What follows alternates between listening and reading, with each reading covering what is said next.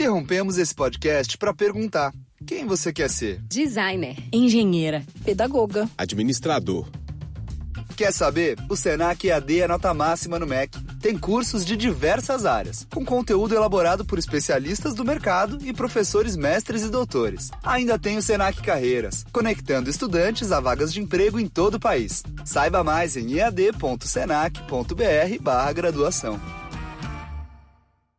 Muito prazer, chegou um novo T-Cross, um SUVW para quem valoriza conforto, tecnologia e segurança, com novo design e novo acabamento sofisticado. Vá até uma concessionária Volkswagen e conheça.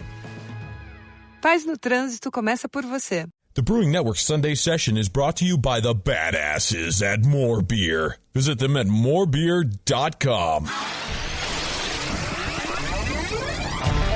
If you really want to be one of the best brewers there is, I stopped dressing all in plastic. You better be brewing 5 to 6 times a week.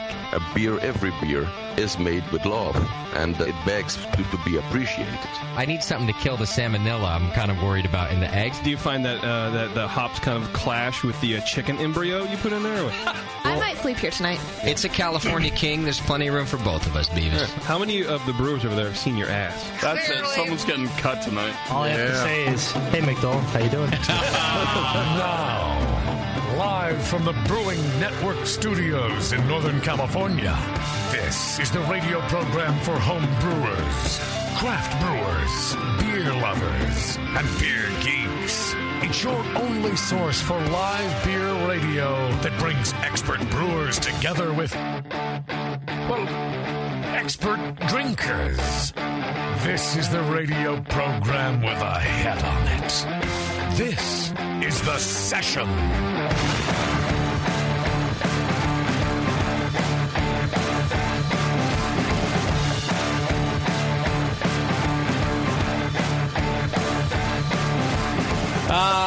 Hey, good afternoon, everybody. Welcome to the Hop Grenade, those of you sitting out in the live studio audience, and the rest of you in Internet Radio podcast land. Good evening to you. Welcome to the program. It's the Brewing Network Awards tonight. That's right. All right. Our annual BN Awards. Plus, we're talking mead with Melovino. Meadery is going to be on the program.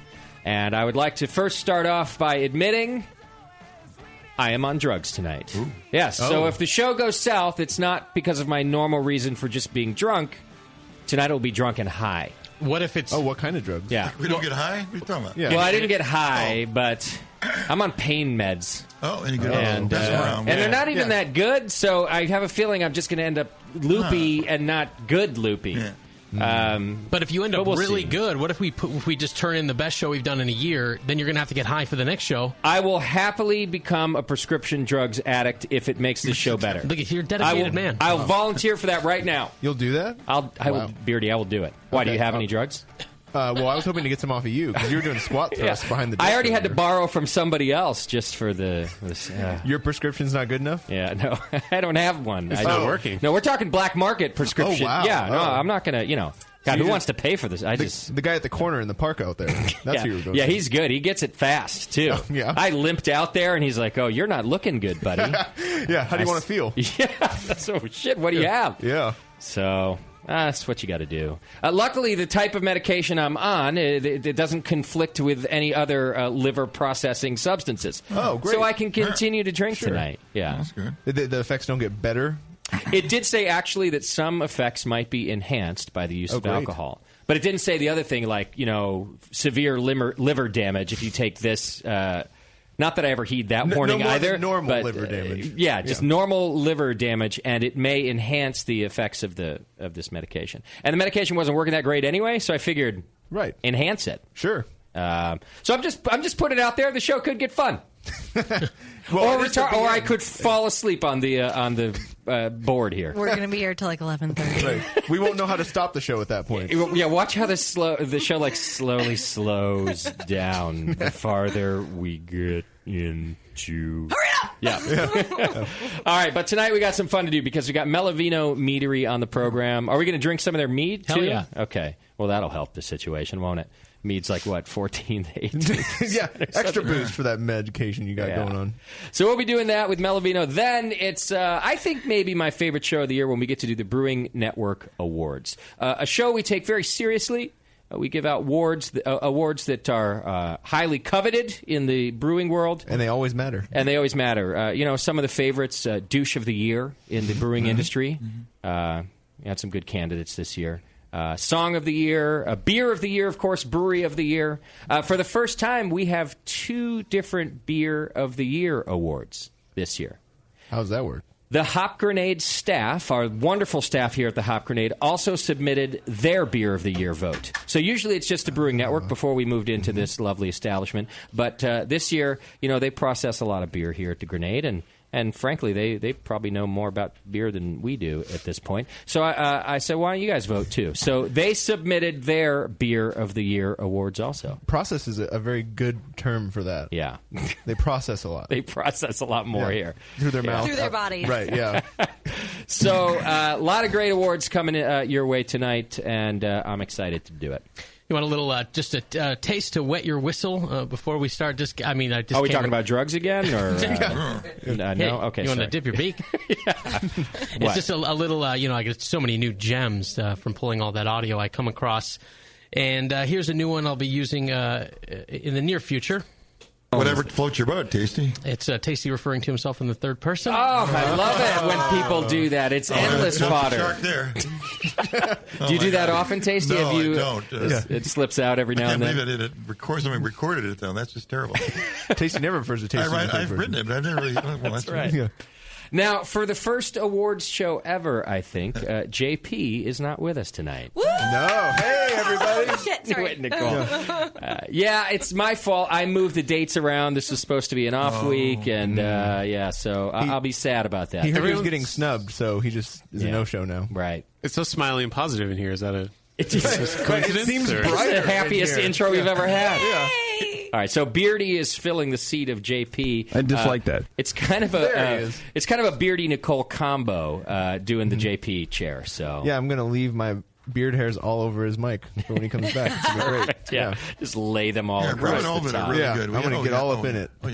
All right, let me get through just a couple of announcements so we can get to the good stuff. Winter Brews Festival is upon us. It's right here in Todos Santos Park, and tickets are available now at bnbrewfest.com. Get them while they're hot. We could sell out this year, so bnbrewfest.com. Plus, there are VIP tickets available. We're putting on a big party right here at the Hop Grenade for an hour before the festival. So from 11 a.m. to 12, you can get those. And those tickets are just $25. So go over to the Hop Grenade Facebook page. You can get tickets that way. Go to bnbrewfest.com. Or come on into the Hop Grenade if you're local, and you can buy tickets that way too. But that's it's Saturday. It's already coming up, Tasty. Can you believe it? And the weatherman's really cooperating with the drought master. Don't jinx us, but as of now, we could have yet another 70-degree January day. Yeah. Nice. I always freak out about that. We blew it up last year. I think it's part of why my back hurt. I don't think there's anything wrong with my back. It's my head. It's my stupid... I'm such a nut job that what happens is I think about all this stuff until one day the back goes out and I can't even move. All those things in your head are weighing your back down. It's way too many things. Yeah. But the weather's looking nice. How is Tasty's homebrew shop looking? Tent, good. Whatever. Good. What's it called? Tasting room. Tasting room. Thank you. It's only been going on for 6 years. I can't remember the name. Tasty's Shanty in the middle of the park. Yeah. You got a lot of good homebrewers? Yeah, I do, as always.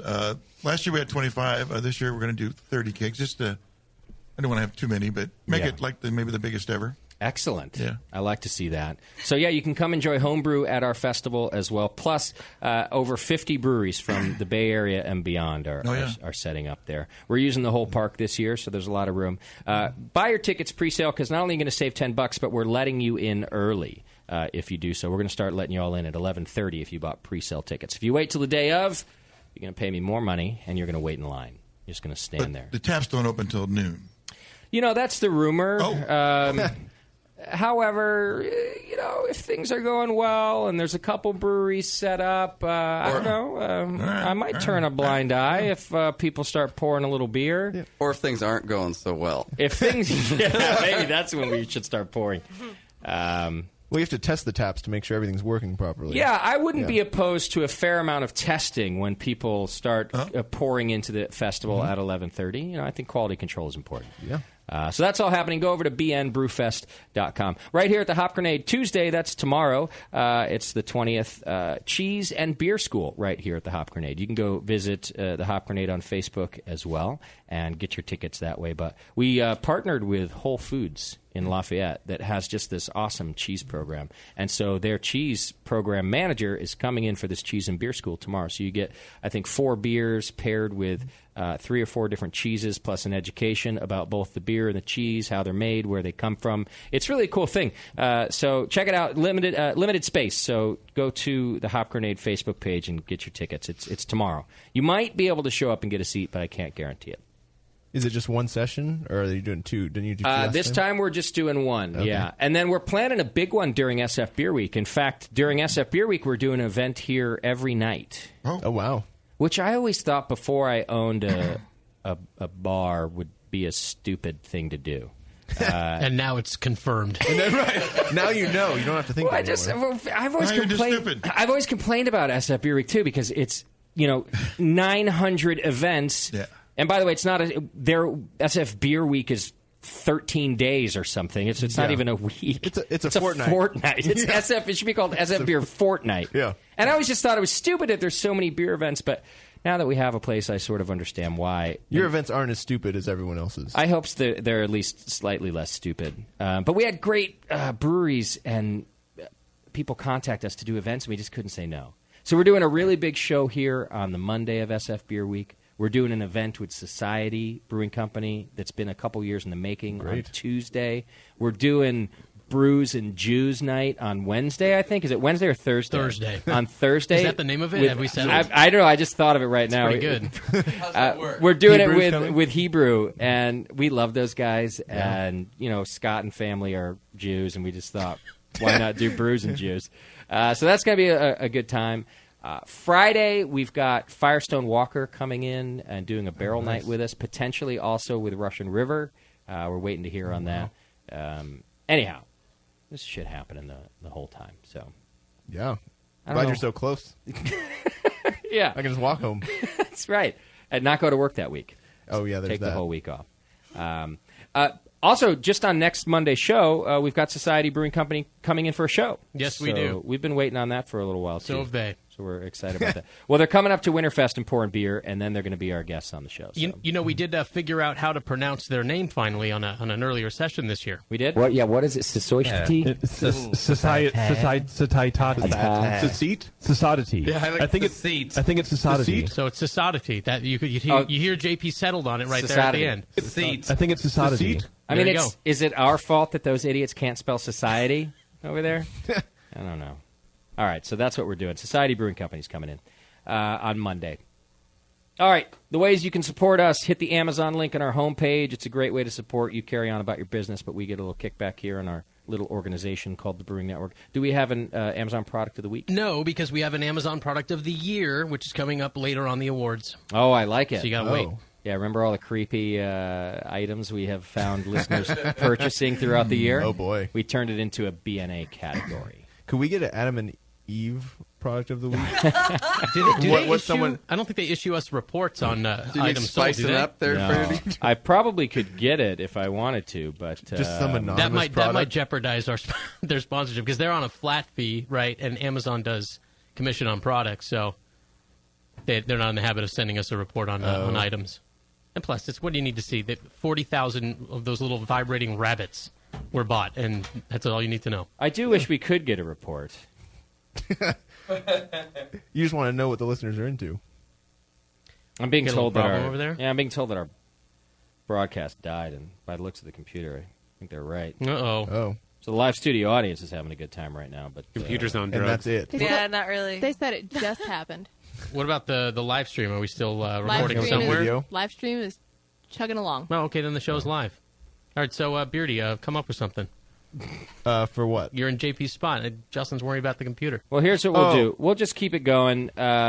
let me get through the announcements, and we'll take a quick break. And when we come back, we got to talk to... Remember, we were supposed to talk to the dudes in Antarctica last week. Yep. So we're going to do that, so I can just get us to a quick break. Let me finish up the announcements here.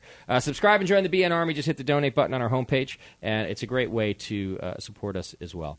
And if you do that, you're entered into the More Beer monthly donation giveaway, which is a ton of fun and potentially wins you $100 to spend at More Beer. More Beer has been our sponsor since the beginning. We appreciate them for that, and we love them for it. You can find them at Winterfest as well. By the way, they're setting up a booth there. Get all these updates and more over on Twitter and Facebook. Send your show ideas over to Scott the Jew. That's scott@thebrewingnetwork.com. And send your feedback to feedback@thebrewingnetwork.com. All right, so let me do this. We'll take a quick break. When we come back, we're going to talk to, hopefully, if everything works appropriately, Chris Hilly Hill. He's at the Antarctic Station. He's working for the Australian government in the Antarctic. Imagine being an Australian sent to the Antarctic. I mean, it's hard enough for us Californians. That's a temperature change, I think. Good Lord. I'm a desert kid, so I can feel their pain. It's painful. All right, hang in there. It's The Session. We'll be right back after these messages.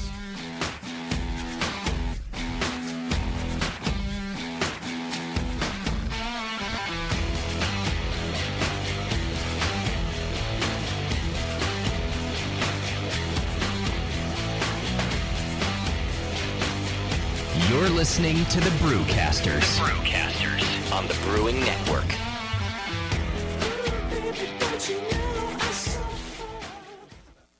Since the first time the Brewing Network microphones turned on, More Beer was behind it. More Beer sponsors the programming on the BN because, like you, they love brewing. And like the Brewing Network, they love sharing their knowledge. Morebeer.com isn't just a website to place your next equipment or ingredient order. Morebeer.com also gives you access to free beer information that will make you a better brewer.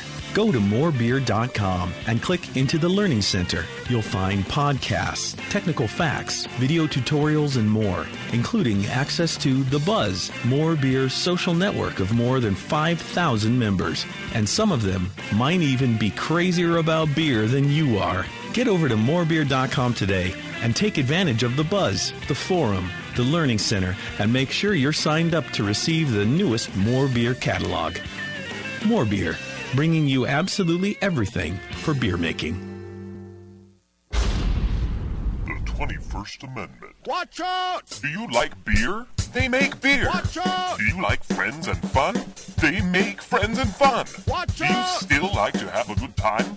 The 21st Amendment. Watch out! The 21st Amendment in San Francisco, located at 563 2nd Street, 2 blocks from the building where baseball is seen and played. Try their beers in the pub or try them in the can, featuring Monk's Blood. Made with real monk. Watch out! So why not have the best time of your life? Go to the 21A and Sean O'Sullivan will personally greet you with a can of Monk's Blood. The 21st Amendment. Watch out! This advertisement is not in any way affiliated nor associated with the 21st Amendment Bar and Pub, nor its subsidiaries or affiliates. This telecast is not copywritten by the 21st Amendment for the private use of the Brewing Network. Any use of this telecast without Jamil Zainashev's consent is prohibited. Suck it, JP. Do you support the Brewing Network? Do you brew your own?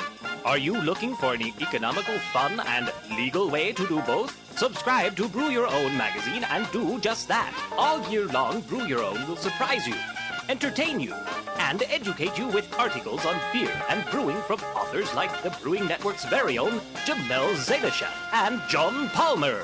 Each issue is a full pint of brewing techniques, homebrew stories, tips and photos, projects to make yourself, and recipes for the avid home brewer. Get your tough questions answered by Mr. Wizard, and polish your style accuracy with Jamil. A portion of every subscription goes to the Brewing Network, so subscribe today at byo.com/Brewing Network, or just click the BYO logo on the Brewing Network homepage and support a fantastic hobby and your favorite broadcaster. Brew Your Own, the how-to homebrew beer magazine. Hi, I'm Jason Harris, the proud owner here at Keystone Homebrew Supply. We're thrilled to be entering our 20th year of supplying this great industry. And to show you, the Brewing Network Army, how much we appreciate your support, we're offering you 10% off your first order on our website, KeystoneHomebrew.com. Just use coupon code BNARMY at checkout, and I'll get your order out the same day. My goal at Keystone Homebrew Supply has always been to have a complete supply of everything a brewer could want. When you place your order online or when you come into our store, it's our goal to have everything on your list and more. One aspect of KeystoneHomebrew.com that we're really excited about is the ability to fulfill customers' exact grain bills. Do you hate to wait? Keystone Homebrew Supply can get your precious yeast and hops to you within just one day if you live between Connecticut and Virginia, and within 2 days east of the Mississippi. KeystoneHomebrew.com. Coupon code BNARMY. I'm Jason Harris, and I approve this message.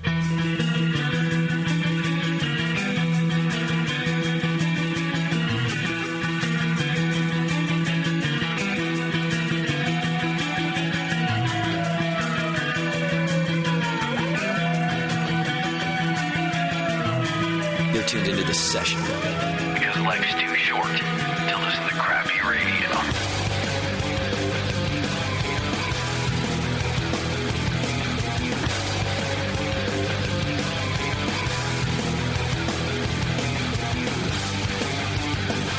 All right, well, let's try this again, shall we? We seem to be up and running once more.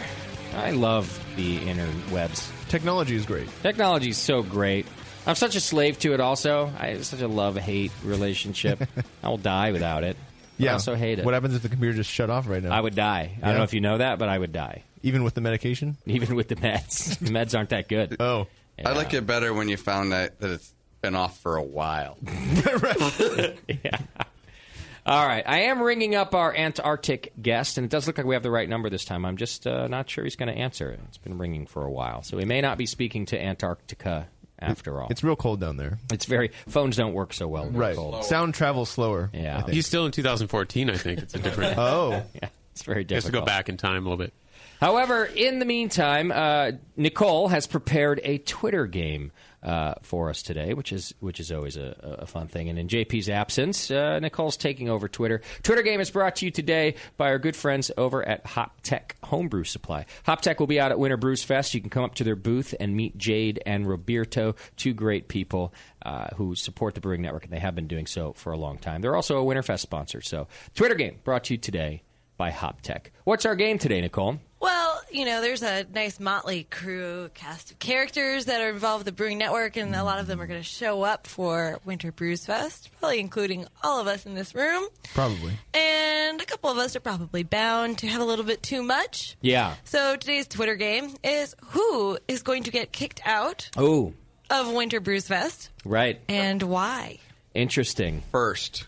First? Did you just call first, Doc? Did you call it? Or who's going to get kicked out first? Who's going to get kicked out we could just change it to, why is Doc going to get kicked out of Winter Brews? Should we do that instead? Well, he did have a puppet last year, too, so maybe the puppet will get kicked out first before Doc would. I think we have a larger police presence this year as well because we're growing. We're just making sure everybody's under control. So, which one of us will... Is it just us, I assume, the BN characters that will get... Because who the hell else do we know? Yeah, BN characters, yeah. I hope it's not me. I got kicked out. Yeah. So make sure to send that tweet to @Brewing Network and use the hashtag #AnotherDumbBN Game. There we go. Another dumb BN game. That's how we'll track it.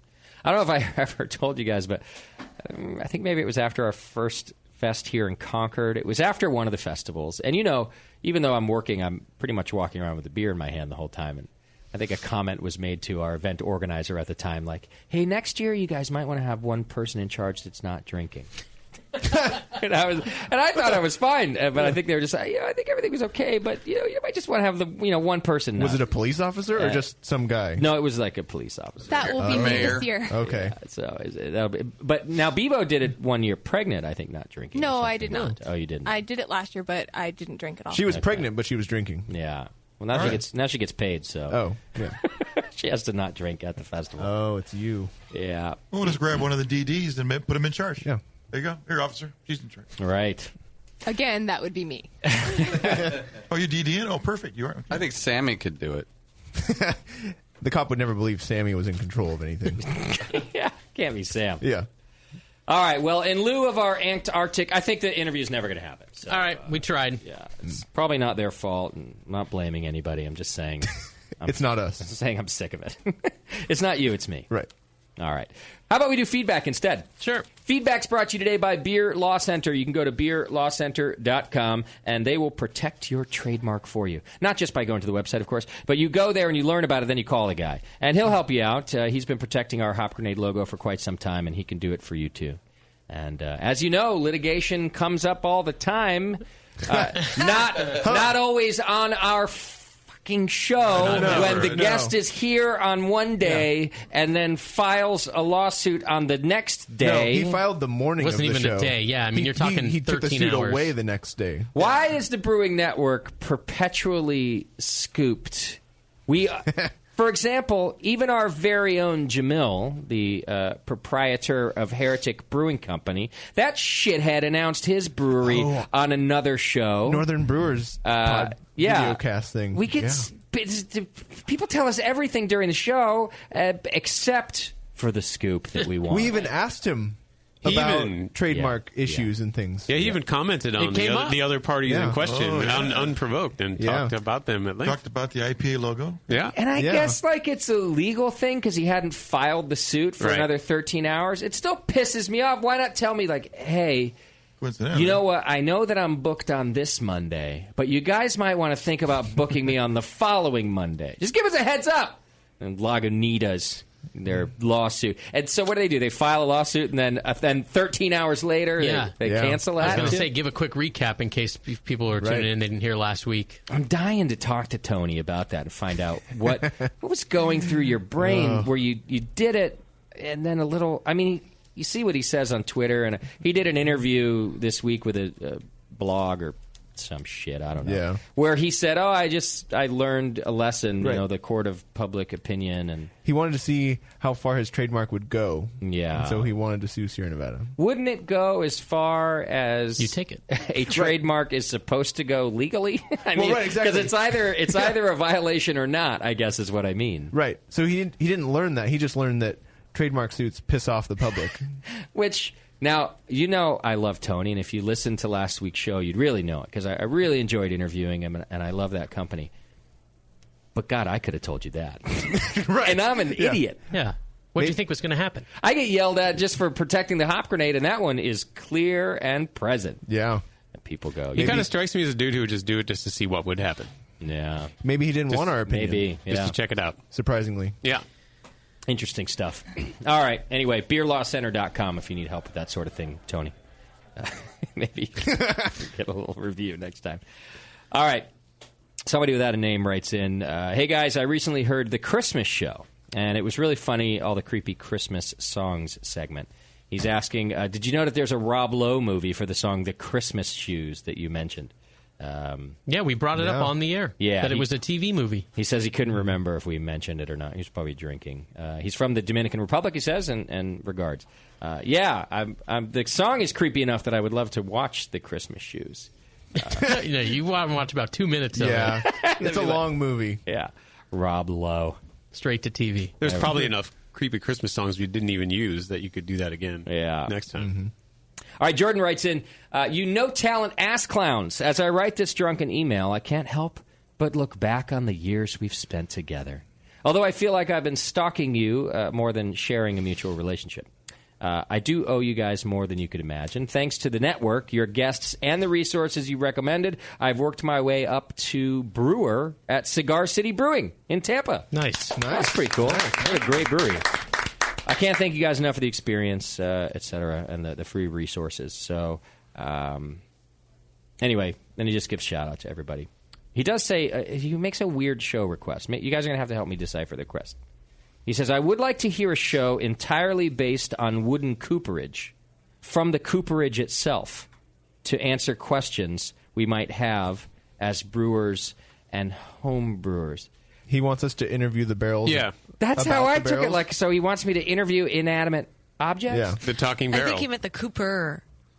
From a Cooper. From Cooper. And accidentally wrote Cooperage a second time. He did admit in the beginning that he's drunk. Oh, so yes. Okay. So he wants us to talk to a Cooper. I'd rather interview the Cooperage than a Cooper. Well, yeah. Then I just get to talk the whole time. It's a lot of fun for me. Right. You get to hang out with a room full of wood. Yeah. Why do boys like to talk to wood so much? Yeah. Because it's been there for a long time. Through a lot of lonely times. It's gotten us through some tough times. Hey, buddy. How are you, buddy? Old friend. You guys are stupid. Nice to see you again. Always there for you. Hey, it's been a minute, man. You guys want to hear your shout-outs from Jordan? He goes through each of us. Oh. Justin, you're the best. Bevo, thanks for the female input. Oh, a little strap-on action between Bevo and Jordan, maybe. Beardy, you're a noob. All right. Doc, you're missed, kinda. Scott, you're a Jew. JP, you know what to do. You can suck a dick. Tasty, you're my hero. And Nate, you ruined Bevo. And What? And John, please say blah. Uh-huh. I wonder if Wait. think What Nate did Nate is do with Sam? Bevo? It's all, Maybe so. It's all coming out now. Yeah, I think he must be mixing up Nate And Sam. and Nicole with Bevo and Sam. Yeah. Right. Or By the way, Ruth- Jordan knows something we don't, Nicole. Oh, You're we not got supposed to talk scooped about again. I don't like how you just looked at Bevo. We're supposed to talk about that on the air. Shut up, guys. God, no. Next subject. There's another There's a message reason there, I right, don't Justin? let Nathan hold Abby. This is another one of those great emails. They look too alike. A great email from a theoretically a hardcore listener who doesn't know basics. Like I listen I've not missed a show in 10 years, and tell Krusty he's my hero. Yeah. All right, let's get through just a couple more here. Mr. Bucket writes in, "Hey, you dirty effers. You have no idea how psyched I am that White Labs is coming to Asheville. Hopefully I can get closer to my dream of fermenting in my gut. After I heard a news story from you guys where this happened to some lucky a-hole, I've been trying ever since. I always swig down the last of every starter after pitch." Wow. That's disgusting. Yeah. Wasn't there a lunch meet a long time ago where you guys had the listeners drink a vial? A vial, straight yeah. vial. Yeah, that's awesome.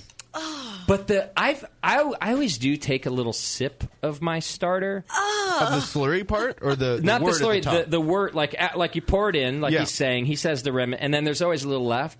I always taste it to see if I did something wrong, like if I can taste anything noticeably wrong. But I'm talking like a dab. Like I'm just looking for, is everything cool? You usually get a big shot of acetaldehyde when you do that. Yeah. So, and I was like, well, that's going to be bad. Well, you say a brewer was telling me recently where I think it was they accidentally included the yeast in the grains that went out, and it killed the whole herd of cattle.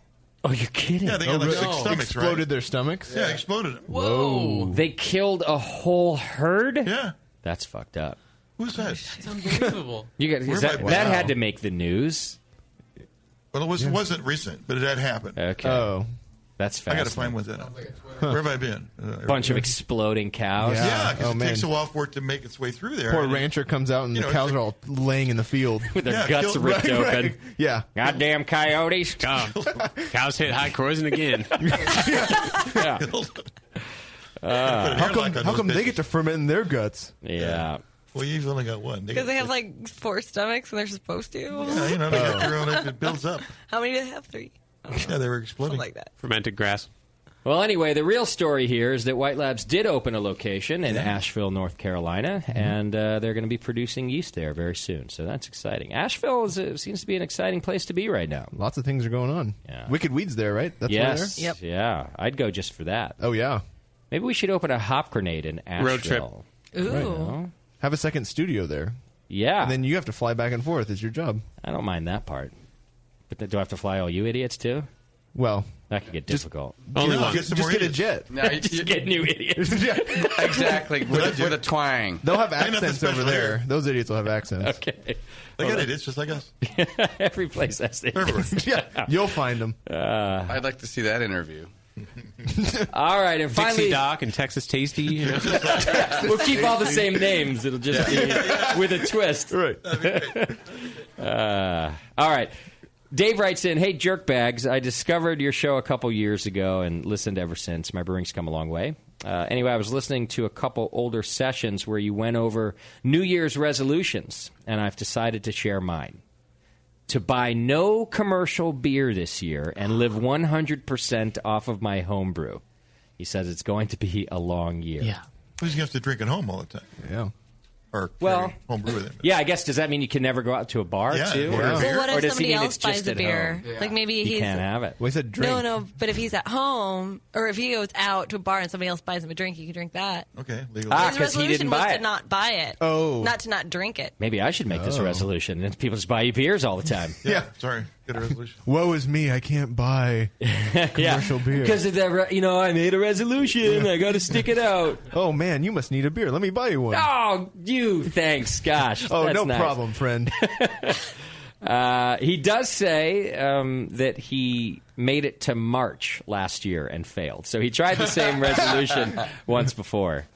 So he should make it, just in the house. But even then, it's pretty difficult. I mean, maybe Tasty could do it. I could do it. You probably do it. Yeah, I've never been out of beer. I haven't been out of beer in 7 years. Right. So, what about you, Nate? You have a lot of beer on hand, too, don't you? Could you only drink homebrew at home, do you I think that was part of my original goal back in 2006 or 7 or 8, one of those years. I think I did. Did you succeed? No, I didn't totally succeed, but you get pretty close. You have enough beer, but it's a problem like Tasty said. You want to actually leave the house sometimes and have beer with your friends. Yeah. And you don't want them to buy it all the time. Right. Yeah. Well, and you got to taste commercial examples to learn how your brewing compares to what. Well, you could take a year off from that. I think you'd be all right. And then when you come back to there'd be a whole new world of beer. Wow, look at all that 80 beer. new IPAs. yeah. I've always 700 new wanted breweries. 13% IPAs. Yeah. Well, you also get tired of one kind of beer. It's you right. If you can brew a lot and have you got several taps, you're okay. But you got 5 or 10 gallons of one thing. That's true. That's a little brutal. You definitely would have to brew a lot. Yeah. I know I couldn't do it. Well, let's take some of the things we know out of the equation. For one, that I never brew. Right. But assuming I did brew, I still don't think I could brew enough. I mean, I drink a lot at home, Enough that you'd want to drink it? And, yeah, well, that's a good point, too. Whether or not I made good beer. So, well, it's homebrew. It'd be tough. If you could brew just dead-on Pale 31 clones all day, could you swing it then? I think I'd have to brew twice a month to keep up with my consumption. Oh, yeah. That's reasonable. Even 10-gallon batches? 10-gallon batches. So at least twice a month, I think. Blickman has that extension for their conicals that you can make it a whole barrel. Oh, really? In a single batch. Oh, I like that. Yeah. Might have to get some sponsor kickdown on that little guy. Yeah, just talk to Blicken over there. Oh, Blicken. All right, that's our feedback. Feedback is brought to you today by John over at beerlawcenter.com. Go check him out, John at beerlawcenter.com. All right, well, so it goes. No Antarctic people. Yep. Here's what we'll do. We'll take another quick break. And when we come back, we'll talk to Melovino Meadery. Sergio's his name, right? Yeah, and I know he's going to answer the phone. All right, so hang in there. It's the session. We're talking mead when we get back.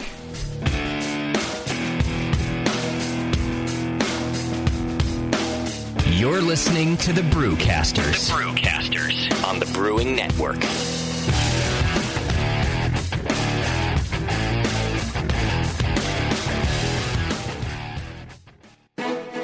Hi, I'm Jason Harris, the proud owner here at Keystone Homebrew Supply. We're thrilled to be entering our 20th year of supplying this great industry. And to show you, the Brewing Network Army, how much we appreciate your support, we're offering you 10% off your first order on our website, KeystoneHomebrew.com. Just use coupon code BNARMY at checkout, and I'll get your order out the same day. My goal at Keystone Homebrew Supply has always been to have a complete supply of everything a brewer could want. When you place your order online or when you come into our store, it's our goal to have everything on your list and more. One aspect of KeystoneHomebrew.com that we're really excited about is the ability to fulfill customers' exact grain bills. Do you hate to wait? Keystone Homebrew Supply can get your precious yeast and hops to you within just one day if you live between Connecticut and Virginia, and within 2 days east of the Mississippi. KeystoneHomebrew.com. Coupon code BNARMY. I'm Jason Harris, and I approve this message. That's it. I've had it. I am never putting hops in my beer again. What? Why? It's just too ridiculous. Insane prices, stupid contracts, high shipping costs, crappy selection. Dude, you need Nico Brew. Nico Brew will rock your f***ing face right the f*** off your f***ing skull. $5 shipping to all 50 states. Plus fantastic international rates get you low prices on Nico Brew's great selection of hops and more. Whether you're a home brewer, a pro brewer, or a homebrew shop owner, Nico Brew can get you the hops you need in increments big and small. Single orders, spot buys, or full contracts. And there's only one place to join the uber special secret elite bare bones club where you'll get the best deals anywhere. Holy shit. NicoBrew.com. NIKOBREW. Nico Brew, your bare bones buddy in the brewing business. Hey, my brewing brothers and sisters. This is Jamel Zanishev, and I love a bold, hoppy beer. When it spits resin in your face, it makes you cry, Uncle. There are a lot of great hoppy beers out there, but at Heretic, we want to make something as bold, dank, and resiny as possible. We use hops at every chance we get, including multiple dry hop additions. The result is Heretic Evil Cousin. This light golden, 8% Imperial IPA has an easy malt character that helps take the edge off the massive bittering, but it takes a back seat to the in-your-face hop character. We make sure this beer finishes dry so the hops can jump out and slam you in the taste buds. If you can't get enough hoppy goodness, Evil Cousin is your cup of tea. Cheers.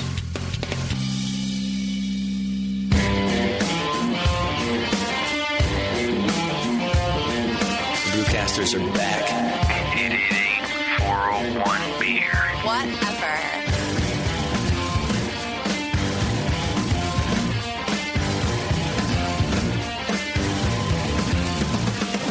Yes. All right. Welcome back to the program. Thanks for hanging out with us. We've got the Brewing Network Awards coming up a little bit later in the program. And we got to talk mead with Sergio from Melovino as well. L-E-A-D. Yeah. But real quick, let me let you know about the Beersmith brewing software. You can go to beersmith.com and get your free 21-day trial. It's the best brewing software that we found, and we use it here at the show almost religiously. You can do everything you need it to do, and probably a bunch of things you don't know that you need it to do.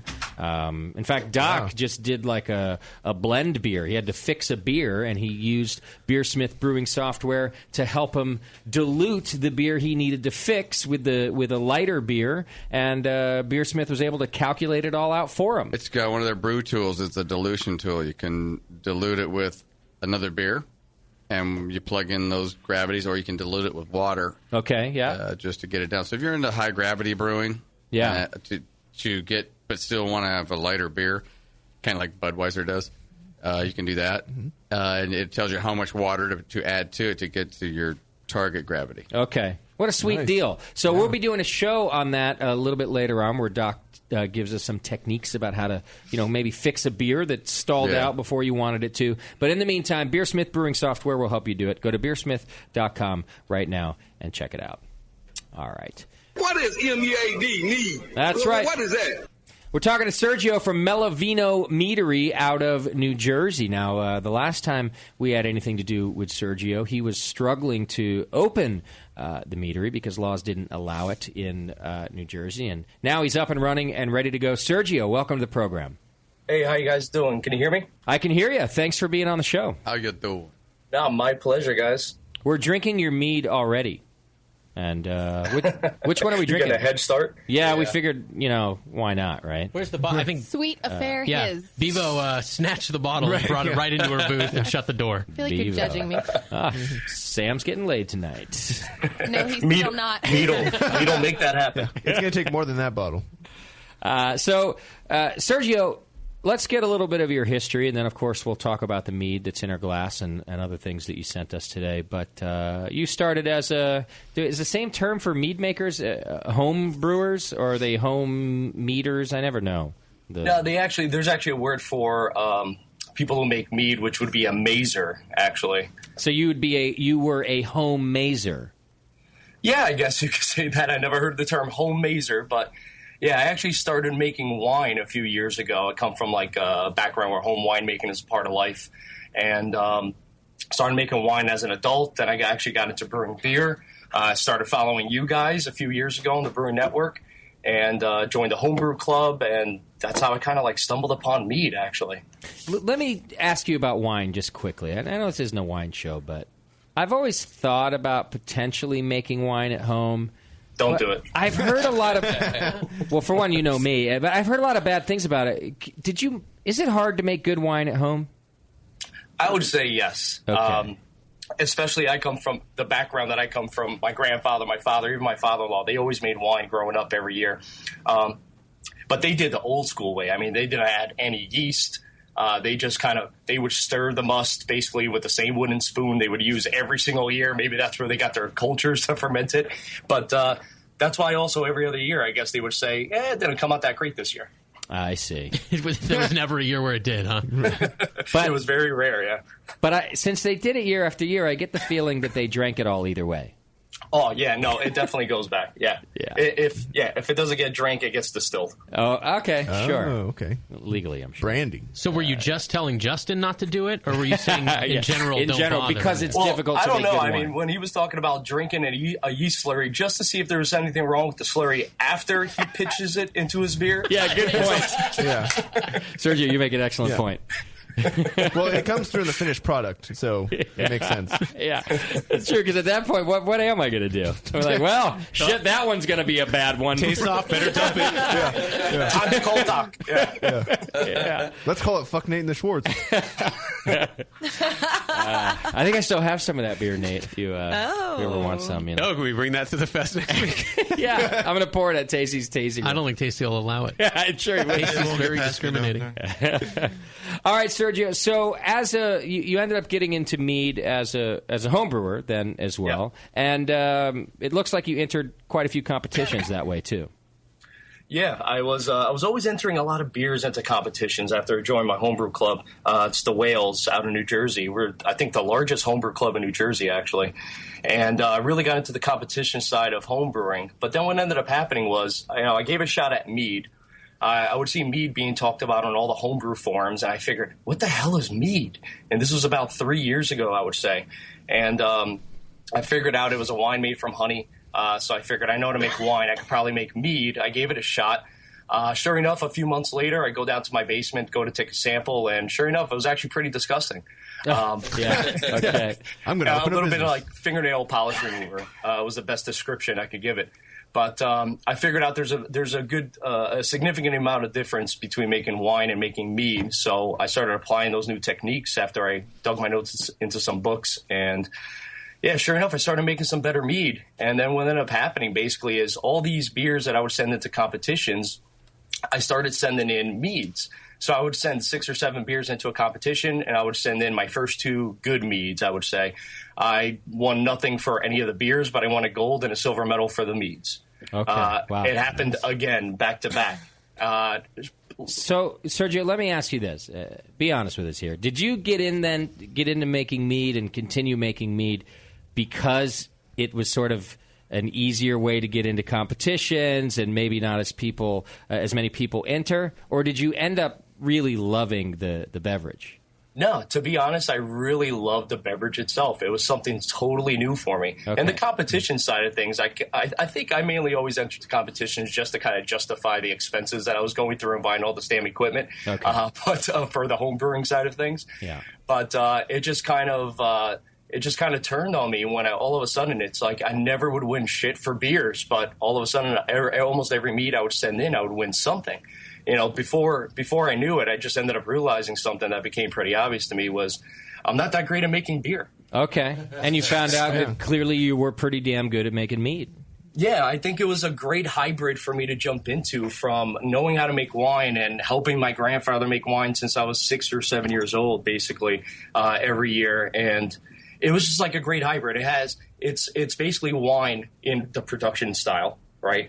But the creativity is kind of like what you get from home brewing. So it's a great hybrid between the two. And plus, wine takes a year to see if it even came out any good, even after all the work you put in. Beer, at least, is ready in 3 weeks, right? So my friends love that.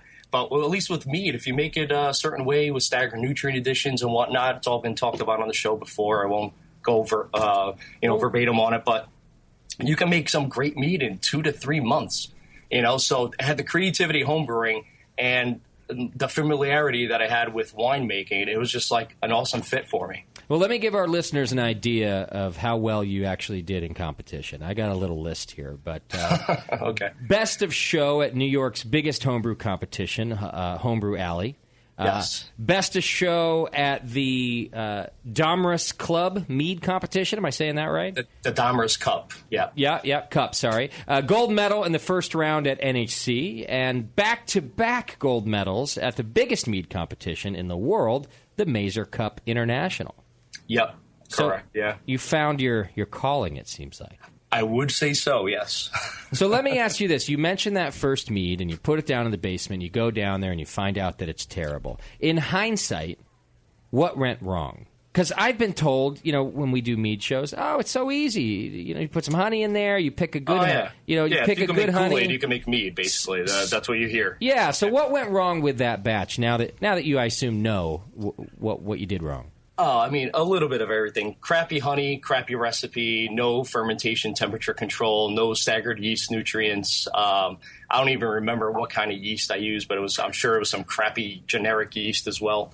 I mean, basically, mead is pretty easy. It's almost kind of the opposite to home brewing, I would say. Most of the work in home brewing beer is all done in the beginning. Then fermentation, obviously monitoring temperature control is important with beer. But most of the work is done for you in the beginning. With mead, it's kind of vice versa. Yeah, it's easy as hell to dilute some honey and water, but all the work comes after. Okay. Right. All right, so we'll talk more about that then as we go on. We'll find out about the fermentation and the after, which, of course, now already precludes that I can't make mead beer. Right. It's going to take months. Because once brew day is over, I don't know anything. I'm not going to pay attention to that thing anymore. Yeah. Hey, Bevo, would you allow Justin to babysit Abby?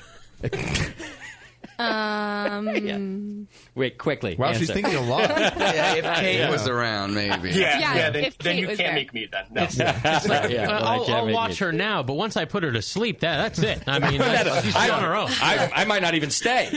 I mean, she's asleep. I got things to do. Hey, Sergio, what was your transcendent mead, your first experience? I mean, what commercial mead was available? Where did you have your first holy crap? To be honest, I started winning all these awards and with all these meads I was making at home way before I ever tasted any commercial meads whatsoever. All right. I think, yeah.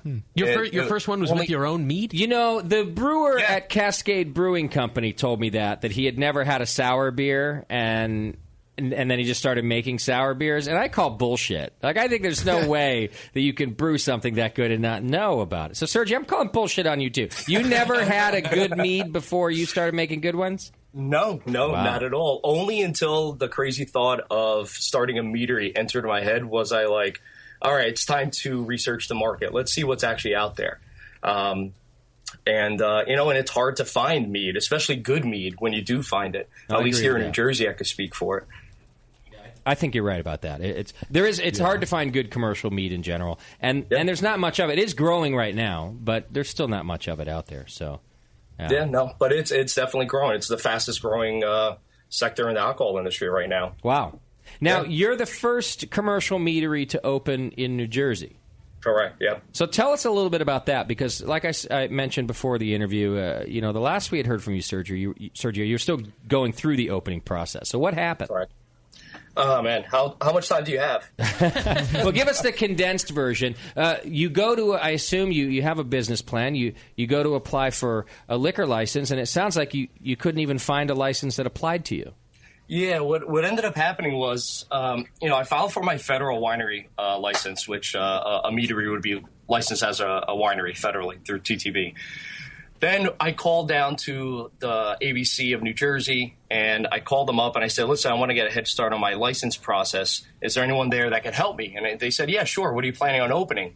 I said, I'm looking to open a meadery. Their response was, what is a meadery? Yeah. You hear a lot of that. Yeah, so I explained to them what mead was. They still kind of didn't understand. I finally got into their head with the description of it's a wine made from honey. So then they understood, okay, that would be a winery license. However, in the state of New Jersey, the winery license that's offered only covers wines made from grapes or other fruits. So wine made from honey does not apply. Therefore, there is no license for me to apply for. Wow. So don't let them know I opened this meadery up, by the way. Right, so that was the last time you talked to him. Does that mean you don't need a license? Exactly. Right. Well, I want to get a timeline here, too, because some listeners will remember Sergio from his Kickstarter campaign that we helped him out with. When was that? Was that like the end of 2012 or something? Yeah, I would say I think it ended around maybe, I don't know, October, November. Okay, so where were you in your process at that point? Had you started applying? Oh, yeah. I had already gotten my federal winery license approved, which, as you guys know, requires you to have a lease or a mortgage on a place already. Yeah. And then I hit these big roadblocks with the state of New Jersey, which I was like, yeah, great. I just got a 5-year lease that I need to pay off. How insane is that? This was something that boggled our mind, too. Mm-hmm. And luckily, the city here was really good to us, and they wanted us here really bad. So in regards to that, we weren't too scared, but we just sort of looked at it as so backwards that the ABC won't even really look at you until you have a building. So you're just guaranteed. Or the federal, actually, TTB. No, the Fed, that would be your first step, actually. Even on the federal side, that's the case. Oh, we had it on state, of course, because we're not producers here. But same thing. It's just a backwards deal because we thought we're about to sign up for 10 years. Exactly. Right. You're guaranteed at least 4, 5, 6 months, most times more, of paying rent and not receiving anything in return, paying commercial rent, which is a pretty penny. Yeah. So you just are hobbled right from the get-go, and it just makes it so much harder to be profitable once you finally get going. That's when you're trying to make something that they already even know about. Try opening up a business to make an alcohol that nobody's ever heard about. I can't even imagine. So what happened? Did you get your federal license and then go to the state and they said, well, we just don't know what to do with you? What is this? Yes. So in the meantime, what ended up happening was, I asked them, how can I actually go forward with opening a meadery in the state of New Jersey? And they said, well, you would have to write a letter into the director of the ABC and wait for a response and see what he says. So I figured I know exactly where that letter is going to go, so I'm not even going to bother, basically. I also didn't have the time or the patience to go the Shawshank Redemption route of sending them a letter every single day until they responded. Right. Because, believe me, I thought about that. But then I came up with a brilliant idea, which was what director doesn't have an assistant? So I just kept trying to call in and ask for the director's assistant. I finally got a hold of someone a few days later, and she was very helpful, a young lady, and she got me in front of the director of the ABC within a 2-week time period. I made a big presentation to the whole department of ABC with all their deputy attorneys and licensing officers, explained to them what mead was. Okay. And very long story short, they granted me a permit to manufacture mead in the state of New Jersey. Wow. Congratulations. Yeah, that's good thinking. Yeah. Now, you didn't try sitting out in front of his house?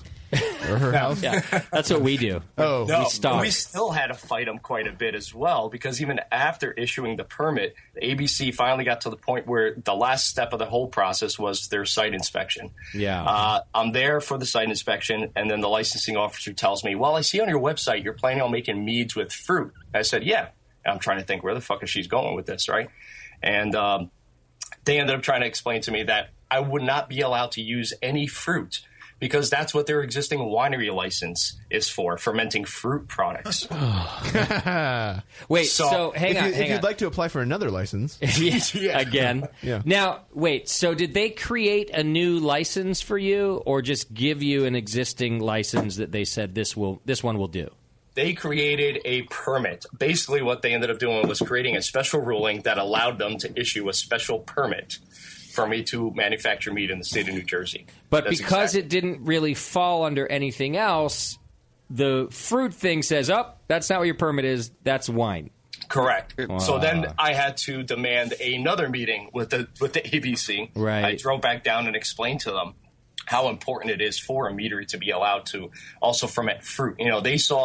I think they were taking mead as the literal definition under current TTB definitions of mead, which is a whole other story that I'm sure you guys don't have time to get into. But the legal definition under TTB regulations is a mead is only a fermented wine made from honey, water, and yeast. Okay. So anything else that's into the mix, you can actually not call mead. Yeah, you call it voodoo. What crazy things are you doing over there, adding fruit? If I could just see that right at that time when the inspector's there and they're ready to sign off, and they go, well, what? Oh, you're fermenting fruit? Oh, what is that? And everybody just, Looked at everybody else. No. Yeah. Yes, no. Because, Well, I had to fight him on it. I had no other choice because the way I explained it to the director was that, New Jersey, number one, you guys haven't allowed mead production in the state. But although we have plenty of out-of-state meaderies selling and distributing their product all throughout New Jersey, we have imported mead distributed and sold all throughout New Jersey, but we're not allowed to make it. And if I'm not allowed to use any fruit, I'm not going to be able to compete with any of the out-of-state meaderies that are distributing only their top sellers into New Jersey, and most of which are meads that also have fermented fruit product. Right. So they were basically going to be dooming my business plan if they didn't allow me to do that. So we ended up making a compromise, and we're allowed to basically use up to 33%, 1/3 of our fermentable sugars coming from fruit now. So I was very happy. At the end of the day, they did good by us. They allowed us to open up the first meadery, the way a meadery should be able to actually operate, because up to 1/3 of fermentable sugars coming from fruit for a mead, that's pretty high. I mean, you could get up that high when you do like a sizer, where, it's a mead, instead of diluting the honey with water, you're diluting it with apple cider. So now all of a sudden the fermentable sugars coming from fruit is a much higher percentage. But 33%, I think, is like the magic number, and I'm glad we settled on that. You wouldn't want to go higher for any reason? I don't think there's any need. Anything more than 33% to me, it's already. I mean, anything over 51% or more fermentable sugars come from honey should be considered a mead, point blank. But for me, I think that was way more than enough for me. Who came up with the number? Was that you? Did you say, "Hey, I need to at least be able to do 30%"? It was like a negotiation. Or was it sort of arbitrary how you guys? Well, I think at first, I think the director just basically pulled it out of his ass during the meeting. Sure. To be honest, he was going for 30%. I asked for 40%. He said I was actually thinking 20%, so I said I'll take 30%. Right. And then they were like, all right, 33. Yep. That's just ridiculous that they even have to come up with a number. Yeah, I agree. Say, yeah, you can. Because I would think that the sticking point would more just be the alcohol content for them. And then they just go, exactly. So, I would think, fine, you can do whatever you want, just don't make it 100%. Does it fall in the wine category, the honey wine or whatever? It's the alcohol content. It's just like over there. Instead of, random. We need more control. 33.2%. And you must wear a hat every time you're putting fruit into the mead. You must wear a Kentucky Derby hat. Every time. It's just random things like that. In New Jersey, I think they were planning on having us playing Bon Jovi as we... Yeah. All right, 33% fruit if you play Living on a Prayer every time. No deal. Love that. No deal. Yeah. And you were like, all right, how about 34% you add in Shot Through the Heart, and I'm in. We'll go for it. Well, congratulations that you were able to do it. And how long have you been open now as a commercial meadery? 20 months into, I would say, the START project, where we've actually been open commercially for just over 4 months now, actually. And how's it going? How are you getting people to drink mead? It's been going. It's been surreal. Honestly, it's been going so well. All we're really doing is hosting tours and tastings on the weekends. That's all we're really doing right now. This past weekend, we actually had a record-setting weekend. This past weekend, we had over 180 people come through the meadery this past weekend. Wow! So are you selling everything through your own tasting room then? Yeah. We're not doing any distribution yet. We're selling everything out of our meadery. We're doing tours and tastings, and we're basically, like I always tell everybody here internally, it's like, the main point right now is we're building an army where we're literally just educating people on what mead is, showing them the range of what mead can be, especially with our starting lineup, our varietals right now. We have 6 right now. We'll have 14 by March. We'll have close to 30 actually by June. And we're just showing everybody what mead can be and really educating them on it. And everybody's leaving here, having a blast explaining and teaching others what mead is. Wow. And essentially, it's like creating an army. Have you thought about having Snooki as your spokesperson? No, we already tried a Jersey Shore commercial with you guys. Yeah, remember? How well I think that's enough. That's enough. It's enough Snooki for one career. One Justin live read in that mode. And you know what? Enough. It looked good on paper, but I loved Moscow's impersonation of somebody from the Jersey Shore. That was the best stuff. Did I do what? Who did I do? I don't know. You did Vinny, I think it was. Yeah. Who did I do? See, that's about as good What was that? That was it. Never again. Yeah. All right. Well, why don't we talk a little bit about the mead that's in our glass so we can learn about the stuff that you make as well. Right now we have Sweet Affair. Tell us about this mead. Yeah, so the two I actually sent you is our Sweet Affair line. When I say line, it's actually just two meads, at least for right now. But they're considered piment. It's a mead made with grape juice as well. Okay. So this is 82% honey and 18% grape juice. The one you guys are drinking, I believe, is the Sweet Affair His. It's the one that pours red? Yeah, that's right. Okay. Yeah, so this is it's made from a wildflower honey. And we also blended in some Cabernet Sauvignon grape juice, and then we also briefly aged it on oak just for a short few weeks. When I drink a Cabernet Sauvignon, I actually like drinking a nice oaky Cabernet Sauvignon, so I wanted to put a nice oakiness to it, but not too much. So this one finishes off at around like 10-14. I think the final gravity was on this, so I also didn't want to make it too sweet of a mead. But the tannins from the Cabernet Sauvignon grape juice, as well as the oak, the tannins from the oak also kind of like help cut the sweetness a little bit more, even at 10-14. This really reminds me of a really nice tawny port. Yes. You get the oak in there. Mm-hmm. It's got sherry-like quality to it. It's awesome. Yeah, I like this too. Yeah. And it is... normally I would say something like this is too sweet, but I don't think it comes across that way. No. And maybe you're right about the tannins helping me out with that. I really like tannins. I like my even wine to be just big and tanniny, so it's kind of playing to my palate. It's got a nice balance because of that. Mm-hmm. It is sweet, but you got to have something in there to balance that. There's a nice bite to the finish as well on that one. It's not really acidic, so you're not going to get it from that. But the oak... Mm-hmm.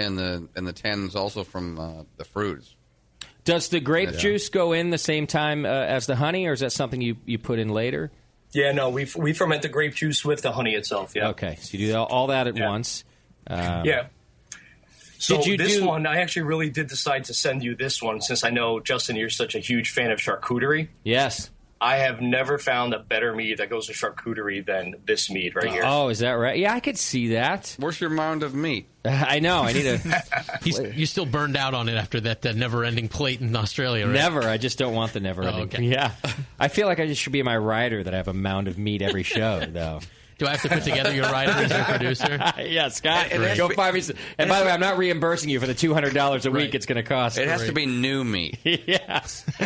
What is the proper way to store this? Because I have them in my fridge at home, but I had them in the office back here in one of the bottom cubbies because I figured room temp was okay. Am I wrong? Yeah. Yeah, no, room temp is fine. Anything under no higher than 68, I would say. Just like any other traditional grape wine, for example, anywhere in a cool, dark place is fine, but room temperature is just fine. What I've found over the years is, especially honey being the only food source that never spoils, I really do feel like it imparts its own preservative qualities to the final product of a mead as well. It's extremely hard to oxidize a mead. And as far as even sulfiting goes, we really don't add any sulfites or sorbates unless we absolutely have to, just to stabilize the product. But for preservation, I never feel the need to add any sulfates for it. But room temperature is fine, anywhere in a cool, dark place. Even after you open a bottle of mead, it'll last for days or weeks before you really see any signs of oxidation. Did that factor into your business plan originally? Like, this is a shelf-stable product and it, maybe less loss that way?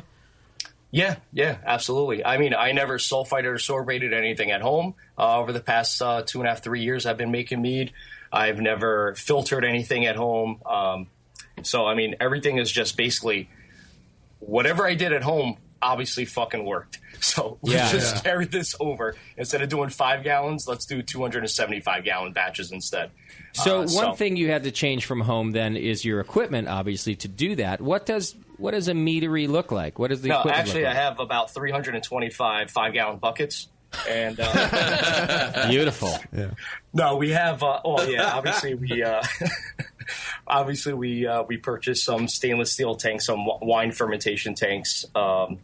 They're all glycol jacketed. We have a big glycol chiller. Obviously, we also have our more industrial sized pump to do all our transfers. There's no more diluting 15 pounds of honey on my kitchen counter with a plastic spoon that I use for home brewing. But you don't need like a big kettle to sort of get things. I know you don't boil mead, but I would think to get things to dilute, you might want a little heat, anything like that. No, not at all. What we actually do, and I think we're the only meadery in the U.S. that does this, is we also use all reverse osmosis water for our meads. So, and what ends up happening, the reason I even bring that up is we filter it all in-house. We have a big commercial filtration RO system, and we have a big 500-gallon holding tank. And that holding tank will actually... That water will always be at room temperature. So even if we're making mead over the winter months, like we did the last... a few weeks ago, a month and a half ago, when we refilled our tanks, we're not having to rely on or having to deal with cold tap water, cold city water, to dilute our honey. So all our water is at room temperature, and it makes it pretty easy to dilute the honey into. And is there like a large stirring device or something? I know you say you don't have to use your plastic spoon anymore, but are there rakes or something in there? There, not in our meadery, not yet. But what we do, I came up with a brilliant solution after after the first few times we filled our tanks, we were basically dropping in 750 to sometimes over 1,000 pounds of honey into a tank, throwing in some water, and then essentially rowing through mud, trying to dilute all that honey. What we ended up doing was our mixing tank has 2 ports. We have 2 butterfly valves on it. We have a racking port and a drain port on the front of our mixing tank. What we ended up doing was we came up with the brilliant idea of pumping the water out of the tank and pumping it right back in through a racking arm at an angle. We essentially create a nice whirlpool inside of our mixing tank with the water. And as we're dumping the honey in over the top of the tank, the pump is also sucking out a lot of the honey, beating it up, and spinning it back into the tank. Wow. And even the whirlpool, the movement of the whirlpool is actually helping us dilute a lot of that honey as soon as it hits the bottom of the tank as well. And you haven't lost a pump with that gnarly setup yet? Gumming up the works? No. I obviously thought I think shit through. Basically, That's weird. We ended up buying a pump that is able to handle high viscosity liquids. So Hold on, we can pump notes. honey with this pump, basically. I was just thinking a naked swimming midget. Oh, well, sure you were, Doc. That's how Doc opens a meadery. Oh, yeah. Hey, how can we get this diluted? See, we think it through, too. Our thoughts are not good. Yeah, we're like, take off your clothes and shave your body. And then jump in that tank and shut up. Someone didn't shave this week. Yeah. All right. I want to talk more mead with you, so here's what we're going to do. We're going to take a break. We're going to open up another one of your meads. And when we come back, more mead with Sergio. Can you hang in for a sec? You got it, man. All right, we'll be right back. Hang in there. It's The Session, live from the Hop Grenade. We'll be right back.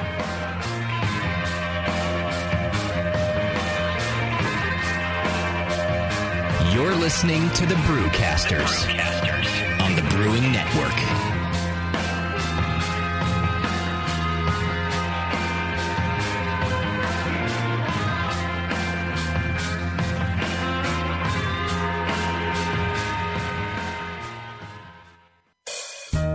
Williams Brewing is your online resource for prompt delivery of quality home brewing supplies. Since 1979, Williams Brewing has offered the finest equipment and the freshest ingredients, backed by the best customer service in the business. Do you like to mash using efficient fly sparging, but would like an easy way to heat your strike and sparge water? Enter the new Brewer's Edge electric mash water heater, a plug-in, anywhere, precisely controlled heater for strike and sparge water. Ditch the fumes and second burner and make mashing easy. Go to williamsbrewing.com today and browse their vast selection. That's williamsbrewing.com. Orders placed by 4 p.m. Pacific Time weekdays ship the same day. Brewing is easy the Williams way. When I order a beer, I want my server to know more about it than I do. I want someone who enjoys good beer and loves helping others enjoy it too. I want someone who knows how to pour a perfect pint for every beer style. I want a Cicerone. The Cicerone Certification Program is creating the type of people who help you enjoy great beer. Home brewers and craft beer lovers know beer is more flavorful and complex than ever, and it takes some serious knowledge to store and serve beer right. Cicerones know beer. There are 3 levels in the Cicerone program: Certified Beer Server, Certified Cicerone, and Master Cicerone. Cicerones are truly the sommeliers of beer. The best beer locations have a certified Cicerone on staff. Relaxed and unpretentious. Cicerones are tested on storing and serving beer, beer styles, flavor and tasting, the brewing process and ingredients, and pairing food with beer. Learn more about your next beer guide at cicerone.org. Certified Cicerone, because it takes top talent to present a perfect pint. Do you know the 3 most important rules in brewing? Sanitation, sanitation, and sanitation. And no one does it better than 5-Star Chemicals. 5-Star knows sanitation. You can only sanitize clean equipment. And 5-Star knows how to clean, too. For craft brewers and home brewers, 5-Star has what you need to keep your fermenters, serving tanks, kegs, and draft lines sparkling and free of any beer-spoiling bacteria. PBW, caustic, acid cleaners, Star Sand, SaniClean, lubricants and defoamers, pH stabilizers, and more. 5-Star Chemicals has cleaning supplies, safety supplies, heat exchangers, pumps, hoses, and valves. And 5-Star is proud to offer eco-friendly products that exceed customer expectations. If you have a cleaning problem, you need the 5-Star solution. Visit 5starchemicals.com or call 800-782-7019. 800-782-7019 and get the 5-Star treatment today. Adventures in Homebrewing has the knowledge and expertise to craft their own gear and original recipes. Some of the things homebrewing.org creates and manufactures in-house are the Brutus brew stands and propane burners, the Serial Killer adjustable 2-roller grain mill with 7-pound hopper, custom stainless steel false bottoms designed to fit kegels, coolers, and mini-sized brew pots. And the BN Army receives 10% off their homebrewing.org orders when they use coupon code AIH10 at checkout. The brewers at Adventures in Homebrewing have designed a huge selection of original recipes for extract and all-grain brewing. Adventures in Homebrewing original recipes are tried and tested, proven to be of the best quality. And right now, Adventures in Homebrewing is shipping 24 of their best recipes for free. Visit homebrewing.org for the most current selection. Once you try one of Adventures in Homebrewing recipes, you'll keep coming back for more. And now, it's even easier with free shipping on these kits. And don't forget to use the current coupon code AIH10. Adventures in Homebrewing at homebrewing.org. You're listening to the Brewing Network. Because like beer, radio shouldn't suck.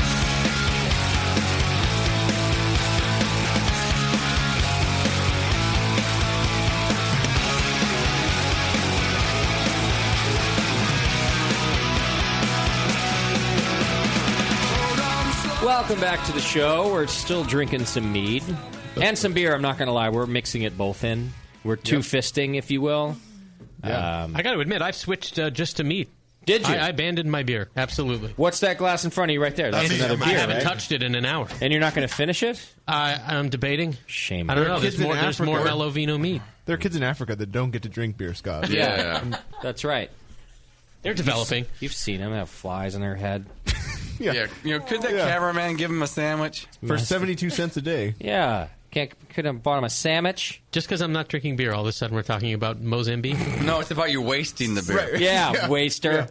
All right, hey, real quick, don't forget about the Siebel Institute of Technology if you're looking to up your game in your beer knowledge, especially if you want to become a professional. But they also have homebrewer courses. It's America's oldest brewing school, and they have more courses than any other brewing school, which include the Advanced Homebrewing course. There's also craft distilling and beer styles courses for those of you looking to maybe ace the beer knowledge exams like BJCP and probably the Cicerone, one of our great sponsors, too. You can learn about beer at Siebel in those ways as well. But then also professional-level brewing courses available both campus-based and web-based. So some of you have to keep your day jobs, of course, and maybe you can take some classes from home through Siebel. The faculty includes some of the best-known and most respected instructors in international brewing. So go check them out, SiebelInstitute.com. Get more information, and I recommend you get some schooling before you go all pro.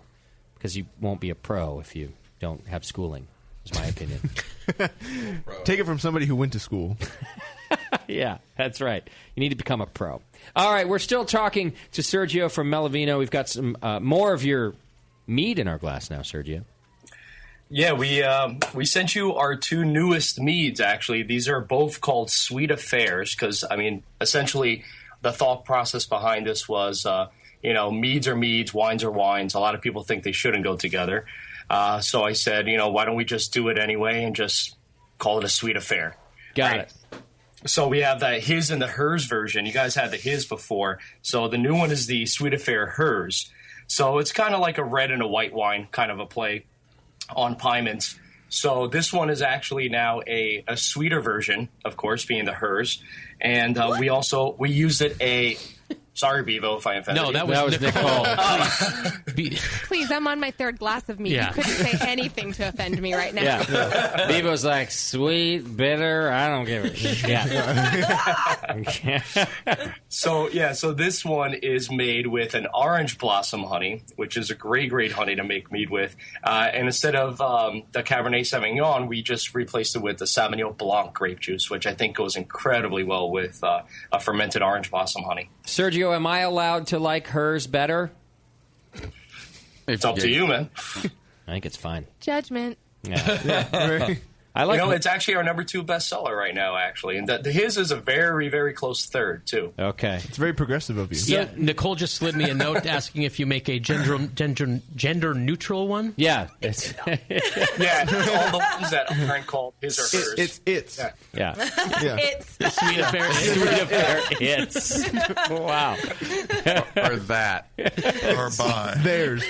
Okay. Call it Pat. So, Sergio, the rest of the mead was exactly the same except for the type of grape juice? Is that what I'm hearing We from you? started at slightly higher gravity because we did want this one to finish a little sweeter than the his. Originally, when I first came up with these recipes at home, my homebrewed versions were actually exactly the same. And then I ended up realizing that a lot of the women actually like the his better. And I'm like, no, you're supposed to like the hers. So we dried up, and they did need to go drier anyway. So I dried up the his a little bit more, which I thought would have been more fitting with the Cabernet Sauvignon and the oak. But the hers we did still keep a little sweeter than the his. Nicole, tell us, explain what's happening in your head. Having a great time. No, it's not like you said homebrewed virgins. We thought he said homebrewed virgins. Let's get back to the homebrewed virgins. Very exciting. That was really exciting. I've never met one. Homebrewed virgins do you get promised when you make his and hers mead? Not enough. I'll tell you that right They're now. the same homebrewed virgins that help you mash higher to get a better residual sweetness on your mead. You know how crazy it is, or at least it used to be, especially at homebrew events, like when the 4 women show up and all the guys are like, oh my God, there's women here. Imagine if the woman was also a virgin. It would go even crazier. Yeah. They wouldn't show up to any homebrew fest anymore. Ever again. Right. That would be it. Yeah. I also love how that joke between Nate and Bevo earlier. Now we're drinking Sweet Affairs.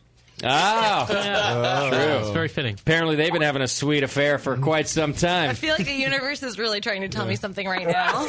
Hey, you're not married yet, Nicole. Next question. Moving on. So, now I have in my notes here that you take a rather different approach to making mead than maybe we've heard from traditional mead making. And I wonder if you can elaborate that on a little bit. Yeah, I think I have my own opinions as to different theories and ideologies that a lot of people have, especially when I see a lot of people giving other people advice or information on how to make good mead online, especially is there's a lot of things that just kind of really bug me. A lot of people, for example, love saying they love using DAP, which is diammonium phosphate that you would use as part of your nutrient regimen for fermenting, getting a healthy fermentation for a batch of mead. DAP is basically a more inorganic form of nitrogen, which the honey is deficient in. That's why we actually need to add nutrients to make the yeast have a healthier fermentation. Instead of DAP or even Fermade K, a lot of people say, well, yeah, I don't use DAP, I use Fermade K. But even Fermade K has DAP in it, which a lot of people don't know, and it still negatively affects the flavor, I feel. So we don't use any DAP. We don't use any Fermate K. We actually use Fermate O. It comes from the same manufacturer, but the O actually just stands for organic, which it offers an organic form of nitrogen that the yeast is going to need to ferment a healthy batch of mead. So you just think it fits with the yeast better, being an organic? Well, I mean, even hearing feedback from mead makers that went to UC Davis's mead making course, they actually just had the first mead making course sometime last year, a few months ago. Just even hearing feedback from that course, they actually pretty much demonstrated the effect that DAP has on fermenting mead. They made basically the same kind of mead batches, and you were able to taste the DAP version and the batch that didn't have any DAP added to it. And it was night and day from what I hear. I never experimented with myself, but just from my initial research when I started making mead, I kind of just gathered that, you know what, there's an organic form of nitrogen that you can actually add. When you're talking about acronyms, DAP, diammonium phosphate. If you can't spell it, I don't want to put it in my mead. Okay. So help us translate on the brewing side. Normally, grain is giving us all these nutrients in various levels. When you're doing mead, you don't have that, so you have to get them from somewhere, essentially. Correct. Yeah, and even the same in the winemaking world. The grape juice eventually provides all the nutrients that the yeast is looking for a healthy fermentation. With honey, the problem with honey is it specifically lacks in nitrogen. So nitrogen is a big important factor in a healthy fermentation, and honey severely lacks it.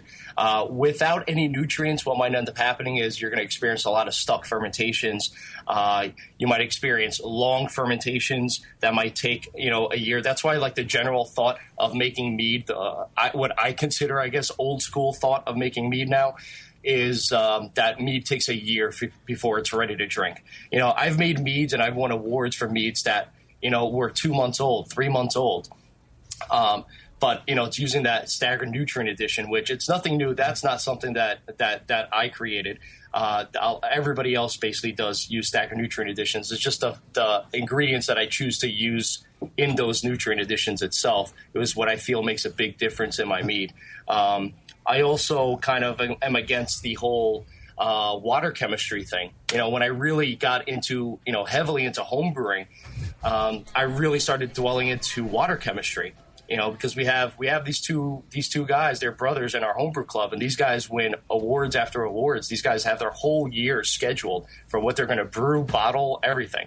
And these guys went into water chemistry, and they make some of the best beer, homebrew beer especially, that I've ever tasted. Hang on 1 second on water chemistry for me, because Doc didn't want to move past what we were already on. I want to clarify, when you're talking about organic, everybody thinks organic is non-pesticide, cage-free, yeast and nutrients. Whatever. Yeah. That's not what we're talking about here. We're talking about the difference between organic and inorganic. It's correct. It's a chemistry term. That's what I meant when I asked him about it's a chemistry term. You're not talking about organic as in, it's cage-free, it's sustainably free range. Cage-free nutrients. It has to do whether it's just a chemical compound like salt. Correct. Right. Or it's So is it fair to say it lives naturally in nature? No, when we're talking about it has carbon chains in it. Okay, so inorganic chemistry, as in organic chemistry, it has to do with the different chemical compounds you're getting at. So if you've got inorganic acids and you got organic acids. And so that's what he's talking about. So don't get into it like he's thinking about organic hops or organic grains or something like that. It's different. Okay, got it. Yeah. All right, so Sergio, then carry on. Now let's talk water chemistry, because you already sort of transitioned us there anyway. So. Yeah, so I mean, when I really got into brewing, I obviously realized water chemistry makes a huge difference, as you guys know. But with mead making, when I was really trying to research as far as trying to make the best mead that I could possibly make before opening a meadery, obviously, it was, what does water really do to a mead? And most people's advice is, if it tastes good, if it smells good, then it's good to use. For the most part, I definitely agree. But what I figured was, why don't I try using reverse osmosis water? I also noticed that, Gordon Strong, I spoke with Gordon Strong a few times via email because I noticed he used a lot of reverse osmosis water for a lot of the meads he's made. And I mean, I don't need to tell you guys how many times he's won Homebrew of the Year in Nikasi. Yeah. And he makes excellent meads. And so I consulted with him about the use of reverse osmosis water. And, him and I had the same issue, being that, the water that we had accessible to us for making meads was, very high in mineral content. It was too many total dissolved solids. So I consulted with him in his use of reverse osmosis water. He said it's fine. I've tasted his meads. I think his meads are excellent. So I really gave a go with using reverse osmosis water. And I mean, even the same recipes that I would use, that I would make at home, before using reverse osmosis water to what we're making now at the Meadery is like night and day. And I think it makes a huge, huge difference. So, I mean, go ahead. Oh, I was going to say, so is there calcium and magnesium and zinc in the Fermate O? Because yeast need all those minerals that you're stripping out by running the water through a reverse osmosis filter. Are you adding that back in with the nutrient, or is that in the honey? No, we're actually not adding anything back. No, we're not adding any salt or anything else into the water other than just using the reverse osmosis water and the honey, and then the nutrient additions that we're actually adding. If you ask me what's in the actual nutrient additions, I will have no fucking clue. Right. I buy it, I know it works, and it makes great mead, and I know it's obvious, it's most definitely needed as well. Well, I would assume what's in there is things that are needed for yeast health and fermentation. Correct. So whatever absolutely. would be lacking in the water, its only problem would be it wouldn't support yeast health, and so I could see where you would need to treat it. So water calculations and water chemistry is going to be twofold. It's going to be fermentation stuff, which you tackled that, and the other thing is taste, and the ions have a direct correlation with both of those things. Yeah. Do you taste the water after you put it in the beer, like I do? Well, it has to do with yeah.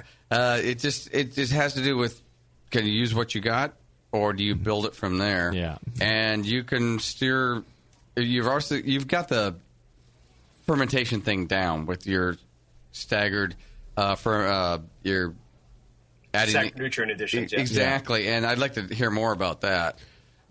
So you got that down, and I'm just wondering if you can play with it a little bit with water additions after that to play with the taste profile after that. Okay. I've thought about it. I thought of adding, like, for example, mainly calcium, in the form of some calcium chloride or gypsum, actually. I experimented with that when I started making meads at home.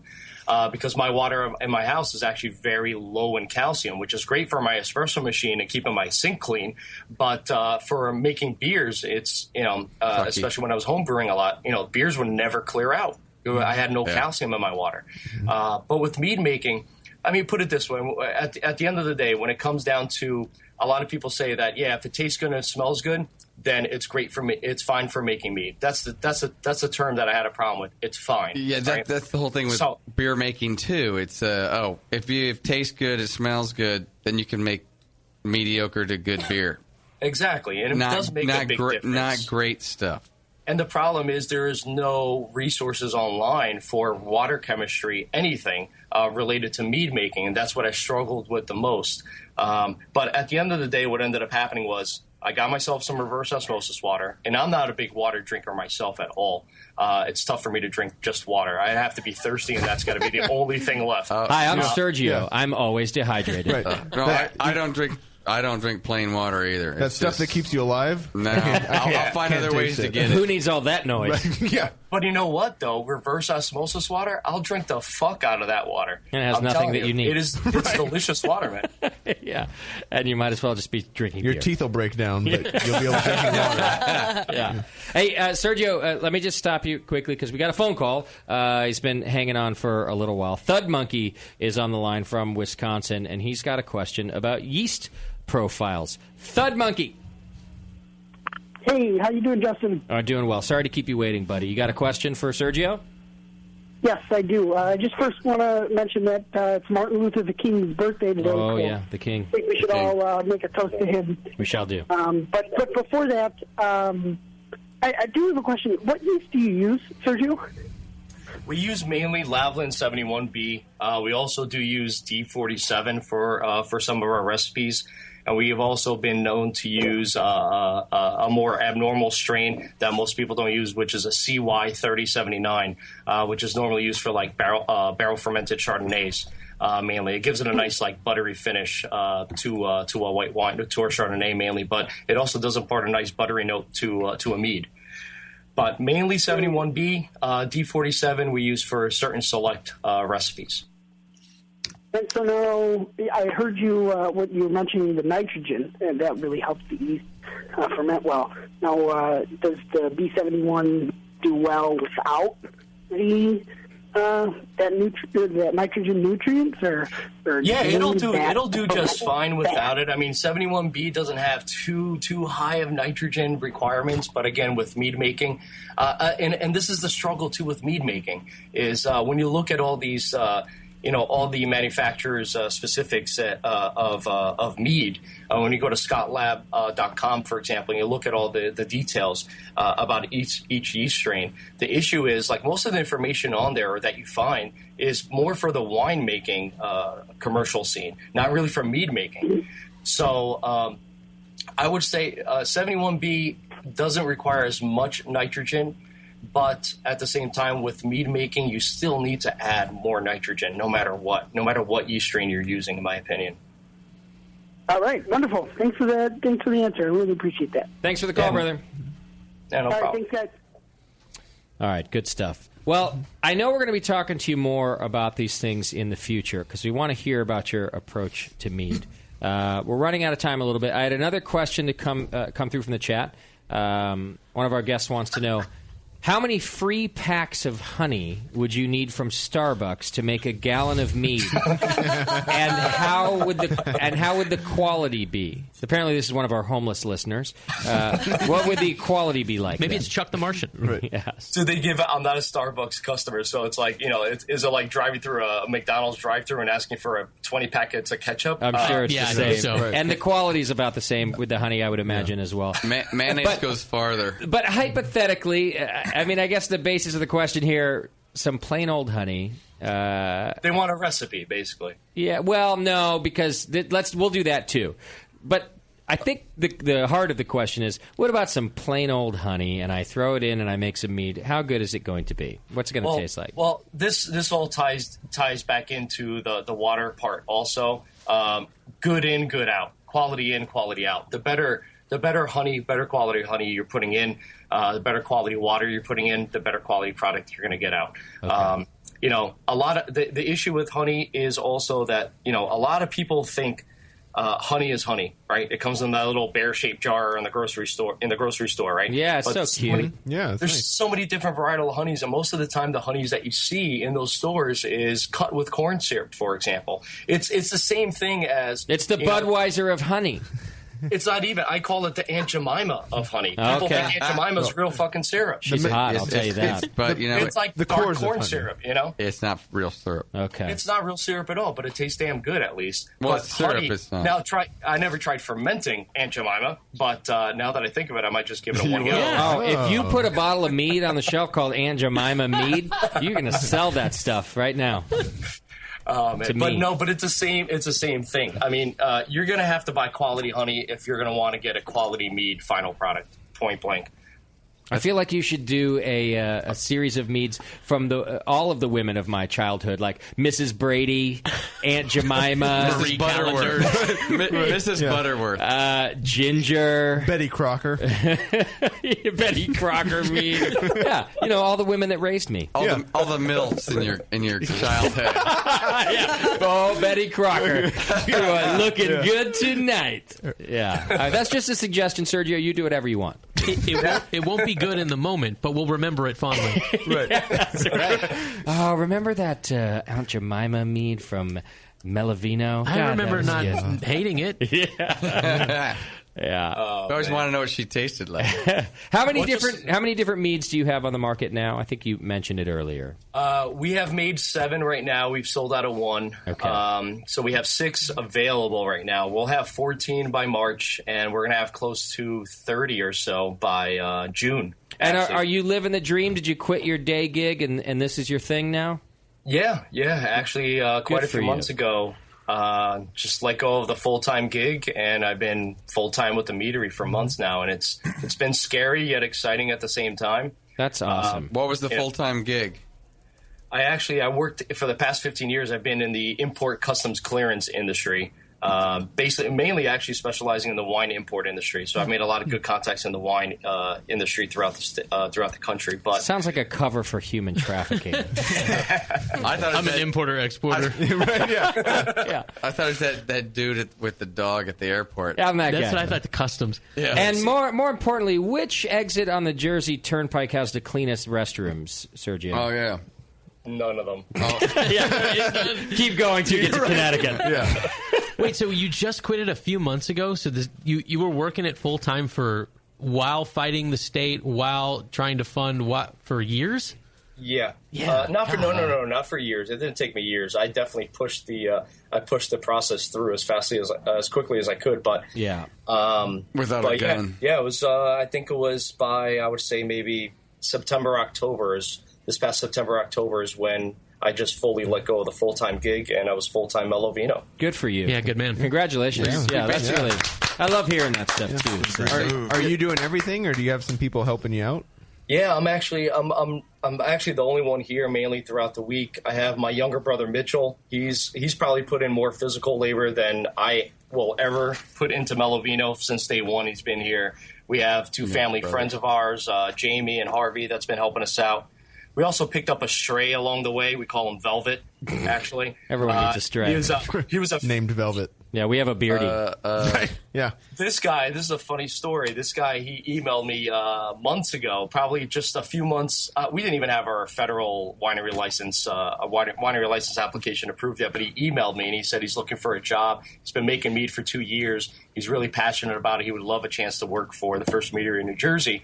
I said, well, we're not looking to hire anytime soon. I still haven't even paid myself yet, actually being the owner.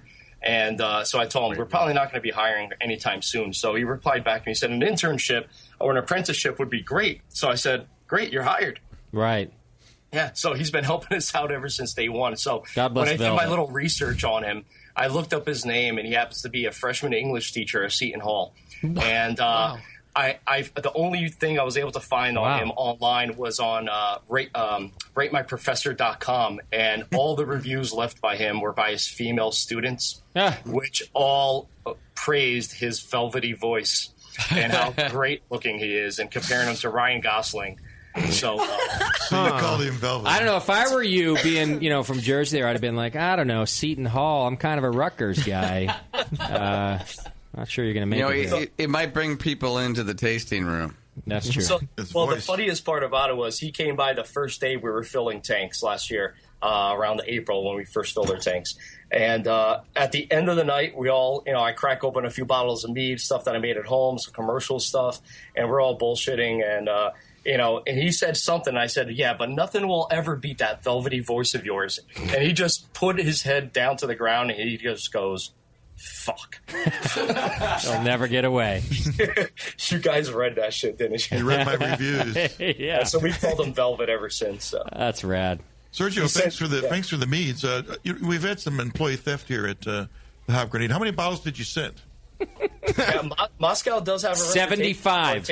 We got two here in the studio. We have two here. Is there more that we should I sent two of each. Well, two styles. Okay. Two All of right, each. then we're duly noted. Okay, there has been a theft. So, where's the other two, Moskowitz? Moscow, listen, I already donated a dull and dirty penny to us, last time this shit happened. We're looking at each other for more meat here, and this is not to be had. I don't know. God damn it, Moskowitz. I thought you guys, Justin doesn't like sweet things, and Tasty's just drinking pale ales. I don't know. It's back to Moscow's old 50-50 rule. Right, it's like everything that goes to Moscow's house is subject to the 50-50 rule. Yes. And storage fee. If you guys want it to be different, then you arrange for the shipping. You could bring it all here. You're on the show. Please send me to Beverly Moore. Yep. Yeah, there you go. By the way, arrange for the shipping. Sergio, please ship to blank. You're not paying for the shipping. You're not. You don't even have to be home to receive the thing. Still doing one more step than anybody else. I went to the mailbox this morning. Yeah. I'm keeping half. Yeah, exactly. By the way, I was in my slippers and boxers. The Moscow tax. I think you already drank it. It's not like it's It's still the there. Moscow. Moscow's like, it's not theft, it's tax. Right, yeah. It is still in my fridge if you guys want to come over after the show. Oh, well, that makes it really available to us. Party at Moscow's house after the We show. got empty glasses here. That's fine. Remember you said that. I'm in. Nicole and Bevo, Nate and Bevo, you guys down for the party at Moscow? Yeah, see what is all there. Dude, of course. You're really uncomfortable. You got a sitter? What about when Abby hears this Sam, of in course. 10 years? Yeah. That poor child looks so much like her father. There's no question. I don't know. All right, Sergio, where can people find out more about Melovino meat? Real simple. Our website is melovino.com. Okay. We also finally just launched our online store a few weeks ago, like right before Christmas. So right now we're just shipping in New Jersey, but we are adding a few states. We're going to be shipping to 10 other states within the next few weeks. We're adding Florida, Minnesota, and D.C. actually this week.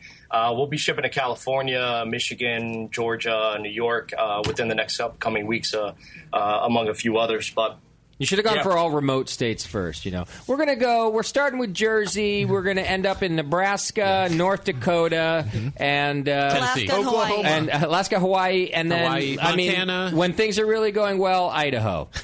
well, I'm obviously not sending anything to Antarctica. No. And stop sending it to Concord, too, because Tasty doesn't get enough. Doesn't get here. Oh, man. All right. We got a lot of great recipes coming out, a lot of stuff that people are waiting for. We currently have actually I call it the Scotch of the mead world. We have a mead that's it's a very, very complex mead. We fermented it on a blend of 3 different oaks, and it really comes off as like a nice Scotch whiskey style mead. It's a great mead to have a cigar with. You gave us one tawny port tasting one already, so a Scotch one will be welcomed. Yeah. Yeah, it's we're trying to come out with all like signature recipes. Besides our traditional style meads and some other meads that other meaderies might be producing. Obviously, everybody's going to produce a traditional wildflower honey mead, orange blossom honey mead, a piment or two.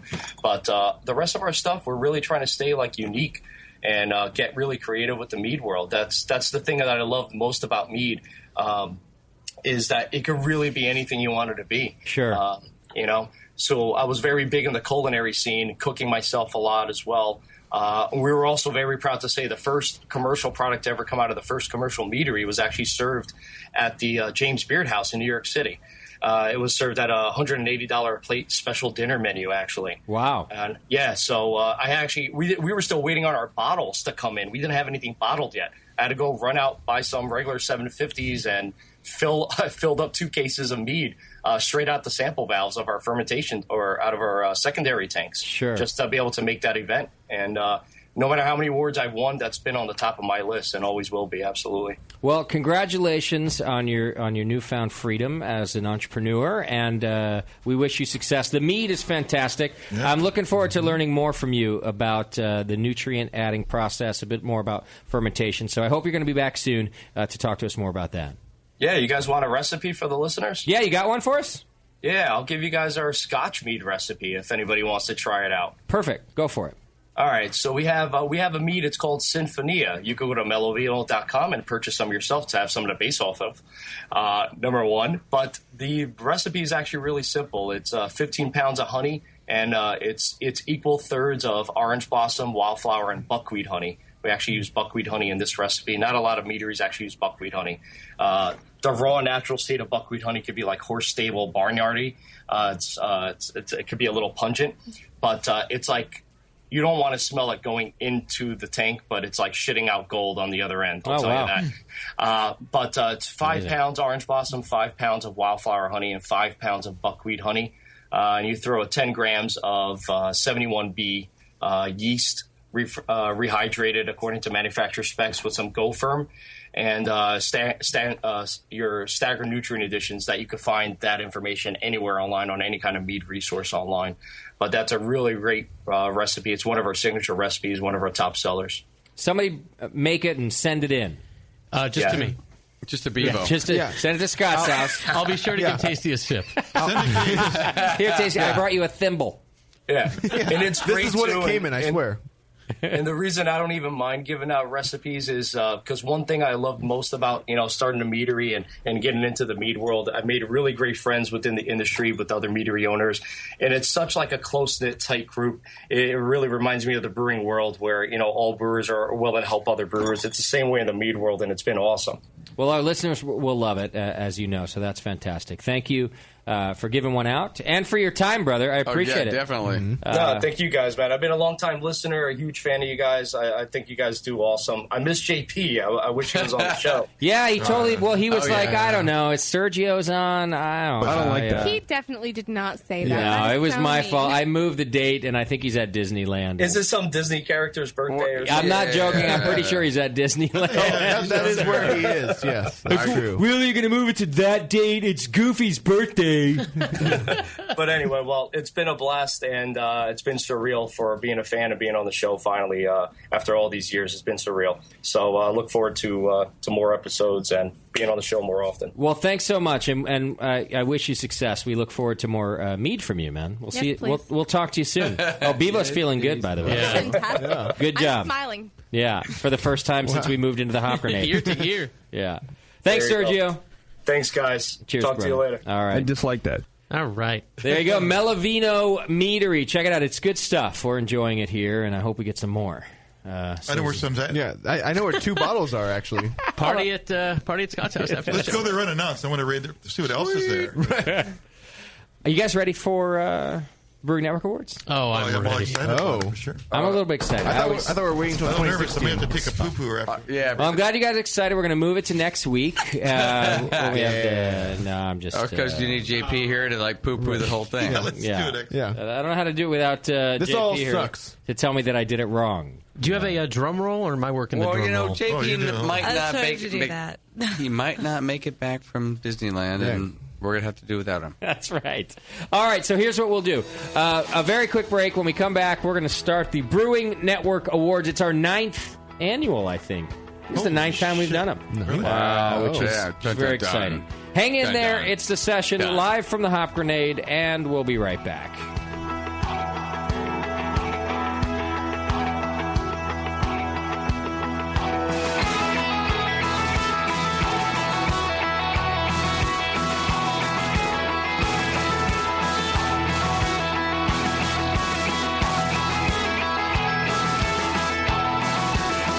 You're listening to the Brewcasters. Brewcasters on the Brewing Network.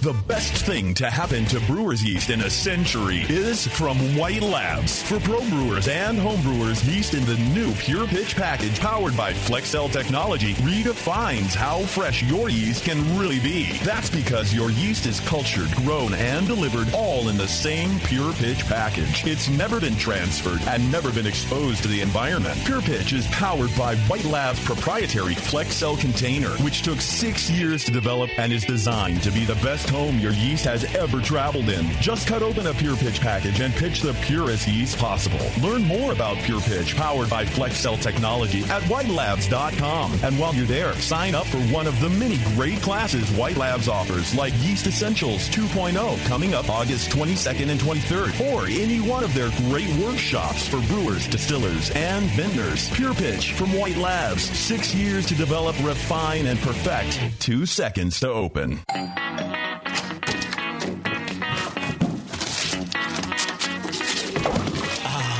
What'd you get?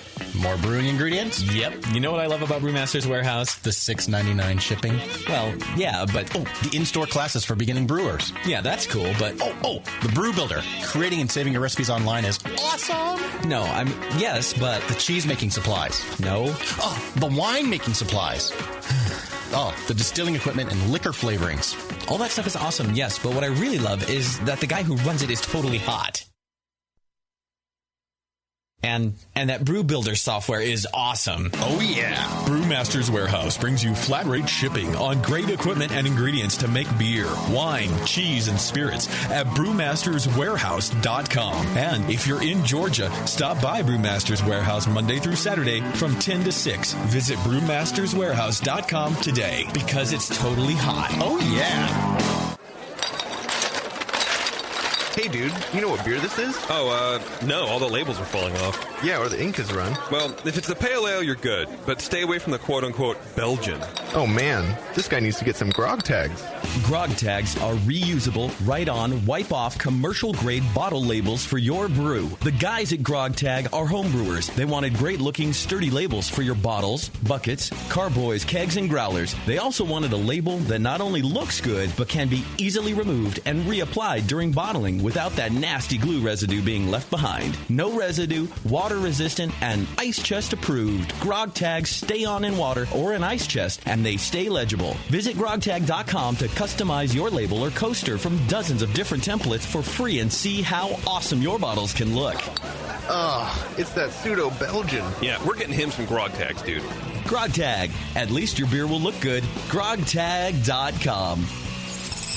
Hey, Wooly, I'm beat. Can we find a nice tree to just hang out in for a while? You're beat. I've been swinging through this forest for 50 years, ever since we first escaped from the circus. I know, but there's got to be more to life than exploring this creek and trying to populate the valley by copulating with loose, hairy girls. Marquis, stop.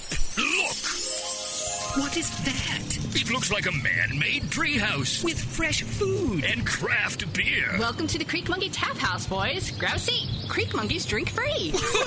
Awesome! The Creek Monkey Tap House in Martinez, California takes their mission of fresh food and beer seriously. They only serve locally raised beef and chicken, as well as local sustainable produce. It's better for you and the planet, and it just tastes better. The beer and wine at Creek Monkey Tap House are chosen with the same care for the highest quality and rotate frequently to make each visit an adventure. Swing on into the Creek Monkey Tap House and enjoy a new legend of amazing food, beer, and wine. The Creek Monkey Tap House, online at creekmonkey.com. That's it. I've had it. I am never putting hops in my beer again. What? Why? It's just too ridiculous. Insane prices, stupid contracts, high shipping costs, crappy selection. Dude, you need Nico Brew. Nico Brew will rock your face right the off your skull. $5 shipping to all 50 states, plus fantastic international rates get you low prices on Nico Brew's great selection of hops and more. Whether you're a home brewer, a pro brewer, or a homebrew shop owner, Nico Brew can get you the hops you need in increments big and small, single orders, spot buys, or full contracts. And there's only one place to join the uber special secret elite bare bones club where you'll get the best deals anywhere. Holy shit. NicoBrew.com. NIKOBREW. Nico Brew, your bare bones buddy in the brewing business. Segmented, demented, fermented. It's the session.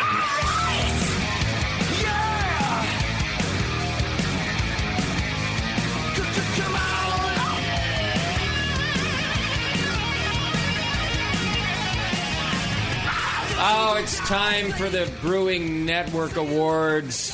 My favorite part of the year. It sounds like it. Oh, it's so great. I don't know. That's awesome. Is it because that it means another year of your life has gone by and you're still here? Yeah. Oh, shit. No, I like the Brewing Network Awards. We're going to get to it in just a moment. First things first, Adam and Eve. Oh. What would we do without them? We would have to go to creepy adult stores in Concord. Yeah. I don't want to see anybody when I'm buying that stuff. No. You don't want them to see you either. Right. You want to see, you're like looking through things. You get a little boner. Right. You don't want anybody seeing that. Because then you know that they're imagining you using it, and then it's just real awkward. Yeah, and they try not to. Like the person at the register is always like, oh, yeah, this is normal with your 8-inch plug. Right. And they pretend and you pretend, wide. but you both know in your head that they're going, dude, What's he going to do with that? Like, look at it. He has a small ass. What's he even going to do with that? Yeah, where's he going to fit all that? Where's he going to fit all that? When you bought me the 14-inch double-ended... The double-ended, yeah. Did you buy that yourself at a store? No, I think I ordered that on something. Yeah. Okay.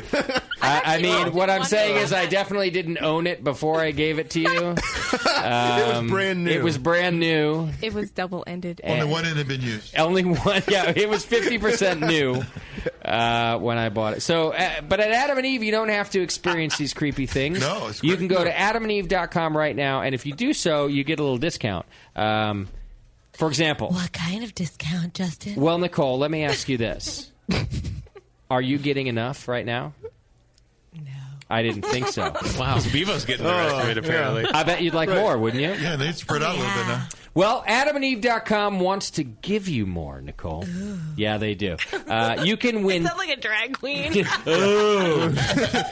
That sounds delightful. Is it Adam or Eve that wants to give you more? Wonderful. Well, it doesn't really matter, Beardy. Either one will give you 10 free gifts. First, you'll get a sexy surprise for her. Second, a specialty selected item for him. And then third, a little something we know you'll both enjoy, according to Adam and Eve. Yeah. Plus, you'll get 6 full-length adult movies on DVD. And by the way, what's a full, like, because for me, a full-length adult film is like 2.5 minutes. Right, exactly.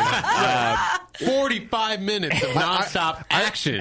I only need like the part you like on repeat. Right. Yeah. So maybe 2.5 minutes, squared. I don't think I've ever made it the full length. It's like a macro that gets downloaded on your phone. Then you just watch that 2.5 minutes. Well, then I guess it'll last all of us a long time because you get 6 full-length adult movies on DVD, and your 10th free gift is free shipping on your entire order.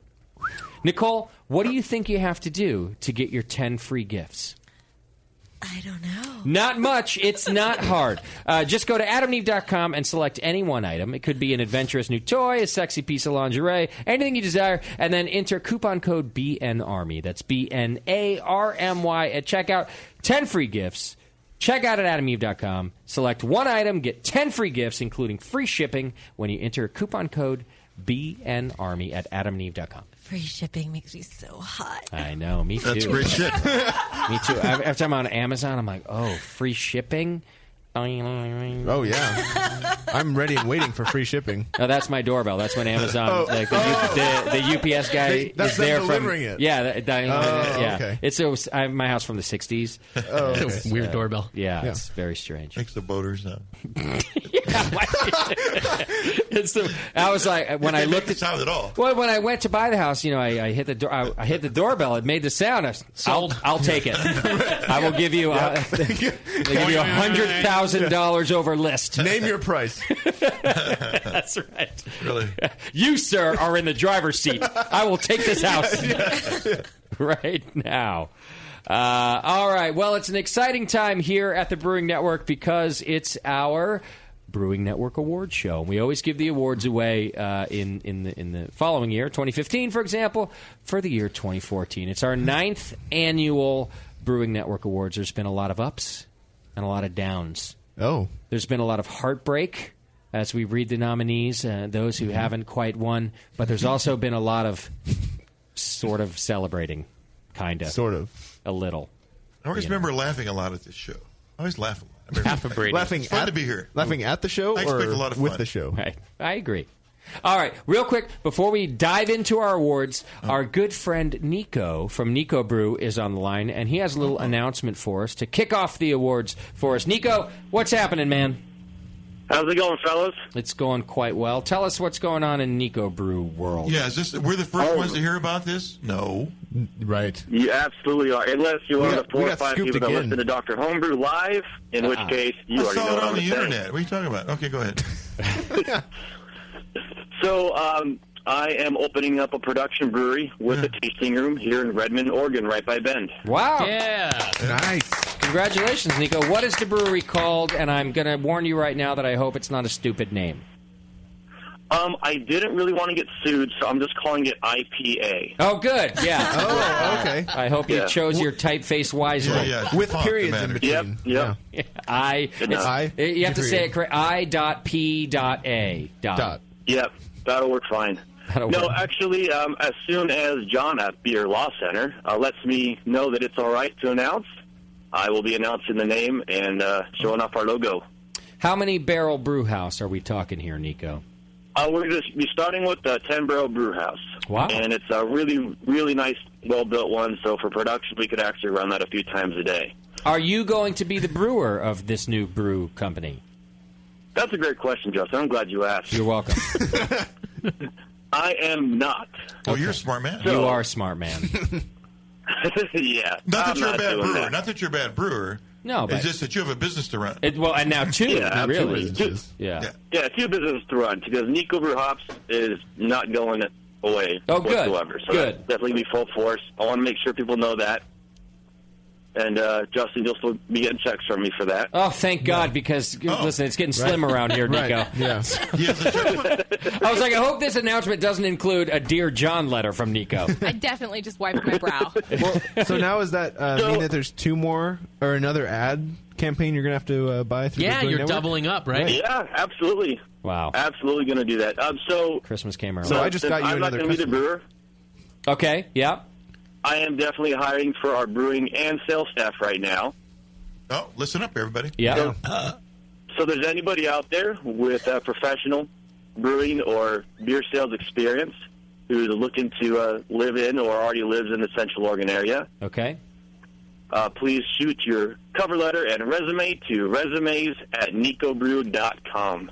There we go. Resumes at nicobrew.com. Your dream job could await in Oregon. Central Oregon. Or at least a job. Yeah, a job. Yeah, we'll see. or a job with Nico could await you.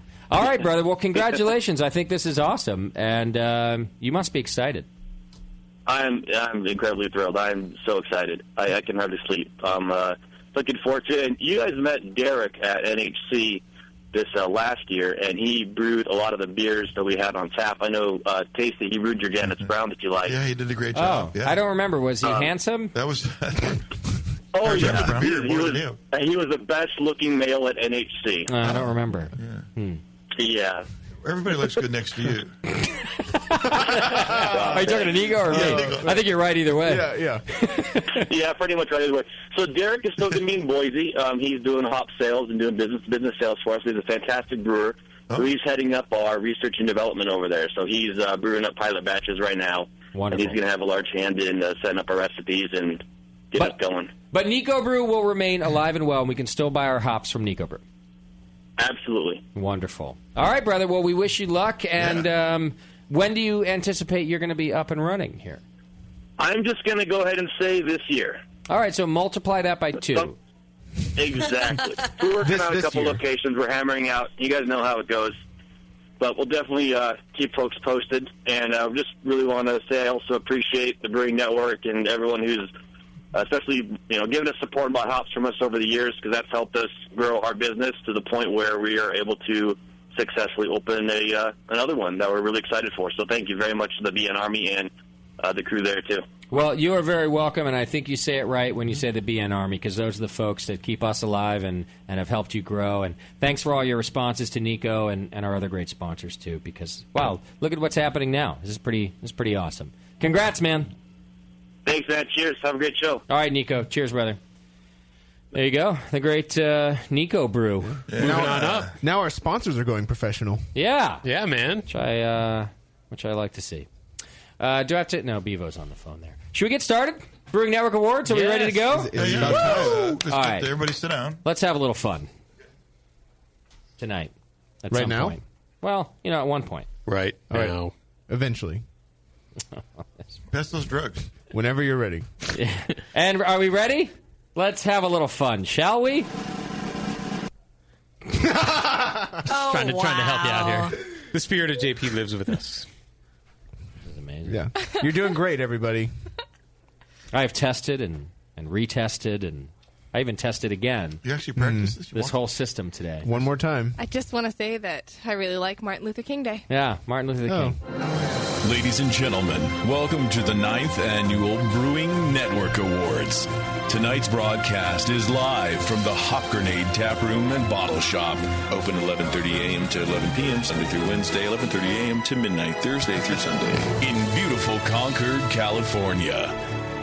Tonight's telecast starring Nicole Ernie, Nathan Smith, and a hot mess of people with just one name, Beardy, Doc, Tasty, and the hottest mess of all, Bevo, with your host, Justin Crosley, and produced by Scott the Jew.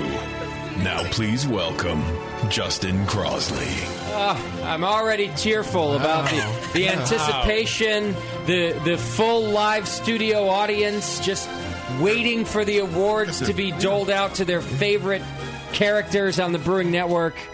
It's amazing. The energy is really high tonight. Right. Black tie optional. Yeah. Nicole did red carpet interviews earlier in the day. You can find those on our YouTube page. She did. Did you see those nutters on those Society boys? Who makes them? That's all I have to know. Wow. That's right. It's the Brewing Network Awards. There's nothing like them. Thank God. All right. Nor should there be. Now, you're going to see some old friends here on the Brewing Network Awards and maybe some new friends, some new categories. And we've also adjusted some categories, Tasty. Oh, good. Well, as we grow, things... You got to make things better as you move don't along. fit all the time, so we had to do a few new things. Well, our first award of the night, we're going to dive right into the good stuff. This is an award that has morphed over the years. It used to be the Ass Hat of the Year. And then it was the, ass clown, and then it was the pimp, and they were all different awards, and now we put them all together. Now you're the ass hat, pimp, clown guy. Just the ass man? Which, if you'll remember, means a lot of things. It actually just means you're the ass man. The ass man, yeah. Thank you, Beardy. Yeah. Our first award of the night, the Pantless Ass Hat Pimp of the Year Award. The next award goes to the dedicated listener who might be a real person who lives on the internet, or might be a real person who lives in the real world and who contributes all year long. Here are the nominees for the Pantless Ass Hat Pimp of the Year. That's right. So as years have gone by and technology has caught up with us, it used to be that the people that promoted us the most and really had the spirit of the Brewing Network, they wore nutters to events, for example. They told all their friends about the BN. They really embodied what we are here at the BN Army. Well, they used to be callers, and they'd come into the studio, and they were characters. As technology has progressed, people just stay home now, and they don't talk to anybody anymore. Well, it's better if they're not wearing pants, so they just stay home. Yeah. Well, we always thought otherwise, but maybe you're right now, and people are growing up. Progressing, where everyone's progressing. So some of these folks that we've put in the category live only on the internet, and others we know that are real people. I suppose it's possible that they're all real people, we've just never met them Maybe. all. Yeah, I assume there's something out there. Your first nominee for the Pantless Ass Hat Pimp of the Year is Stephen Mayo. Oh. That's right, yeah. Now, Stephen was nominated for his online presence, always promoting us on the forums and the Face Place and the Tweet Book, all those things. He does it all. BN Dark Side. Yeah, there you go. Our second nominee, you know him as the guy behind weird things that happen at Society Brewing Company, Mr. Mike Sardina. All right. Yeah. Mike. Now, you'll notice if you're a follower of Society Brewing Company that Mike's in charge of their, I think, social media accounts, and boy are they brothers. They promote us all the time and really get the word out. Yep. And I know he's a big fan. Actually, the man drives beer himself to the Hop Grenade so that we can pour Society beer here. He's really dedicated. And as long as they get... Yeah, I think it's Society. Yeah. As long as they get Beer of the Year again, they'll be brothers through 2015 also. That's right. Yeah. That's right. Our next nominee. I don't know how to pronounce his name. We've never gotten it right anyway. So we'd say it different. Dave Marleyevi. Dave Marley. Dave Marleyevi. From Flattail Brewing Company. Marleyevi. That's right. Dave is also a great friend of the show, always promoting the BN. one of the first Oregon breweries to come to the Winter Brews Festival. They did their official California launch of beer here at the Hop Grenade. Just another guy who spreads the love that is the BN. Yeah. Is he going to be here next weekend? I believe he will for the Winterfest. Awesome. Last Winterfest, you might recall, he went to Winterfest, poured Flat Tail beer, had a few himself, and then walked 2 blocks away and got a Hop Grenade tattoo to his arm. All right. Yeah, I'm certain he was sober when he made that decision. Of course. Definitely. They wouldn't tattoo him otherwise. Right. Dave Marley Wabi is that nominee. All right. And finally, Songful Chris Rogers is his name. Songful Chris in the forums and the tweet things. And another guy who's always promoting our events and things like that. It is for our Pantless Asshat Pimp of the Year Award. Drumroll, please, Moscow, for the winner. Mike Sardina from Society Brewing Company. That's right. Listen, this guy, I mean, for one, he never shuts up. But two, he never shuts up about the Brewing Network, which is very nice, and we love him for it. Always spreading the word. And what a nice organization to be together with, the Society people. And he does stuff like he sends stuff on like a Society letterhead via U.S. mail. Oh, I believe he partially sued us one time via that. He sent a Dear Sir letter. Yes, although the week before he had sent me my own nutters that had been embroidered with Society or something across the rear end. He's a rangy guy. And we're going to see those on Saturday, right? Yes, I'll be wearing them. Yeah. All day. 70 degrees. Yeah. Mike is one of the most organized people I've ever met. Is he? We ran into him on the plane on the way to NHC, and he had like one of those like manila envelopes with all of his like travel documents very neatly. I was very impressed. He made me feel like a hot mess, basically. Well, he did live in the legal world before coming to Society, so maybe he got a little. You can tell because he comes in and he's very laid back. He's the most laid-back, uptight person I've ever met. Is maybe a better description. Because he comes in, he's like, "Oh, hey, what's happened?" But you can also tell if you have a list of things for me, I would like to read it, and I would like to know where I'm supposed to be in a little while, and then maybe what you'd like me to do next as well. You get the vibe from Mike. He's a good guy. We love him. Your Pantless Asshat Pip of the Year, ladies and gentlemen. One more round of applause. Nice. Congratulations. Is he coming up next week also? Yeah, he'll be here. Great. He's partying. They're going to do Winterfest and then stay. So nice. Maybe there should be a party somewhere on Sunday because these guys are coming in for the fest on Saturday. Sunday's a little break, and then we're doing the show with them on Monday. There's probably a lot of party. beer. I got a pretty deep beer cellar full of stuff that doesn't belong to me. You got some amazing stuff. I have half of all the beer we've ever gotten.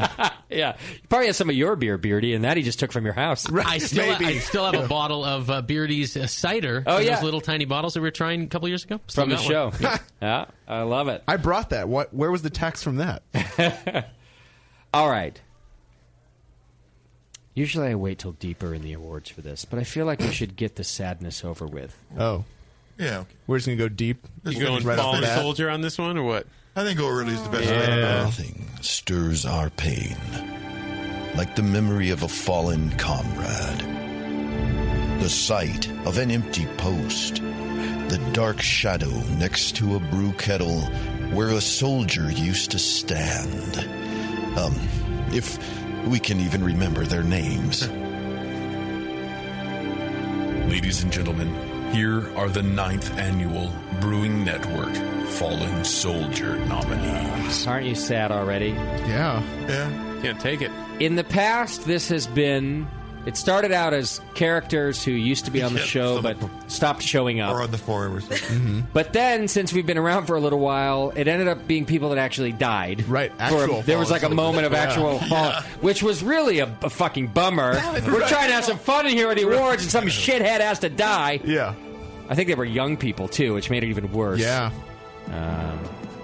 I don't think there are any actual dead people in this year's nominees for Fallen Soldier. The first one. Last year's winner, Andy Wood. Oh, yeah? Yes. Oh. Mr. Wood. Now, Andy Wood won Fallen Soldier last year, but in his acceptance speech vowed to make 2014 different. Yep. Have we heard from Andy Wood, Moscow? Nope. No. One time. He won. He played a game on the Christmas show. He played one game just for the free prize, probably. Definitely. Right.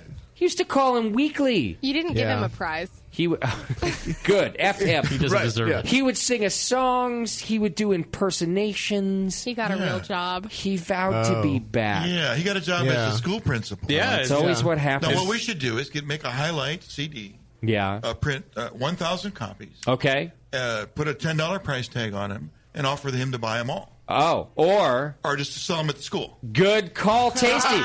Then maybe we'll get our Andy back. Yes. Yeah. I like this idea. Blackmail. It works every time. Oh, and he's got some highlights. Oh, my God. Every time, all the time. Oh, my God. That's right. Yeah. All right, good call. All right. Your second nominee for Fallen Soldier. Shat the producer. Where the hell has Chad been? Chad. Lots of that. We're going to go over Snow Ridge. Man, we're all lose to him, huh? Having babies and open businesses, When whatever. I mean, talk about ungrateful. Here's a guy that he was nothing before the Brewing Network. He was a roommate in the other room. Yeah, he was a shitty roommate in a shitty house selling medical supplies. Yeah. We made him. What's he now? He owns a bar in Walnut Creek. He's a brewer. He has a kid. He has a kid from an actual wife who's not a robot. Or crazy. Or crazy. Or crazy. He didn't even marry a crazy bitch, which we all knew. He would still be at the Rat Pad trying to goes in brew the front Pliny door, over right? and over Yeah. again. Yes! Yeah. And this guy, he can't even show up at a show. He can't come by and say hello. He hasn't said word one in 2014. Whatever. Maybe he's dead. Did anyone check? Well, he's dead to me. I'll tell you that right now. Fallen soldier. Might as well be. So Chad is your second nominee. No. Your third serious nominees. nominee for Fallen Soldier.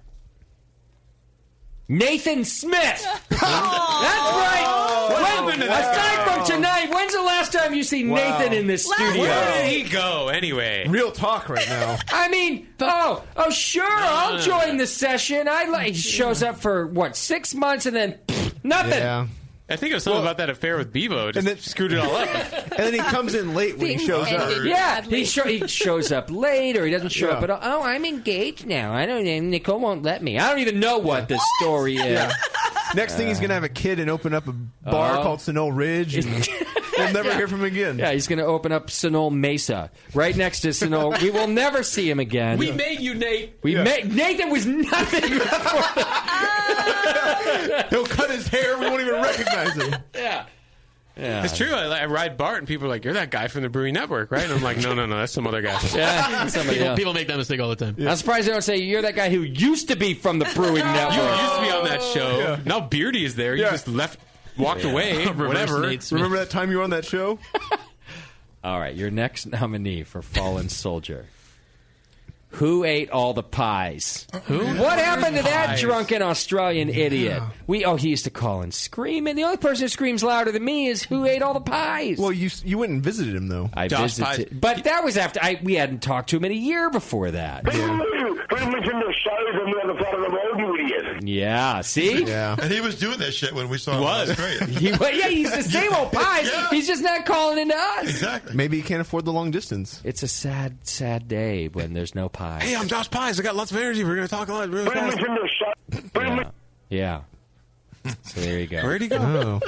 A lot of nominees this year. Your fifth and final nominee. Yes, Bio, did you have something to add? The chat said too many pies. Too many. Diabetes. Maybe he's dead. He was alive not too long ago. No, he seemed to be we quite did well. see him in the flesh. He's got the sugar. There's a lot of flesh. I'm going to tell you right now. We saw him. We saw all of it. All right. He might have the sugar. Your final nominee for Fallen Soldier. Tasty McDole. Tasty? What? Yeah. Wow. Oh, yeah. Here's the Huh. twist. They're like Tasty. Here's what happens. Chair. Tasty, now, as always. Did he die over in the corner? No, Tasty shows up Really every single week. He never misses a show. He's always here. He's always at events. Yeah. He doesn't talk anymore. He doesn't say anything. Before tonight, when's the last time you heard Tasty mutter one word on the session? When I dropped in a Tasty clip, Tim sings in. Tasty, you vanished from the show. Really? Now Too quiet now? Well, you're tweeting. I don't know what's happening over there. You're flirting with everybody. You have no time, even when you're on the show. Well, it's a crowded room here, I like to, I don't want to jump in there, Well, I think you should jump back in. Whatever floats your boat, Tasty. So that's why I put you back. Why was I saying that to myself? On this year's. All right. The winner. No, I want to win.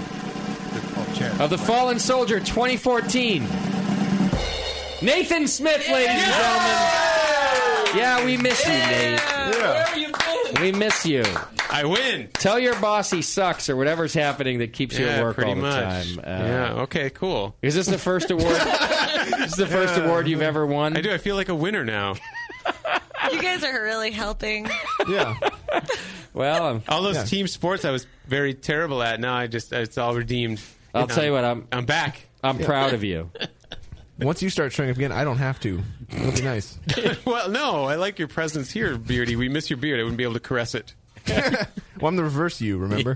Would you anything in your acceptance speech, Nathan? I'd like to thank, my mom and God and, all the things in the world and all the molecules in the universe for Good helping idea, make all this happen anyway. Yeah. All right, well done. Congratulations. All right. This is a new award for the Brewing Network. We all stand up for another beer. But the following nominees have remained standing in the face of terror, in the face of humiliation, in the face of overwhelming odds. It's with great pride we announce the nominees for the Overcoming Adversity Award. That's right, the Overcoming Adversity Award.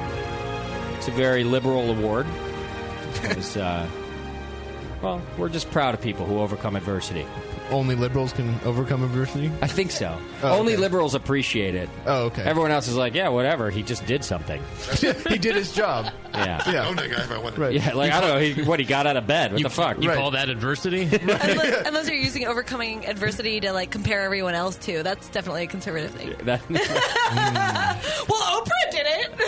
Yeah. What's wrong with you? The nominees for Overcoming Adversity Award are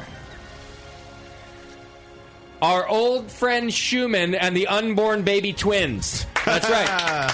Is it his wife? Well, it's fucking Schumann. How does Schumann get married? Right. First period. Right. We could stop In there. general. Like, Right. who accepts Schumann? He as won it Schumann? already. So that's a lot of adversity to overcome. He's a douchebag. And then knocks the poor girl up with twins. Well, and they're going to have to overcome the adversity that is Schumann. She is growing 2 Schumanns Right. Yeah. at once. We're assuming. What are you, Schumann? It's my luck. I have the word luck. Yeah. Really? You married a doctor, asshole. Yeah. Your second nominee. Well, an animal doctor. Right. Good point. Hey, Right. If Martin Luther King's a doctor, then so's Nikki. Right. the king. Wow. Overcoming Adversity Award, nominee number 2. Bevo being married to Sam all these years. And she's still a functioning adult. She has a full-time job or 2. She's doing better than ever. Yeah. I feel like she's overcome a lot of adversity. Your third nominee. Pretty functional. Beardy. Oh! The man can't see past his nose. A lot of adversity. His whole life, right? You were born this kind of an idiot. I was born worse. Worse, even. Yeah. And I now got better. You are a brewer. You haven't fallen into the kettle. He drove here. Well, you drive things. there was Not that recently. time. Yeah. Yeah. You haven't gotten your beard stuck in the bottling line. Yeah. Yep. A lot. Well, yeah. I mean, there was that case that had to come back. A lot of adversity. Right. Also, he found a good-looking wife, even though it was just 50-50. That's a lot of it. Idea. Candy's very cute. That's a lot of adversity. She is? Yeah, Beardy doesn't even know. I'd be happy to know. Awesome. Yeah. Thanks, guys. Actually, she's a total mess. We just didn't want to tell you. Oh, man. Yeah, picture Tasty, but with your beard and Nate's hair. That's what candy actually looks like. Yeah. I went from a really good high to just the lowest of lows. But you know what? Great smile. She's got a great smile and Good personality. Okay. It's kind of a waste of a cute chick if you think about it, because he could have married anybody. He doesn't know. Because cute chicks it are is a waste of commodity. Yeah, they're objects. That's how right. they feel. Yeah. Pieces of meat. I wonder if they went up on the stock market today or not. Well, they are now. Right now, during the show, Yeah. their stock is rising. Sell! Yeah. Oh, we don't buy. Price per bushel. Buy. Buy. Or sell. We don't care. Yeah. We're men. Yeah. I'm not by. All right. And then, just for good measure, the other nominee is JP for surviving cancer or whatever. All right. So, he didn't really do much. The doctor took it out of him. The Overcoming Adversity Award goes to Bebo! Married to the douchiest person you all will ever know, Sam. Still married. A lot of adversity. She seems to be doing well. Amazing. Cute baby. She has hair. Yeah. She wishes she had my adversity. It would help her with her life. But she'd have an excuse. I wish I could grow your beard. All right. You could do it. That's the first ever Overcoming Adversity Award, Bevo. I'm very honored and a little bit sad when I look back at my life. That's the best acceptance speech we've ever had here on the Brewing Network. All right, another new award, ladies and gentlemen. Sometimes they're creepy. Sometimes they're legit. But mostly just creepy. Still, you support us, and for that, we thank you. Even though you never cease to amaze us. It's not like we're peeking over your shoulder, but here's the Amazon Product of the Year. That's right. You know that we do an Amazon Product of the Week every week, and we often have a pretty damn good time doing it. So we thought there's got to be a list of our favorite Amazon Products of the Week. I went with my favorite one. I just picked our Product of the Year. So there's no nominees. There's just one product. There's one that jumped out. It was the clear winner, and I went with it. All right, ladies and gentlemen, your Amazon Product of the Year. All right, Amazon. You can support us through Amazon by clicking the Amazon link on our homepage. All the shopping that you do gives us a little piece of the action. Do we have an Amazon Product of the Week? Do we have an Amazon Product of the Week? We have a Product of the Week over there? Yes, we do. I want to give this guy a shout. I'm assuming it's a guy who got a Back Industries hard-folding truck bed cover and sliding rack system. Sexist. And he paid $1,539 for it. And we got $123, which I think is the single biggest payout we've got to date. Yes, I just went. I ran the year report, and I went with the product. You know what? Because when it comes down to it, you are such a dickhead. This product, the program is about supporting the Brewing Network. That's why the folks click through and buy their products. And so why not reward the guy who gave us the single biggest payout of 2014? I'll give it. Yeah, $123. Congratulations. We don't know his name, of course. It's all anonymous. However, I must point out, in the meeting, we were like this. We were like, we've riffed on some good creepy products. Oh, yeah. So why don't we do a bunch of audio of all of our creepy products? And Scott's like, yep, absolutely. And true to form, like every goddamn time I assign something, he goes off, he doesn't listen to a word I say, and comes back, he's like, I'm just going to go with the one who paid me the most. Because it was way too much. There's no way to condense it down to 40 seconds, 60 seconds. There was just way too much. In the 30 minutes you spent editing audio, you're like, well, fuck it, I'm out. You know how much time I spent editing audio, please. Anyway, whoever bought that, you're the man, and everyone who uses that link, it does a world of good. Please keep it up. You guys are awesome. That it does. Thank you so much, our Amazon product. Well-deserved victory there. I do want to point out, too, New that category. I like that category. Right after I had mentioned that, Tasty said, oh, wait a minute, I bought like a $2,000 65-inch flat screen. Oh, shit! What is that we about? should have given it to Tasty. But the thing is we not get as much not as much money. Exactly. It's a lower percentage on electronics. So the single biggest payout of the year, $123. Wow. Okay. Next year we need to get the Adam and Eve product of the year. Yeah. Oh, true that. I am gonna get a list. Can you imagine what that list must look like? Oh, you're gonna need a shower after you read that list. There's gonna be a whole lot of fleshlights. You know what I saw today? I don't know where I saw it on Facebook or something, but a flesh foot. What? Yeah. So it's so gross. Like, so it's for people with a foot fetish, right? Just so one. Here's what it is. It would look like a severed foot, like severed just above the ankle. But you know, like there's props and stuff like that. Like normally it would be then like bloody where it got severed.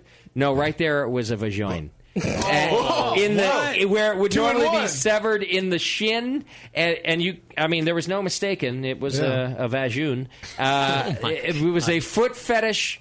It was a flesh foot, Nicole. That's not where it normally is. And it was capable of receiving a cylindrical object. It appeared so. Yeah, that is just the foulest thing I've ever heard. So could you paint the toenails? Well, you know, for all you foot fetish grave robbers out there, it's cool. Barf in my mouth. Could you paint the toenails in any way you want? Oh yeah, you can. So they're just getting to look at the foot while. Yeah, I don't understand. You can caress it too. Oh, okay. Yeah. You can do this little piece. Whatever you want. Whatever you want, Beardy. It's a foreplay thing. It's an endless possibilities. Yeah. This little piggy head roast beef. Yeah. That was foul. Sorry. Good job. Yeah, you found that line we were talking about earlier, Bevo. Yeah. Well done. I apologize. All right, one of my favorite categories Record that for next every year is the Brewing Network Song of the Year. Oh, yeah. Oh. I mean, this one is a true show of the creativity of our audience, which has waned in recent years. Yeah, did we have any new songs last year even? We did. Oh. Let's get to Song of the Year, shall we? The dictionary defines music as an art of sound in time that expresses ideas and emotions in significant forms through the elements of rhythm, melody, harmony, and color. What do you mean color? It's fucking sound. Whatever. Here are your nominees for the 9th Annual Brewing Network Song of the Year. Yeah.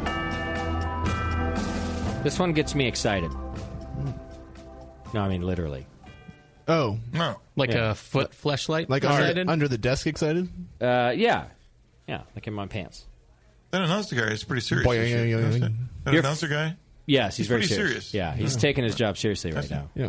Which is cool, I guess. Yeah. Your first nominee, Brandon Zeddies, with this little gem about JP's cancer.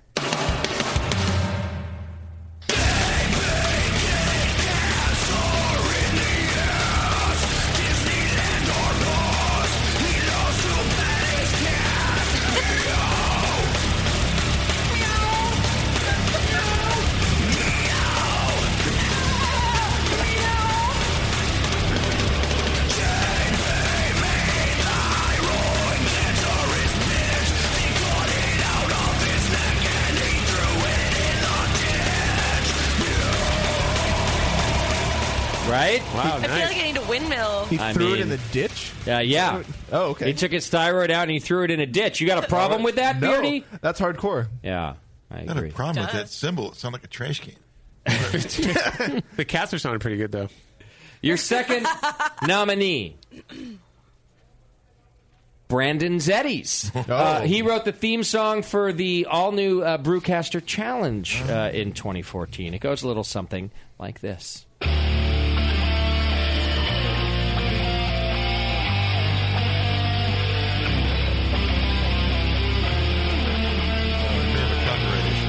Yeah.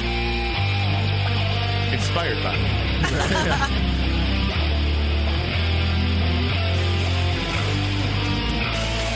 Zelda. There's a lot of chunk on that guitar, though. It is, man. A little palm muting going on. Yeah. Gallop. Yeah. Maybe we ought to cover this, Nate. At the Vienna War. I think it would be a Meta cover. True. Yeah, we're covering the cover. Yeah. Look at this. Beardy's I'd much rather cover the cover. Beardy's headbanging and Nate's playing air guitar. Let's get Brendan down for a BNA 10. Just to play? No, yeah, the anniversary party. Cover Brendan covering Europe. He's a one-man band, though, I think. I wonder if he can do it live. Like, what is he, filter now? Oh, we can help him. No, we can do That's true. We can play it. Oh, yeah. He just needs help. We have a loop We'll help board. him. Maybe we ought to do that. We should do that. He shouldn't fly anymore, though, now that he played this song. Yeah. It's the final countdown. Right. Oh, is that put him on the watch list or what? There we go. Let's get to the chorus at least. This is the Brewcaster Challenge. Yeah. Not bad, right? Awesome. Yeah. Very nice. All right, your third nominee for BN Song of the Year. Brandon Zeddy's. This was a Christmas song that he adapted for us. Slosh around the hot grenade. Let's do some drinking tonight. So bad. Wow. That's really good. And the session is live tonight. Rocking around. All right, you get the idea. Well, it's like country. I don't get the idea. Your fourth and final nominee. Brandon Zeddy's. No. Well, because we pretty much only had Brandon Zeddy's and then a couple of 2-3 songs that we didn't really like. No new Sugar Valley this year? That's what I was we wondering did, about. but the only good Sugar Valley, there were 2 good Sugar Valleys, and I didn't play either of them. Because they were too mean. One of them, Two-Tree from Sugar Valley? they were both too mean. So I left them out. So instead, I feel like Wacka Wacka was good enough to do for another year. Absolutely. I'm a bad behind. She provokes me to do it, and it suits me just fine. Wacka, wacka, wacka. Oh, I'm not going to hurt her. Wacka, wacka, Please don't play this part. Something about juices. I don't know. I forget what it was. I forget. I listen to the song 8 times a day. It's pure gold. Usually while I'm... I dream about it. There's like a ponytail, I don't know if ponytail involved, sort of a cowboy. Yeah. I don't know what gets me going. I don't know if it's Sugar's voice or Bevo's image in my mind, but one of them really gets me going. Please stop talking. Where's that foot anyway? Oh, creeper. Wacka, wacka, wacka. No, I'm just old Sugar Valley Brewer. It doesn't even rhyme. Can you see him in his closet with a microphone and his guitar? Just sweating profusely. Yeah. Show me a closet that guy would fit into. Wacka, wacka, wacka. Wacka, wacka, wacka. The winner of Song of the Year. Brandon Zeddy's for the Brewcaster Challenge.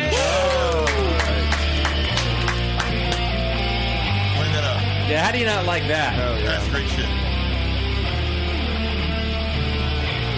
If only we actually finished the Brewcaster Challenge. Yeah. Well, still the final countdown. We're still counting down. It was just, he had the multi-track that was just him. He had to play the parts and stuff. Well, exactly. And I'm glad I'm glad he chose this instead of Cherokee by the same band. Yes. Yeah. Yeah. Sorry, little known glam. That's a deep cut from the Europe track. No deep tracks on Europe. We played this song at our wedding. This would have been a much better version. He what? We played this song at our wedding. This would have been a much better version. Oh, absolutely. Did Sam play it to you on his guitar? Definitely not.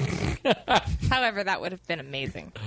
He should have. It's the Brewcaster Challenge. All right. We had a little private jam here. Hold on. Yeah. Hey, leave us alone. Don't judge. We're trying to party over here. Those drugs are kicking in. That's right. I think so. Not enough. Tell you that. All right, we're going to do one more award before the break. You might remember this. Tasty was our inaugural winner. It's time for the Dedication to Personal Success Award.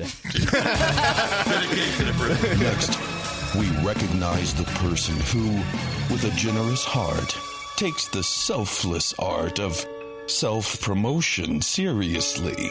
It's the Brewing Network Dedication to Personal Success Award. That's right. There's only one nominee this year. Oh, it's got to be me. Well, Tasty, you've won it more than 1 year, I think. Yeah. You almost won it for speaking in the third person tonight. That's got to add to it. Just saying. But this year there was one clear winner, only one nominee. The winner of the Shameless Self-Promotion, the Dedication to Personal Success Award is the Hop Grenade Tap Room and Bottle Shop. All right. Yes. Can you guys believe that some joker named their LLC after us and is opening a bar in Concord. Wait, what? I mean, you've heard me talk about our logo being stolen. Right. Somebody's posting an alcohol sign from the Hop Grenade LLC in Concord, California. The Brewing Network is opening a bar called the Hop Grenade. The Hop Grenade. The Hop Grenade Tap Room and Bottle Shop. Hop Grenade I already told you about. Looks like we're going to be open at the end of May. So July. Actually, you can also buy Hop Grenade merch at the Hop Grenade store. The Hop Grenade. The Hop Grenade. Every night is grenade night at the Hop Grenade. The Hop Grenade Tap Room and Bottle Shop will be open. The Hop Grenade. The Hop Grenade. Now, Tasty, you were here for the soft opening. Yes, I came twice. What an awesome place we've created. The Hop Grenade Tap Room. The Hop Grenade. The Hop Grenade. The Hop Grenade. Coming on into the Hop Grenade. The next 10 years. You think this bar's going to last that long? There you go. I mean, really. I think we're the only people that promoted themselves more than Tasty ever. Yeah. We've surpassed even Tasty's shameless self-promotion. It's so organic here. My favorite part is the part where Tasty came twice to the soft opening. Right. Came twice. Not bad, huh? Yeah. That's the way it goes anyway. They're always soft. Every night is grenade night, so it was an explosion. Yeah. Even at his age, he still has it.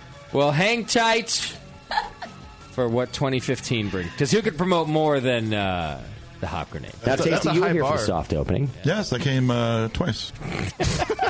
It would be even better if he said, Tasty came twice. And then I had 2 beers. Yeah, in the third person.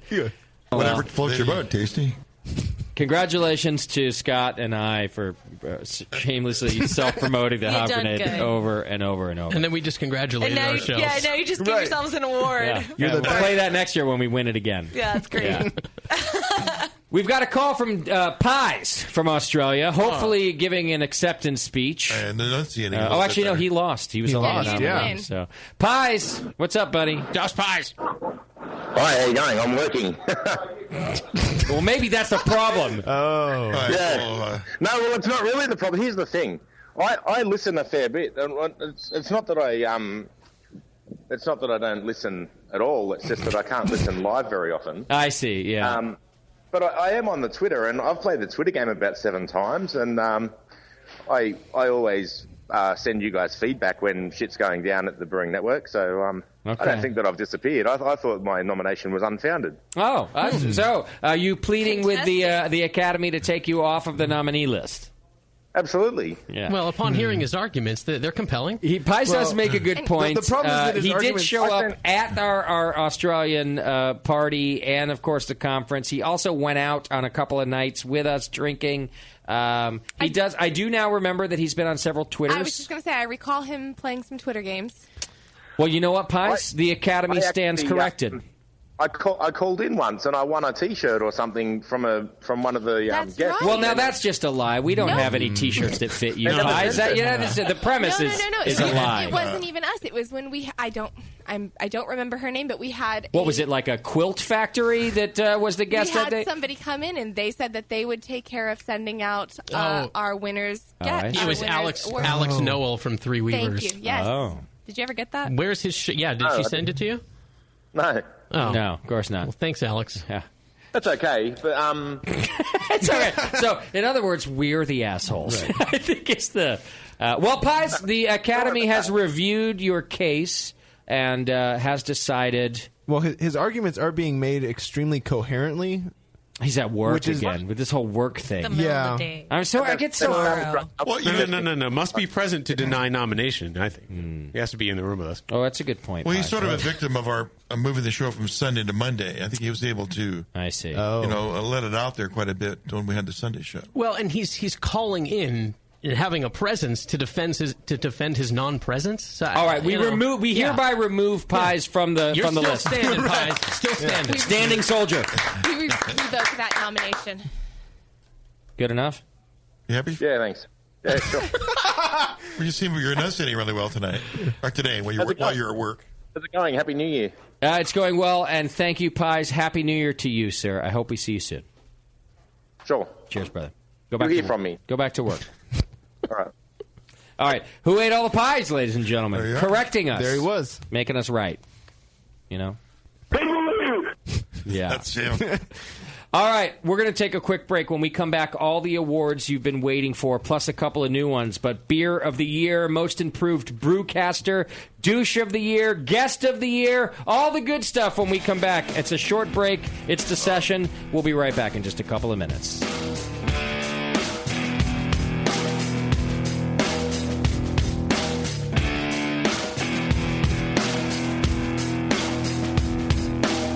You're listening to the Brewcasters. The Brewcasters on the Brewing Network.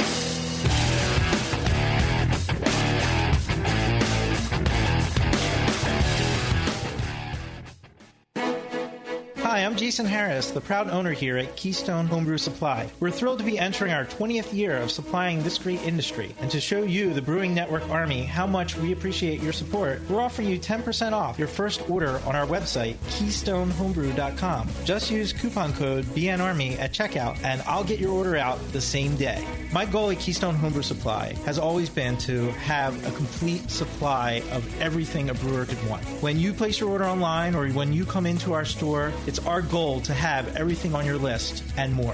One aspect of KeystoneHomebrew.com that we're really excited about is the ability to fulfill customers' exact grain bills. Do you hate to wait? Keystone Homebrew Supply can get your precious yeast and hops to you within just one day if you live between Connecticut and Virginia, and within 2 days east of the Mississippi. KeystoneHomebrew.com. Coupon code BNARMY. I'm Jason Harris, and I approve this message. That's it. I've had it. I am never putting hops in my beer again. What? Why? It's just too ridiculous. Insane prices, stupid contracts, high shipping costs, crappy selection. Dude, you need Nico Brew. Nico Brew will rock your f***ing face right the f*** off your f***ing skull. $5 shipping to all 50 states. Plus fantastic international rates get you low prices on Nico Brew's great selection of hops and more. Whether you're a home brewer, a pro brewer, or a homebrew shop owner, Nico Brew can get you the hops you need in increments big and small, single orders, spot buys, or full contracts. And there's only one place to join the uber special secret elite bare bones club where you'll get the best deals anywhere. Holy shit! NicoBrew.com. NIKOBREW. Nico Brew, your bare bones buddy in the brewing business. Hey, my brewing brothers and sisters, this is Jamel Zanisha, and I love a bold, hoppy beer, one that spits resin in your face and makes you cry uncle. There are a lot of great hoppy beers out there, but at Heretic, we want to make something as bold, dank, and resiny as possible. We use hops at every chance we get, including multiple dry hop additions. The result is Heretic Evil Cousin. This light golden, 8% Imperial IPA has an easy malt character that helps take the edge off the massive bittering, but it takes a back seat to the in-your-face hop character. We make sure this beer finishes dry so the hops can jump out and slam you in the taste buds. If you can't get enough hoppy goodness, Evil Cousin is your cup of tea. Cheers. The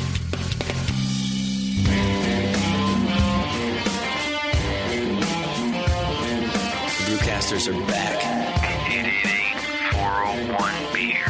Whatever.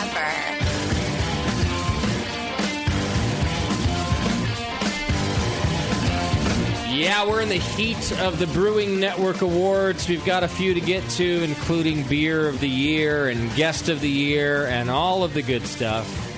Should have given Doc Fallen Soldier. He's just hanging out in the bar now. He doesn't feel the need to show up at the like he showed up at the show, but sitting outside the show. In the bathroom, he's like, so how's it going in there?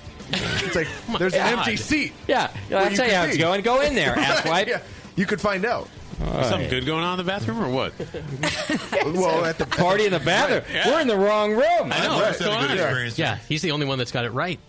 Right. Yeah, he did stay in there after I left. It was weird. Hanging out in the bathroom. Meet me in the bathroom. Yeah. I mean, I can hear the toilet flush in here anyway. We might as well have built a studio in the bathroom, and then this could be a bottle shop right here. The breaks would be shorter. And the winner is... In fact, there would be no breaks. Right. We'd just be like, are you going right now, Beardo? Beardy? Yep. Well, yeah, I'm sitting on it. Might as well be going. Right.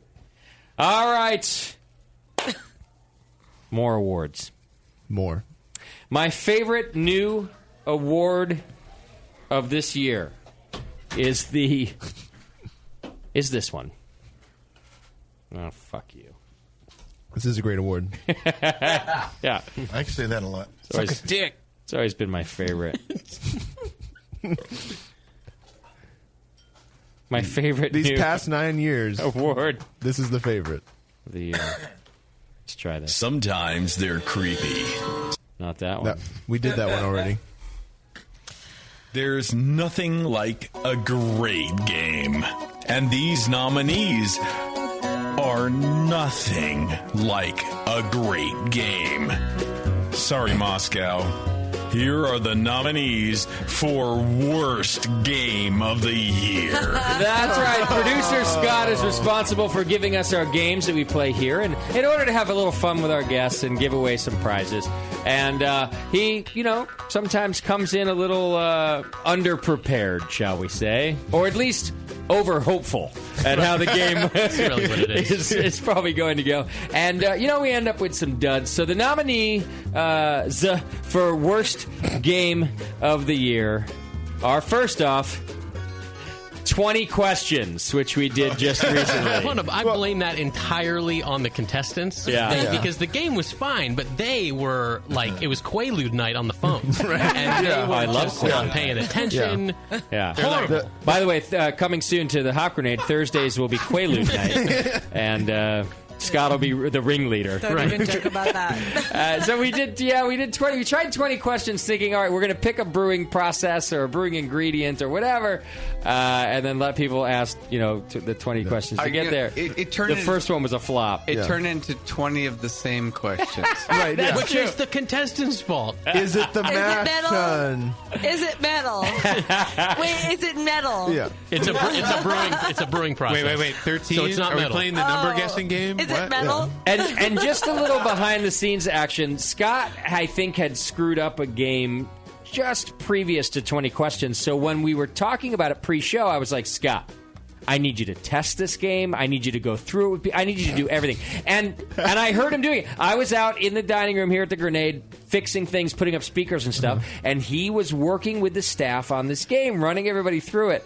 And it did seem to work. I'm defending you at hair here. Well, and you were doing your due diligence. The staff was listening to me. That means the staff is slightly more intelligent than our listeners. Which, let's face it. Okay, next time, you're right. How about people at the big table over here? Right. Moscow sits at the head of the table and he just says, we're going to play a game. Yeah, no explanation. Well, that's true, because that's sort of how we do it on here. We're like, all right, ready? Here we go. Yes. All right. So 20 questions, your first nominee for worst game of 2014. No applause, please.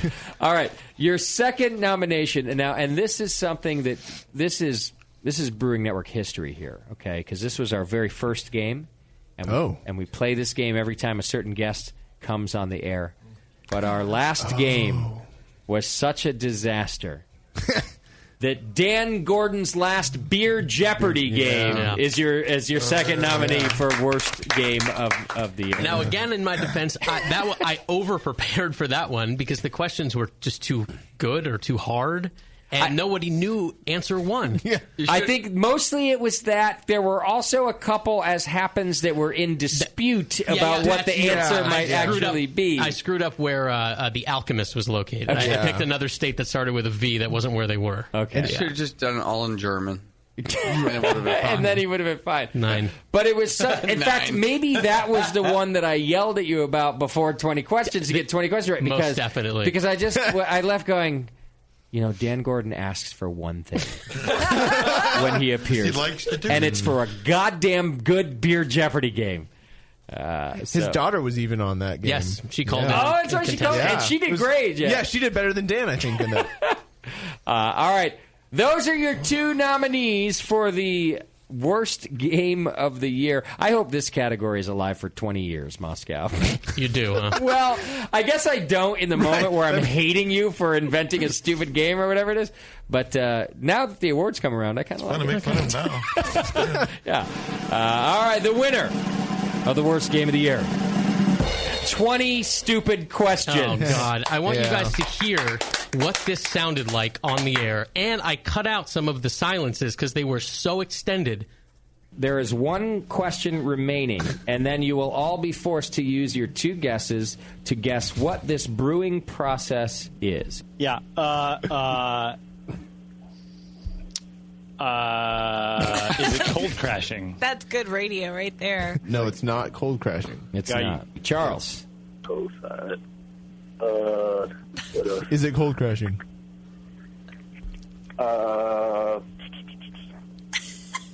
Carbonation, but I think somebody said that. Not packaging. Cold side. Cold side. Dan, what do you think? Fermentation? That was asked. Is it cold crashing? I just saw Moscow's skin crawl again. This is a drinking game. Yeah, I think maybe we ought to switch to drinking games for all Brewing Network contests. Keep it really simple. Beardy did great at that. I love this. This is him doing radio.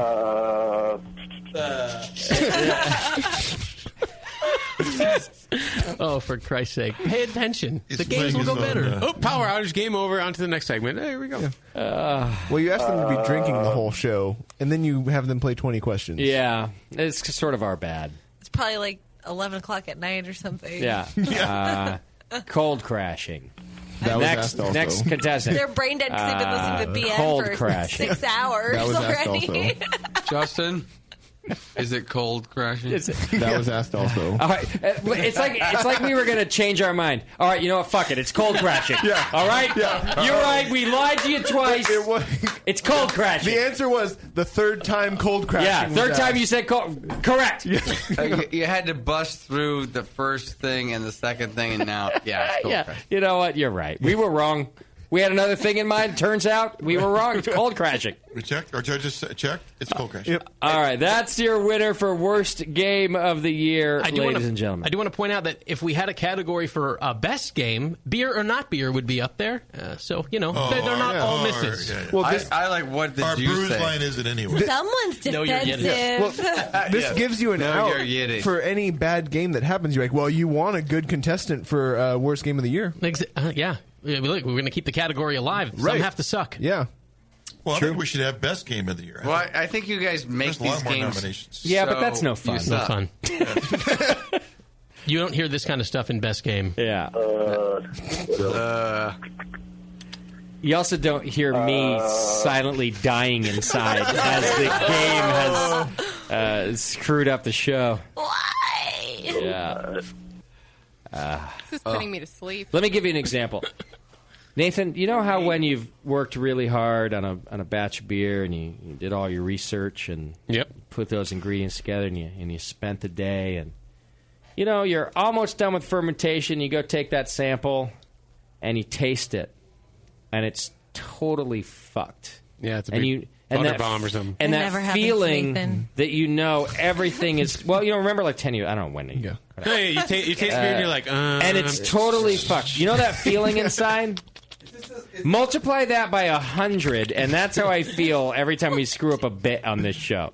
That's the feeling I have inside. It's melting. Especially when the show was good, and then you get in the middle of the game and you're like, are we done? Are we out of here yet? Yeah. That's why your back hurts. That's why my back hurts. It is. This sounds like It's the pressure of bad segments. That's why my back hurts. This sounds like an episode of Ridiculousness. All right. Now, this award is not new, but sort of new and kind of new. Here's all of those at the same time, but not really. That was but not. That was clear. Oh, that's a great segue into a really great radio now. Yeah. Here we go. Well, so here's what happened. We used to have Drunk of the Week. Which led to Drunk of the Year. Right. But we canceled Drunk of the Year in late 2013. So we didn't give Drunk of the Year in 2014. We gave Lifetime Achievement to the drunkiest drunk that we ever had on the show. Yes. Which, as you might remember, was Doc. By the way, thanks for that. Well, this year we didn't even have that because we didn't have any other nominees, really, because we didn't have drunk calls. So we thought then that we would give a Lifetime Achievement Award in general for some great brewing stuff. But then that's not really us either, and we thought maybe we have to save that for our 20th Brewing Network Awards when we can actually reward somebody for achieving something. Well, are they even really rewarded? Well, by getting what one of kind these of awards? reward is I mean, that? If you can't Beardy, I reward think the just reward? being nominated is a reward. Warren. I would. Shut Warren's up. got Yeah. a We're reward. still going to Yeah. sing the song, Hey, right? Warren, shut up. Yeah. Is this telling on my adversity ballot for next year? Yes. Okay. Yeah, we're I'm telling only right. here because you promised we would sing the song. Well, we don't have a Drunk of the Year or Lifetime Achievement. What we do have is this new variation of the same award. Maybe. Shut up, Warren. This award goes to the person who swings hard, hitting both ends of the scale, sometimes kicking ass beyond all belief, and sometimes flopping painfully.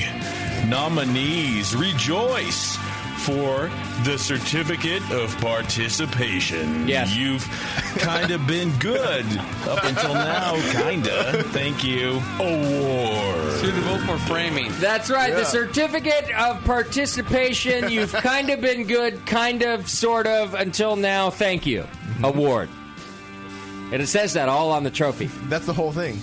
The nominees for the Certificate of Achievement, you've been kind of good, kind of, sort of, up until now. Thank you. Award are John Palmer, ladies and gentlemen. Jean Palmer. Yes. Jean Palmer. Well, and here's why Jean Palmer has been nominated.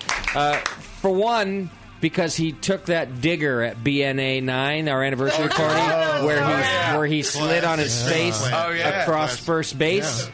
But solid. Yeah. Did not let it go. Didn't let his beer go or anything else. Solid. True athlete. Also, True athlete. in all seriousness, that man has been doing shows for us for years out of the kindness of his heart and because he loves our listeners. So you have a whole plethora of great brewing information on Brew Strong because of John Palmer. Not to mention what he's done, of course, off the network, which is even more. But he's been so good to the BN that we wanted to give him the Certificate of Participation Award nomination. Okay? What's the negative side? All right. The negative side was the faceplant, I think. So, yeah. He did look a little douchey. Your second nominee, or in this case, nominees, are Jade and Roberto from HopTech Homebrew Supply. Yes. Certificate of Participation. They are wonderful sponsors. You'll often find one or both of them drinking quite a bit at our events. And sometimes you want to stay right there drinking with them, and other times you want to make a fast escape. But we always love them, and they're wonderful supporters of the very BN. huggy. Absolutely. In fact, Roberto won Pimp of the Year last year because he had done so much to really promote the BN. He was always talking about it. He's a good guy. Jade's a wonderful. She's a wonderful badass bitch. That's how she likes to be. That's a good way to good way to put it. So there, your second nominee for the Certificate of Participation. You've been kind of good up until now, sort of. Thank you. Award. And finally, your third nominee. Once again, our very own Tasty is in the Certificate of... yes, that's right. In Tasty's case, a chance to win. it's for living this long. Wow. Because as you know, we've been waiting for Piece of work. Yeah, take a few chances. a couple of years now. We've been thinking. It's for drinking the way that you do over a long period of time, every single night of the week. And I know you don't drink a lot, but just the sheer out it's amazing. You just do it at home. And I rarely drink at home. Yeah, that might be a good That's why I'm never No, out I there. see. I think he's saying that I might drink even more, but I do it at home. Yeah. But you're out and about. He's out and about. No, you can drink more at home. Spreading the word. Yeah. And then finally, it's the amount of both female acceptance and rejection all in one every night of the week. Just we love taste. Oh, I have to go. I'm young or whatever. All in one. It's all rolled up into one, Tasty. It's all about me and the undateable girl. Certificate of participation for... Okay. Those are your nominees. The That's winner great shit. of the Lifetime Achievement kind of good, sort of up until now, thank you award, John Palmer. All right. John Palmer. Greetings.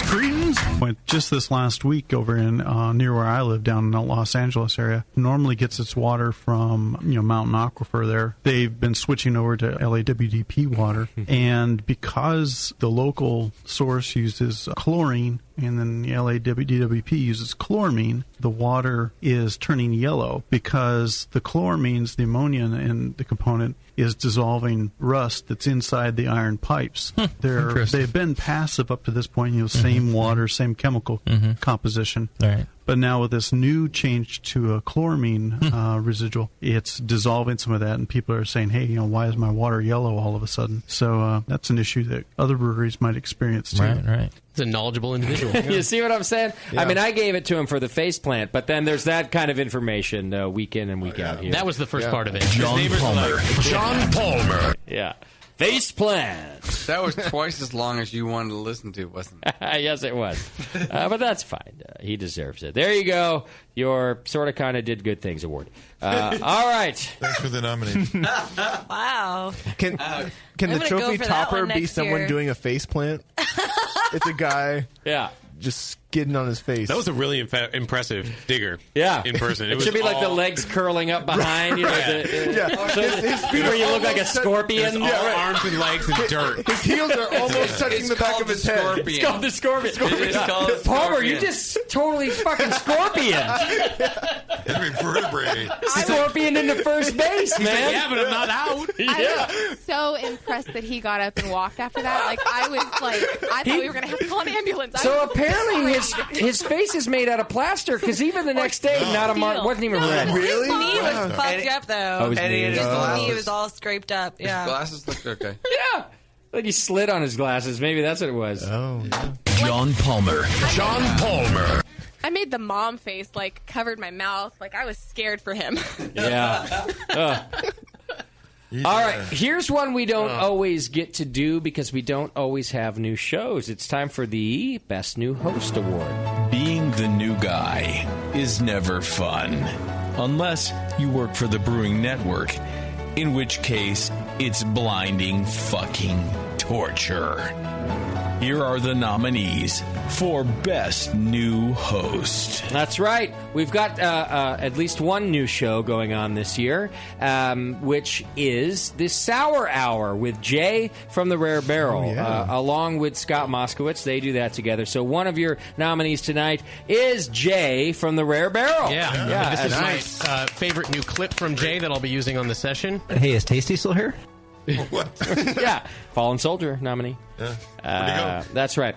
Now, your other new host, this might confuse you a little bit because he's been around for a little while, but we didn't consider him a brewcaster, I think, and a real, one of us until 2014. I still don't. Your other new nominee for Best New Host is Beardy, ladies and gentlemen. Yes. Well, as Nathan stopped coming to shows, Beardy started stepping up and really, sometimes I'm honest during the awards, actually started contributing some great things to the program, some good questions and some very nice attributes for our new brewcaster, Beardy. Oh, well, thank you. Yeah, now an official brewcaster. It wasn't so far from his long blonde hair. Right. That was a requirement. Yeah. Right. Mostly we wish that Candy would show up at the show more often. But other than that, I think you've done a decent sort of kind of good job. She goes to bed at 7:30, so she wouldn't be here for very long. Well, we start at 6, and Really? so... All right, so those are your two nominees for Best New Host, Beardy and Jay. Oh, wow. And the winner, Best New Host of 2014... Jay from the Rare Barrel. You're such an asshole. Poor Beardy. He's right here in front of me. Yeah. Sour Hour. So, how many is that now? Goodwin. Really, ripped up. That's 2 awards that I didn't win tonight. That is Well, awesome. you got nominated twice. I've only been nominated a few times. That time. The Sour Hour. First episode. This is training camp here for me today. Never hosted anything except for maybe a couple of high school parties when my parents were out of town. But I do love talking about sour beer, and that's what we're going to do. And one of the beers we made at the brewery was a beer called Hottenroth Berliner Weiss. This is 100% Brett fermented beer, but really the star of the show is lactobacillus. I love the fermentation characteristics. It was a primary fermentation with Brett and lacto. So I basically wanted to do that for the first beers at the Rare Barrel. So we did. Jay, killing it on the Sour Hour. Great info. Good job. I thought we'd play a clip of Beardy being a good host too, but I couldn't find any, and so we just Right, that makes sense. That's why I lost. So we just I mean that was part of the thing. Right. We were like, well, shit, if Right. we can't find one, maybe we're mistaken. However, the nomination stands. I mean, don't get me wrong. You're definitely still nominated. Do you need me to call in so I can cancel my nomination? Yeah, like would you go in the other room and call in and yeah. Ladies and gentlemen, Jay is on the phone to accept his award from the Rare Barrel. Jay, congratulations. Woo! Oh, thank you. Live via satellite from Berkeley. Long-time listener, first-time caller. Thank How's it going, guys? Right. Well, Jay, your show is wonderful. We're so happy to have you on board, and you beat out the incomparable Beardy for Best New Host. Yeah, jerk. Well, it's not too hard. At least I can, see where the microphone is. Oh, that's my problem. Yeah, he didn't have to overcome any adversity. Yeah. So, but you're making this really awkward because I'm going to see Beardy on Friday, so there's going to be some fisticuffs. Yeah. What gravity do you want that word to come in at? Hawk a loogie in now we're in trouble. No, shit just got real. Anything you'd like to say to your adoring fans, Jay? Just all credit to my talented and beautiful co-host, Evo. No, she's good. She's really good. Yeah, that's true. Where would we be without her? Well, that's wonderful and very kind of you to give props where props are due. And Jay, we love having you, man. Thanks for doing the show. It's what we really wanted to say was thanks for doing the show with us. Thanks for having me, guys. And, look forward to our next show on Thursday and seeing everyone out at Winter Brews on Saturday. Hell yeah. Beautiful. Yeah. Come in Thursday. We'll have some Rare Barrel on tap. You can watch Jay do his thing, and I recommend you do. He's really a great guy and a good host, and the beer's fantastic. And then, of course, Winterfest will be pouring there as well. You and Alex are both coming to Winterfest to hang out with us, too? Yeah, we're celebrating Alex's birthday, actually. So Beautiful. Oh. All right. Well, I expect to see you there, and we'll have a good time. Congratulations, Jay. Thanks, guys. See you later. Later, Jay. Cheers. Hey, is Tasty still here? All right. Your best new host. Can I just jump in for a second and say that during that, Scott got a text from John Palmer. I know that because his phone's in here. And it says, "Thanks, guys. My son is laughing his ass off." Oh, he's listening. Wonderful. See, everyone listens to the award show. Oh, yeah. They just want to know if they won. Really should, Right. because we had the You whole know. red carpet thing. Yeah, more like we want to make sure we didn't get nominated for something embarrassing. Now, this one I don't know if I even did last year, and I'll explain why in a minute.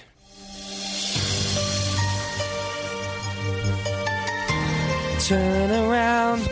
Every now and It's then with great honor Definitely not right. that I now announce an award that I will never receive. An honorable award, not for perfection, but for just getting a little bit better. It's the Brewing Network 9th Annual Most Improved Brewcaster Award. That's right. You might remember that I used to give this award out annually when we used to improve. Remember that time? Yeah. And in the last couple years, I've been struggling to...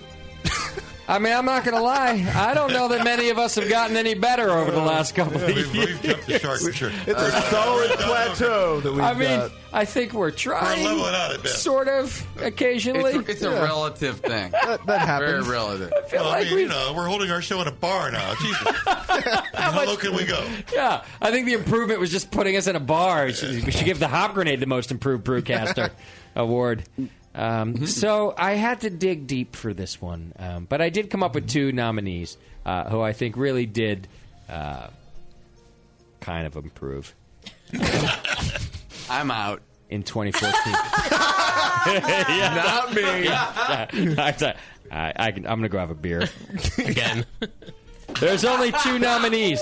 Your first nominee, and it's a bit of a contradiction because he's a new brewcaster, for Most Improved Brewcaster is Beardy, ladies and gentlemen. Yeah. You can rob him from another award right in front of his Well, when Beardy first came on the program, I think it's hard to find your place and know when to ask questions. he's a little incriminated by JP. But in recent shows, I've actually really relied on Beardy to ask some great questions and dive in there, and I think you've been doing so. And probably even with me yelling at you to shut up, that you're still getting questions in there.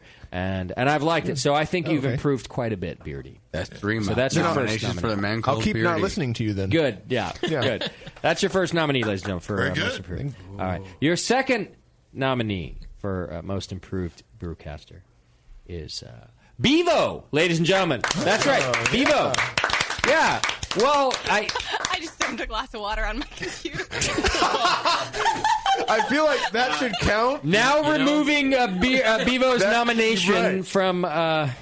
Clumsiest. And by your computer, whose computer do you mean? Oh, I don't mean actually on the computer. Okay. And the good one's over here. You're fine.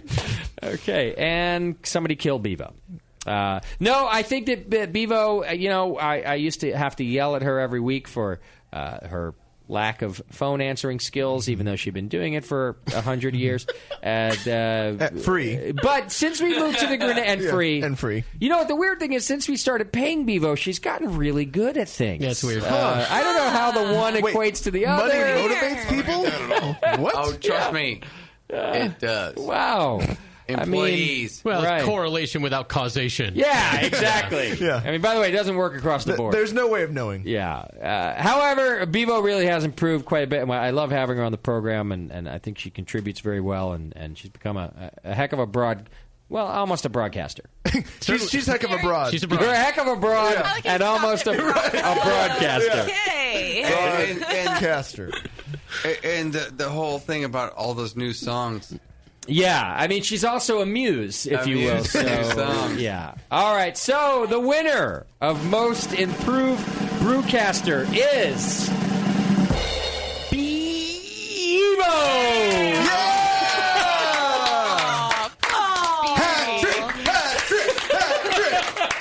From almost unnominated to wow. a win. Oh, yes. Bevo wins. Beardy's like the new Nate Smith. He, in a lot of categories, but not a win. Yeah. You just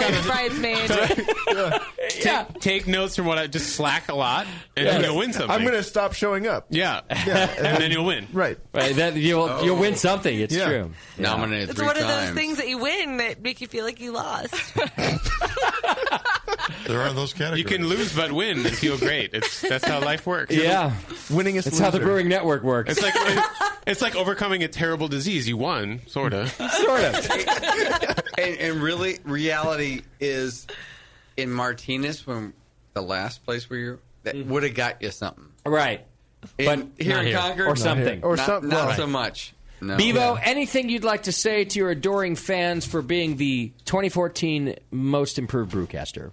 Well, I'm happy that I've improved. That does make me happy. Me too. I'm a little sad that it had to happen once you started paying me. I didn't realize I was that type of person. But I am. So just imagine basically, what could happen if you paid me more. Wow! Imagine that. Well, we'll see what 2020 brings when you get a raise. She turned that around. We will see. I'm glad I talked more. We can expect some great call screening in 2025. We are paying her 70 cents on the dog, right? I just want to make sure. Yeah. Shut up. Oh, yeah. Well, you got to keep that glass ceiling nice and in place. Right. She does make 30 cents less than every other brewcaster. Right. Of course.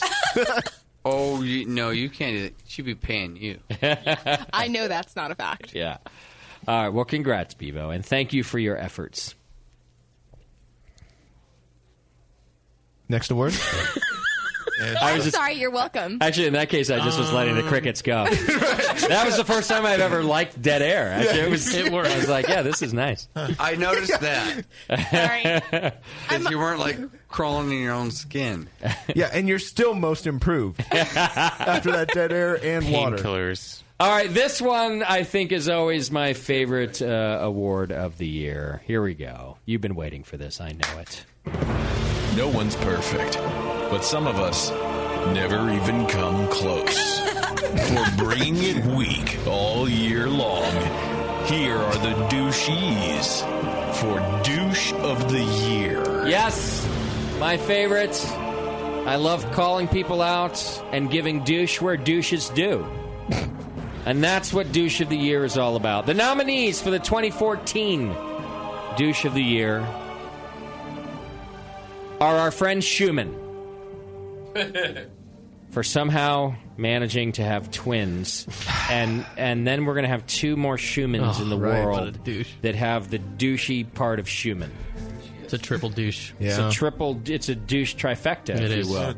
Yeah. And so I just had to put that one in there. Perfect storm of douchiness. Yeah. Your second and only other nominee for Douche of the Year is me, ladies and gentlemen. Oh! Yes. What? I am a contestant. I haven't been a contestant for Douche of the Year since our very first Brewing Network Awards. I'm back in the running this year for this.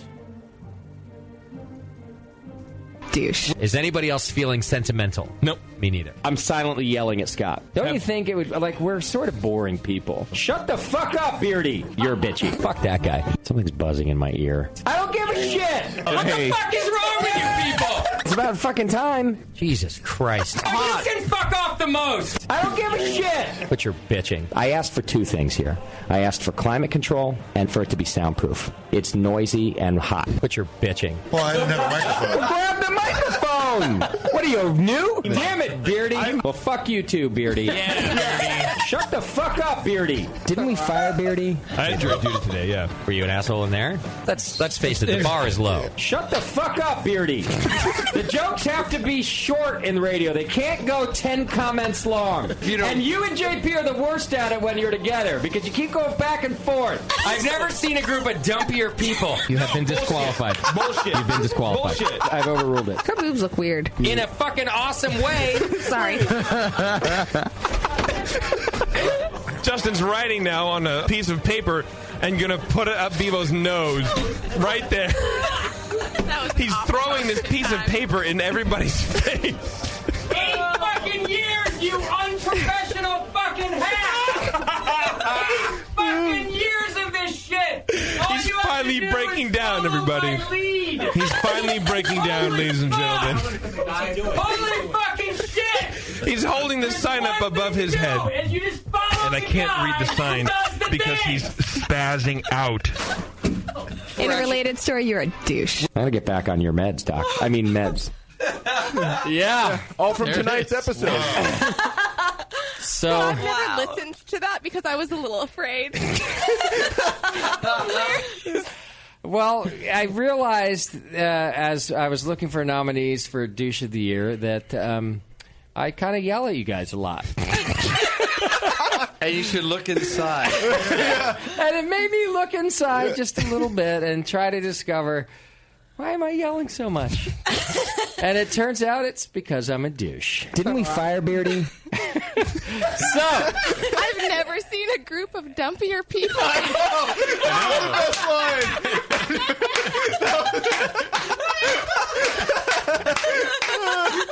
Or who the hell said, I had jury duty today, and Justin says, were you an asshole there, too? Where is that? Wasn't there a line that Bevo said that was douchey in that whole clip? She just called him a douche. Oh, I said somebody had dumpy In a related story, you're a douche. no. All you have to do is breasts. follow my lead, though. That was the moment where I thought you really were going to crack, Justin. oh, I cracked. Don't. He's holding the sign up above his head. And I can't read the sign because he's... What show is that? Make no mistake, I fully broke. That was Nathan. the calendar moment. that was it. You did. I think you did. There is no mistake. There was no bit. That was not a false emotion. That was real emotion. I broke. That was the height of any moment in Martinez. At the old studio was that one. Yeah. Never been it more was all thankful. about, can we support this sponsor? Yeah. Can you guys just be professional and just roll with me? And Her we boobs are didn't. uneven. We did not roll with him. Her tits are kind of Agreed weird. with me. In my defense. So I think it goes without saying, ladies and gentlemen, your 2014 Douche of the Year is me. Yeah. And, I would like to apologize, but it would be insincere. Yeah, you're not sorry. If you guys would stop fucking up all the time, maybe I wouldn't have to yell at you about doing stupid things. If I could just get in one more thing. Yeah. Shut up, Beardy. You won't roll with me. Jesus Christ. Hey, Scott, was that a lot of fun putting all that together? Well, Scott was like, was that like hitting your boss over the head like with a hammer? There was more material than I knew what to do Exactly. with. He had to ask, so how long do I have? I had to trim it down. Yeah. Well, I said for the first time ever, he had no trouble finding clips. I was like, Scott, I'm every night. Here's what I'm going to do. I'm pretty sure that I'm the douche of the year. Could you do me a favor and go through the shows really and look hard. just see if you can find things about me yelling. If one happens to pop up, you pull it. Apparently, it's every show. Yeah. Anyway, my acceptance speech goes something like this. Fuck you guys. I do apologize for that show because I saw it running awry, and we should have just followed you, and we just you piled on. We fucked. You piled on. And it's like, yeah, exactly. Well, but that was just one show. I mean, for every maybe justified rant I have, there's probably 3 that are that one like every time I scream at Beardy, for example. That one blew up to the point where you just. If you had a fucking shotgun, we'd be all dead. Well, and I don't know if you guys. I know Scott remembers. It went on after the show too. Yeah. I don't remember what show that was. After the show, most of you left, and I think maybe it was just Beardy and Moscow came back up to the studio, and I lost it again. And I wasn't screaming at them per se. I was just screaming about how it went. I'm telling you, there was nothing fake about that one. No, there wasn't. I lost my shit. You actually you quit therapy the next day. I did? Yeah, I believe that. The next show. You came on the next show, and your shrink had apparently been like, well, that was the breakthrough I was waiting for. And you finally let it all out. Well, that's true, because it was a Monday show, and I had therapy every Wednesday. And so, I think I went in there, and I was like, I feel good, bro. All of a sudden, I feel great. Yeah, got it all out. That was so about, hey, take my lead. Yeah. And none of us did.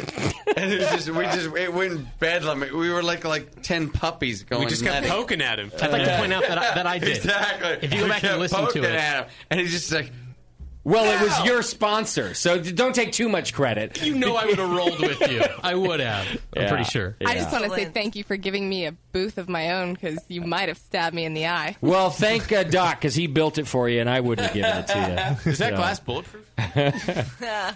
Yeah, so there you go. I'm kind of proud of my, douche of the year this time. Not everybody can be douche of the year. Yeah, exactly. I mean, you got to really, in my opinion, in the history of douche of the year, you kind of got to earn it. It takes work and effort. You did. Like, there are 2 awards we take pretty seriously. One of them is beer of the year, and the other one is probably douche of the year. If you get it, you were kind of a douche. Yeah, it's confirmed pretty much. So, all right, let's get to maybe my second favorite award of the night. And this is because it's really based on what listeners think and also a reflection of how we did here in the studio.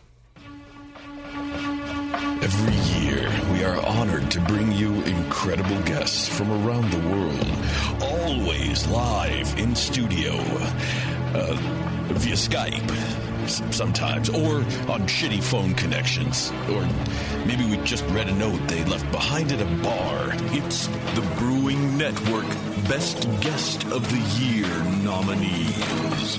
That's right. This one's fun because we get to reminisce about some good interviews that we got to do and nice people that we got to meet. Also, usually resonates with our listeners how we did. We have audio for this one, yeah? All right, the nominees for Guest of the Year are Luke and Walt Dickinson from Wicked Weed Brewing Company. Nice. Yeah.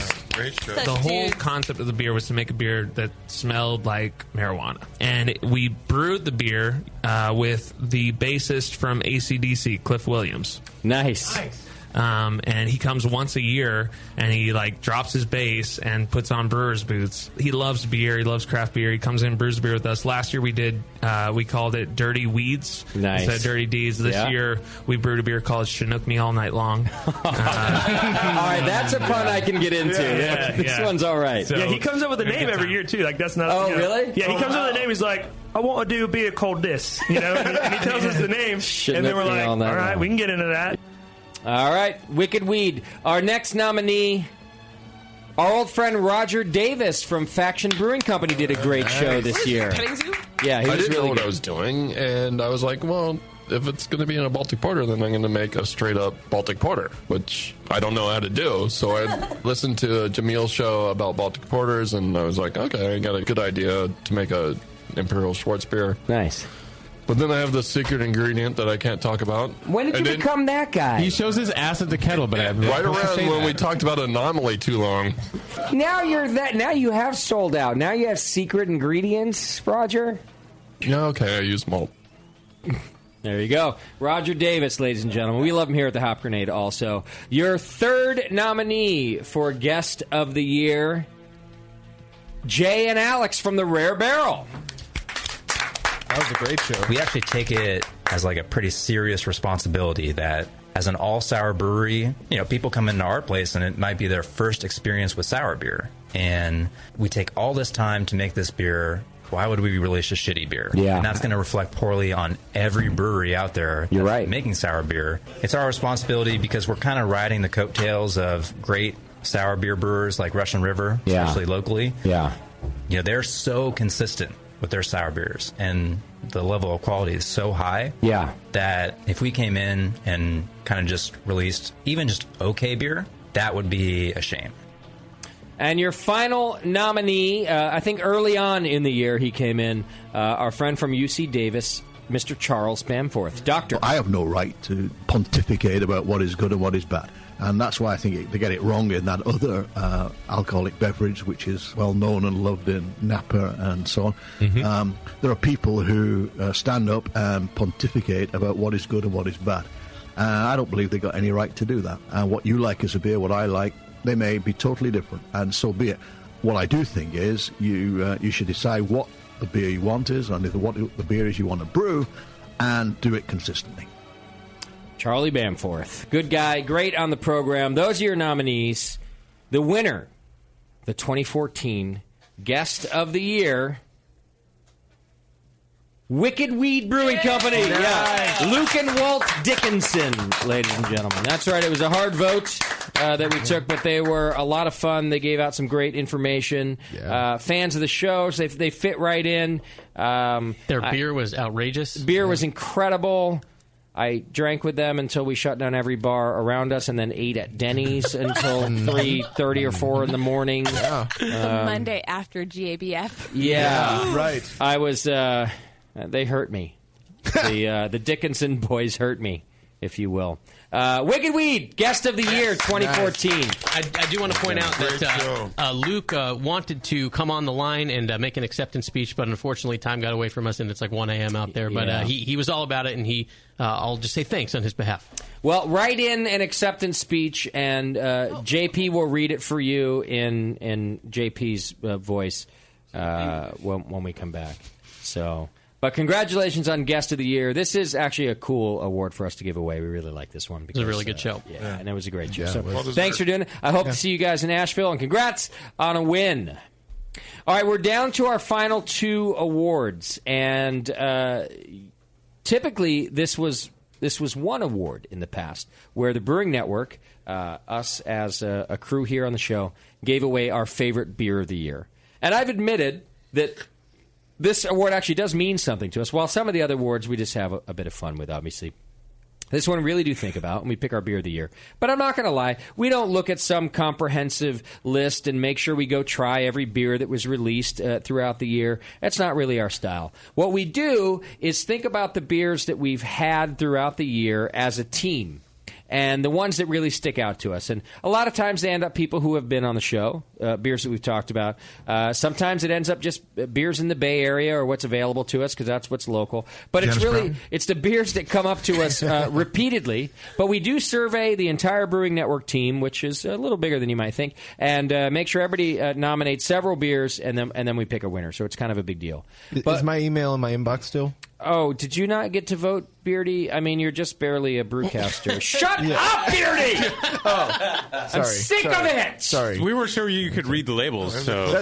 I might have read the email, or at least stared at the screen. Yeah. Stop staring at blurry emails! Yeah, sorry, guys. All right. Yeah, it was there. You just couldn't see it. Yeah. Now we only send voicemails to Beardy so that he can hear... that I can hear. Yeah. Topic, beer of the year. Send a courier. Beardy, please tell us which ones are your favorites. Oh, All right. Jan's Brown, right?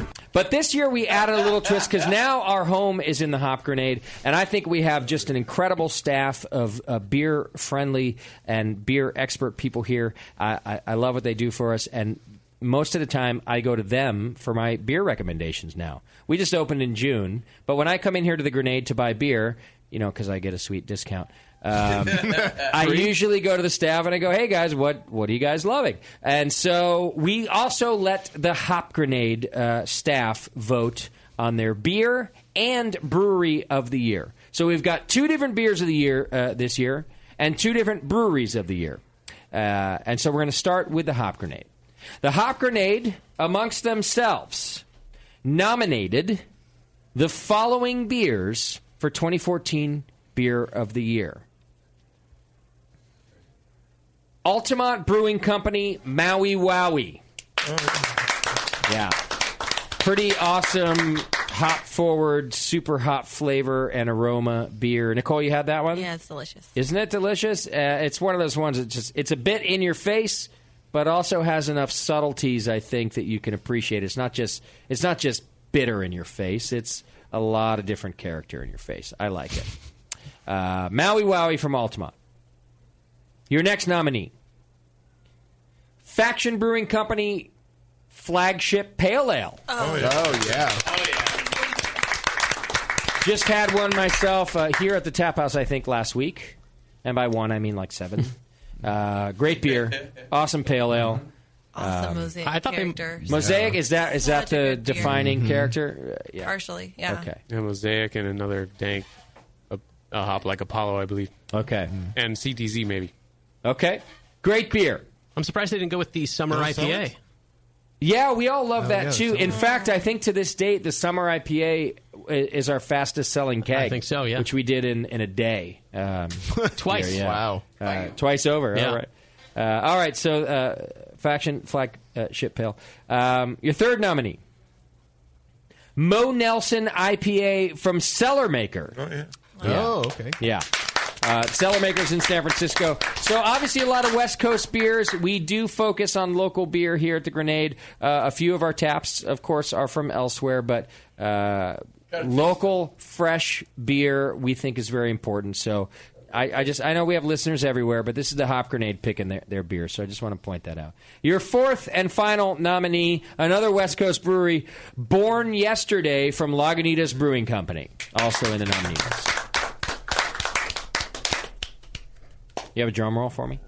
I do. The winner of your Hop Grenade Beer of the Year, Mo Nelson IPA from Cellar Maker Brewing Company. Nice. Coincidentally, they also won Brewery of the Year from the staff. That's right, both the beer and the brewery, because we consistently like everything that they give us here. I have a feeling that it was a pretty close. I didn't see all the results, but we all love Altamont around here too, and I have a feeling that Altamont was a pretty damn close second. But Cellar Maker, I think Mo Nelson all of these IPA. beers have Mosaic in them. Oh, is that right? I'm not sure. Do you think the Grenade is Mosaic heads? I mean, that's the hop of the year, really. Interesting, I mean, yeah. every great IPA, pale ale came out of that. Heavily featured that hop. Yeah. I'm really the odd man out around here. They're like, hey, do you want this? No. I'll take the pale ale again, please. But yeah, they picked some good ones. So good job, Hop Grenade staff.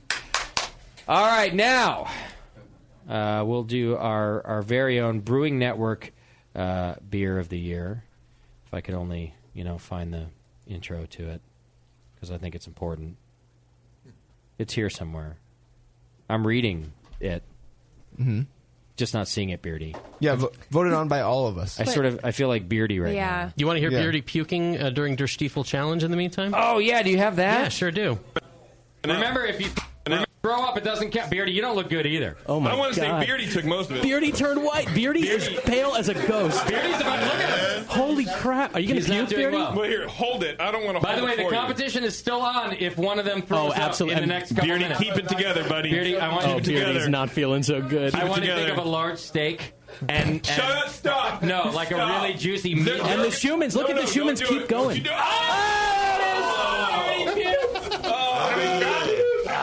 no beer, though. It's food. There's no beer. It's only food. Don't worry. Dan Gordon said we won. He did. So that's fine. We had stolen two things from Dan Gordon that day: Beer Jeopardy, and then finally his voting rights. I think we stole a bunch of Chinese food too. Oh, that's true. Afterwards, we did. I feel like in that scenario, we were lucky that Warren puked and didn't just pass out onto the ground. Oh, I disagree. I feel like that would have been great radio too. That was the longest 20 seconds of my life. You know, our time slowed for me. We have a wonderful young lady who works for us here, Ashley, who's an EMT, and I feel like you could have passed out right on the floor. It would have made for great radio. You would have been revived. Maybe even with the paddles, which would have made it more fun for me. I mean, we would have stayed on air the whole time. Oh. And, and watched you just convulse. Well, what about like CPR? Like, yeah, I mean, maybe she would have started with CPR, but I feel like she would have at one point had to do paddles. Even if I was conscious. Oh yeah, you'd be like, no, I'm good. I'm here, guys. And then I would have to say, I still don't think he looks like the Beardy that I know. So you should paddle him. Paddle. With the defibrillator, not with a wooden... Clear. No. I mean, I'm talking clear. Oh, yeah. Yeah. I'm talking the lights are going to dim, sort of, when it happens. Yeah. Oh, yeah.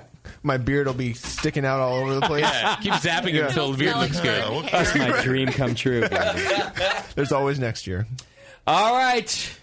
Your last award of the night, the Brewing Network's Beer of the Year, maybe, at some point here in the near future. Yes. We live in the very best time to be a beer drinker. Still, some suck and some rock. Here is the 9th annual, completely scientific Brewing Network Beer of the Year. All right, so this one nominated all by Brewing Network staff. Oh. Excuse me, guys, sorry. Their first nominee, Heretic Brewing Company for Taffel Bully. Yes. Yeah. This year's batches. How many batches were there this year? One. There was one, right? Yeah. It was stellar. Who knows? Yeah. This one showed up on all of our votes. Great beer. Your next nominee, Wicked Weed Genesis. Yeah. Not a West Coast beer, obviously, but something we got to enjoy on the show that we all just absolutely loved. Your third nominee, he won't like it, but Faction Anomaly. Yeah. Big hit. Yeah. Oh, my audition just crapped out. Yeah, Faction Anomaly. Now, of course, he thinks it's a gimmicky beer. He doesn't want to be known for that, but we loved it. Every time we put it on tap, it goes crazy, and definitely worthy of a beer of the year. Has he had to continue making it against his will? Yeah, I think he's still, yeah, Oh, poor exactly. Roger. He's stuck making it now. It's not again. It's just awesome. It's not as much of an anomaly anymore if he's continuing to make it, though. Yeah. He will be that. He will need that guy that's going to protect his. Use a microphone, please. No, he's going to have to use that guy to protect his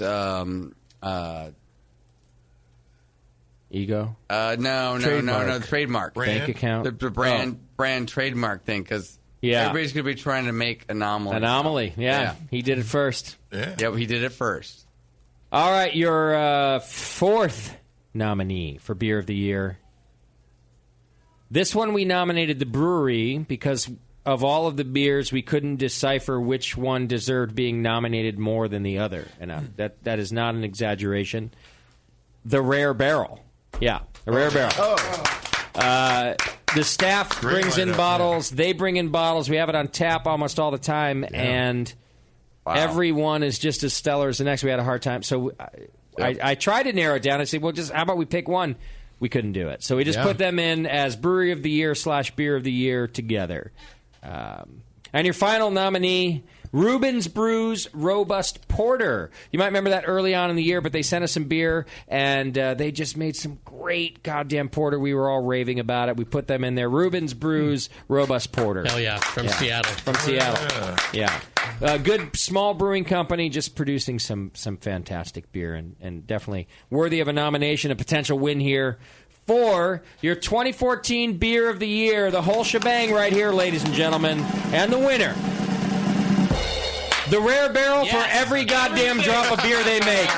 Yeah, absolutely. I mean, good Lord, we every single drop of beer that we had from the Rare Barrel, and we can be dicks. I mean, let's face it. Some of us douches. Some of us douches. Even we sit around and we pick it apart and we try to go. Well, I don't know. I mean, it doesn't have that in it. Right.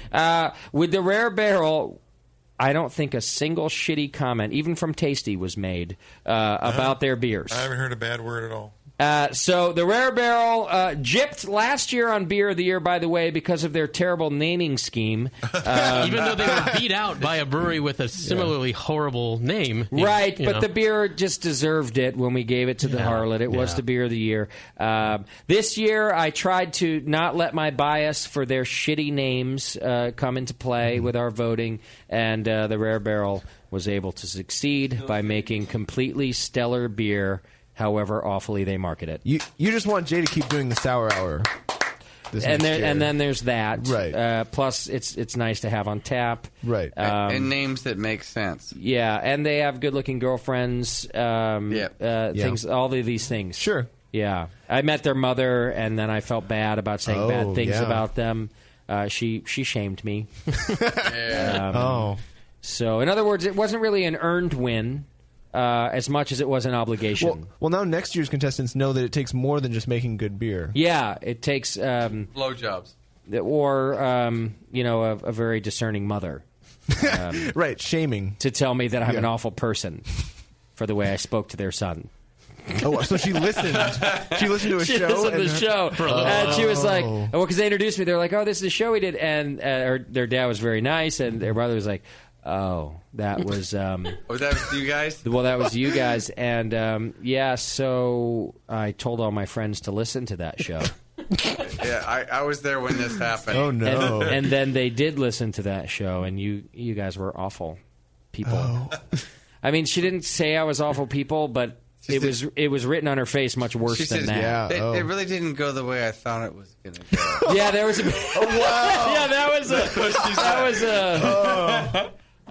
However, I listen. I digress. Actually, this was given to them because their goddamn beer is amazing. Oh, absolutely. The Rare Barrel, everything you make, was the Beer of the Year for 2014. Amazing stuff. And that, ladies and gentlemen, is your 2014 Brewing Network Awards. Thanks for listening, for playing along, and for all your contributions throughout the year. We encourage our listeners and characters to participate with songs and calls. And, just because we eliminated Drunk of the Week doesn't mean you don't call in and have a little fun with us. In fact, we welcome drunken calls, as we always have. So continue to do so. And, we'll keep trying to call Antarctica. Right. Yeah. Once they get phones installed there, we'll get through. I mean, figured he could just yell really loud. Yeah, I mean, what happened? Yeah. At least yell up to Argentina. Right. There was a good moment too from one of our homebrewers of the week.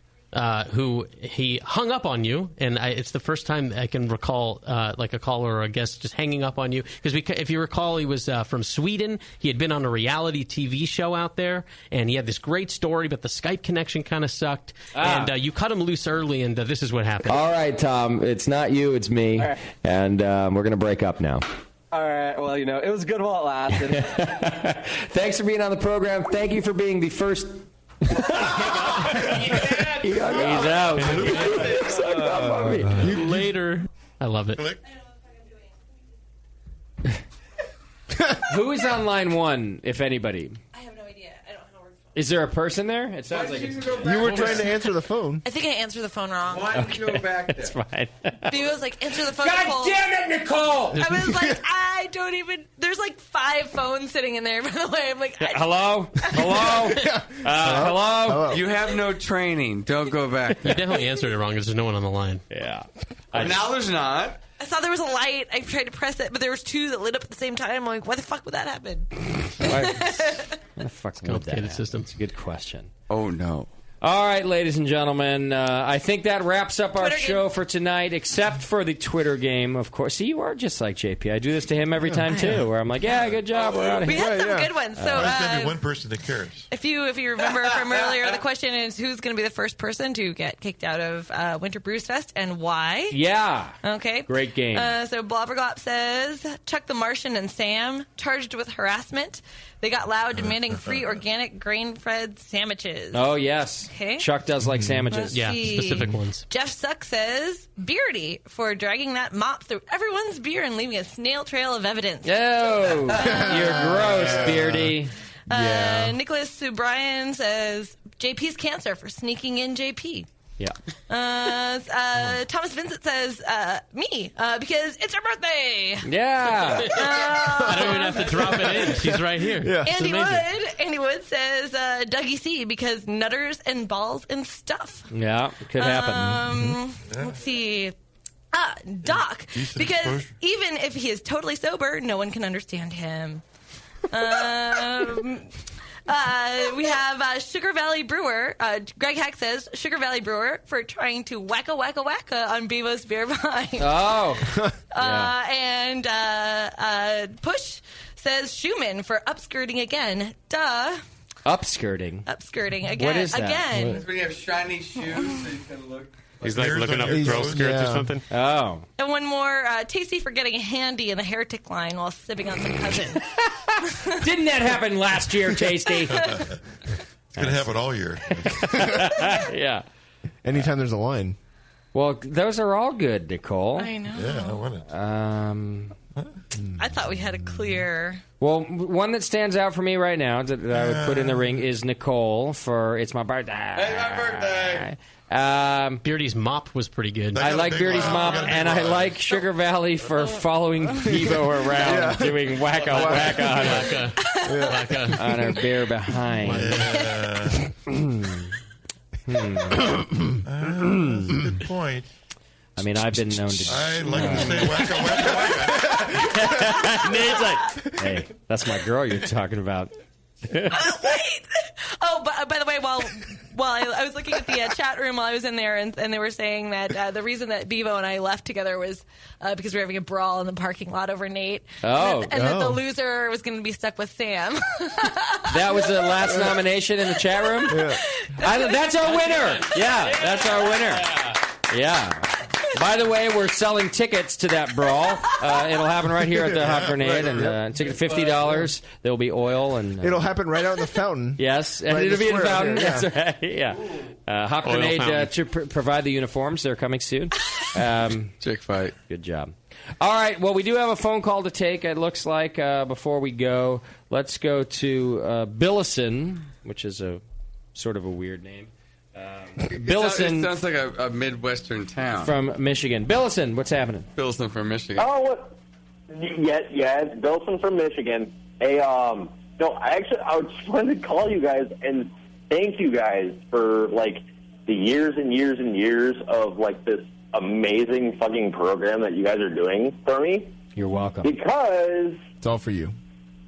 Guess what I just got today? What did you just get? A handy? Yeah, I wish I got a fucking handy, but okay, what'd you get? No, I just got offered the brewmaster position at the latest store in my town. So, well, congratulations! Very nice. That's cause to celebrate, man. Yeah. Good job. That's great. Did you submit your homebrew to them? Did you do any of our recipes? How'd you do that? Yeah, a couple of them, but there's one other person that's not listening right now that I really, really, really need to thank. Okay. And that's Millsy. Mills, yeah. Oh, yeah. He's actually the one that introduced me to you guys, and he got me into judging. Well, that's great. Mills is a good guy and also a good brewer, so that's good people you're running with. Dude, he's the best. The only problem is on the opposite side of the state from him right now. Oh. He didn't get nominated for anything tonight, Mills. I feel like the last several award shows he's been in there somewhere. Should have put him in Fallen Soldier then. Yeah, no kidding. Where you at, buddy? Yeah. Well, All right. I'm over near Flint, and he's on the other side of the state. So Okay. Well, Billison, thank you for the call, and congratulations on your brew gig, man. That's awesome news. Hey, thank you guys, man. I appreciate it. Cheers, brother. I hope to have your beer soon. Send us some. Hey, cheers, man. All right, don't send it to Scott. Thank you, Billison. No, anybody else? You get a bottle. You definitely get a bottle. A bottle. All right, there you go. All right, so listen, we don't have JP here to do the closing segment, so I don't really want to play JP's an asshole. It's our normal closing song. I feel like the best audio of the night was me screaming at everybody. The douche. Should we make that our outro so people can hear it again? Me being a douchebag? I think you need to hear it again. So I can maybe correct? Is that what you're saying? Kinda. Doc? All right, so hold off. I'll just have you play it as our outro. Don't do it as a bed. Let me just... thanks, everybody, for another great year of brewcasting here at the Brewing Network, both our staff in this studio and outside of the studio, and to the listeners. We love you for listening. We can't do this without you. Next week, we're back with Winter Brews Festival on Saturday, but more importantly, probably for you listeners, is Society Brewing Company in here, inside the studio on Monday. Societati. Yeah, they like to party with us, too, so And they like nutters. Yeah. Nutters. They might wear nutters. And Nutters. get weird. So I know they're a lot of fun. We're going to have them here on the program. Don't forget, we have other shows on the BN2. Dr. Homebrew, The Sour Hour, Brew Strong, Brewing with Style. I mean, you name it. We got some stuff for you, and I think some more shows in the pipeline for 2015 as well. So, more shows in the pipeline for this week. Sour Hour and Brew Strong this week. All right, Thursday, Friday. So thank you all for sticking with us. Another great Brewing Network Awards. Thanks to Melovino Meadery. And what a good time. Take us out of here, please, Moskowitz. Is anybody else feeling sentimental? Nope. Me neither. I'm silently yelling at Scott. Don't you think it would, like, we're sort of boring people. Shut the fuck up, Beardy. You're bitchy. Fuck that guy. Something's buzzing in my ear. I don't give a shit. What the fuck is wrong with you people? It's about fucking time. Jesus Christ. You can fuck off the most. I don't give a shit. But you're bitching. I asked for two things here. I asked for climate control and for it to be soundproof. It's noisy and hot. But you're bitching. Well, I didn't have a microphone. Grab the microphone. What are you, new? Damn it, Beardy. Well, fuck you too, Beardy. Yeah, Beardy. Shut the fuck up, Beardy. Didn't we fire Beardy? I had jury duty today, yeah. Were you an asshole in there? Let's face it, the bar is low. Shut the fuck up, Beardy. The jokes have to be short in the radio. They can't go 10 comments long. And you and JP are the worst at it when you're together because you keep going back and forth. I've never seen a group of dumpier people. You have been disqualified. Bullshit. You've been disqualified. Bullshit. I've overruled it. Her boobs look weird. In a fucking awesome way. Sorry. Justin's writing now on a piece of paper and going to put it up Bevo's nose right there. He's throwing this piece of paper in everybody's face. 8 fucking years, you unprofessional fucking hack! 8 fucking years of this shit! He's finally breaking down, everybody. He's finally breaking down, ladies and gentlemen. Holy fucking shit! He's holding the sign up above his head. And I can't read the sign because he's spazzing out. In a related story, you're a douche. I gotta get back on your meds, Doc. I mean, meds.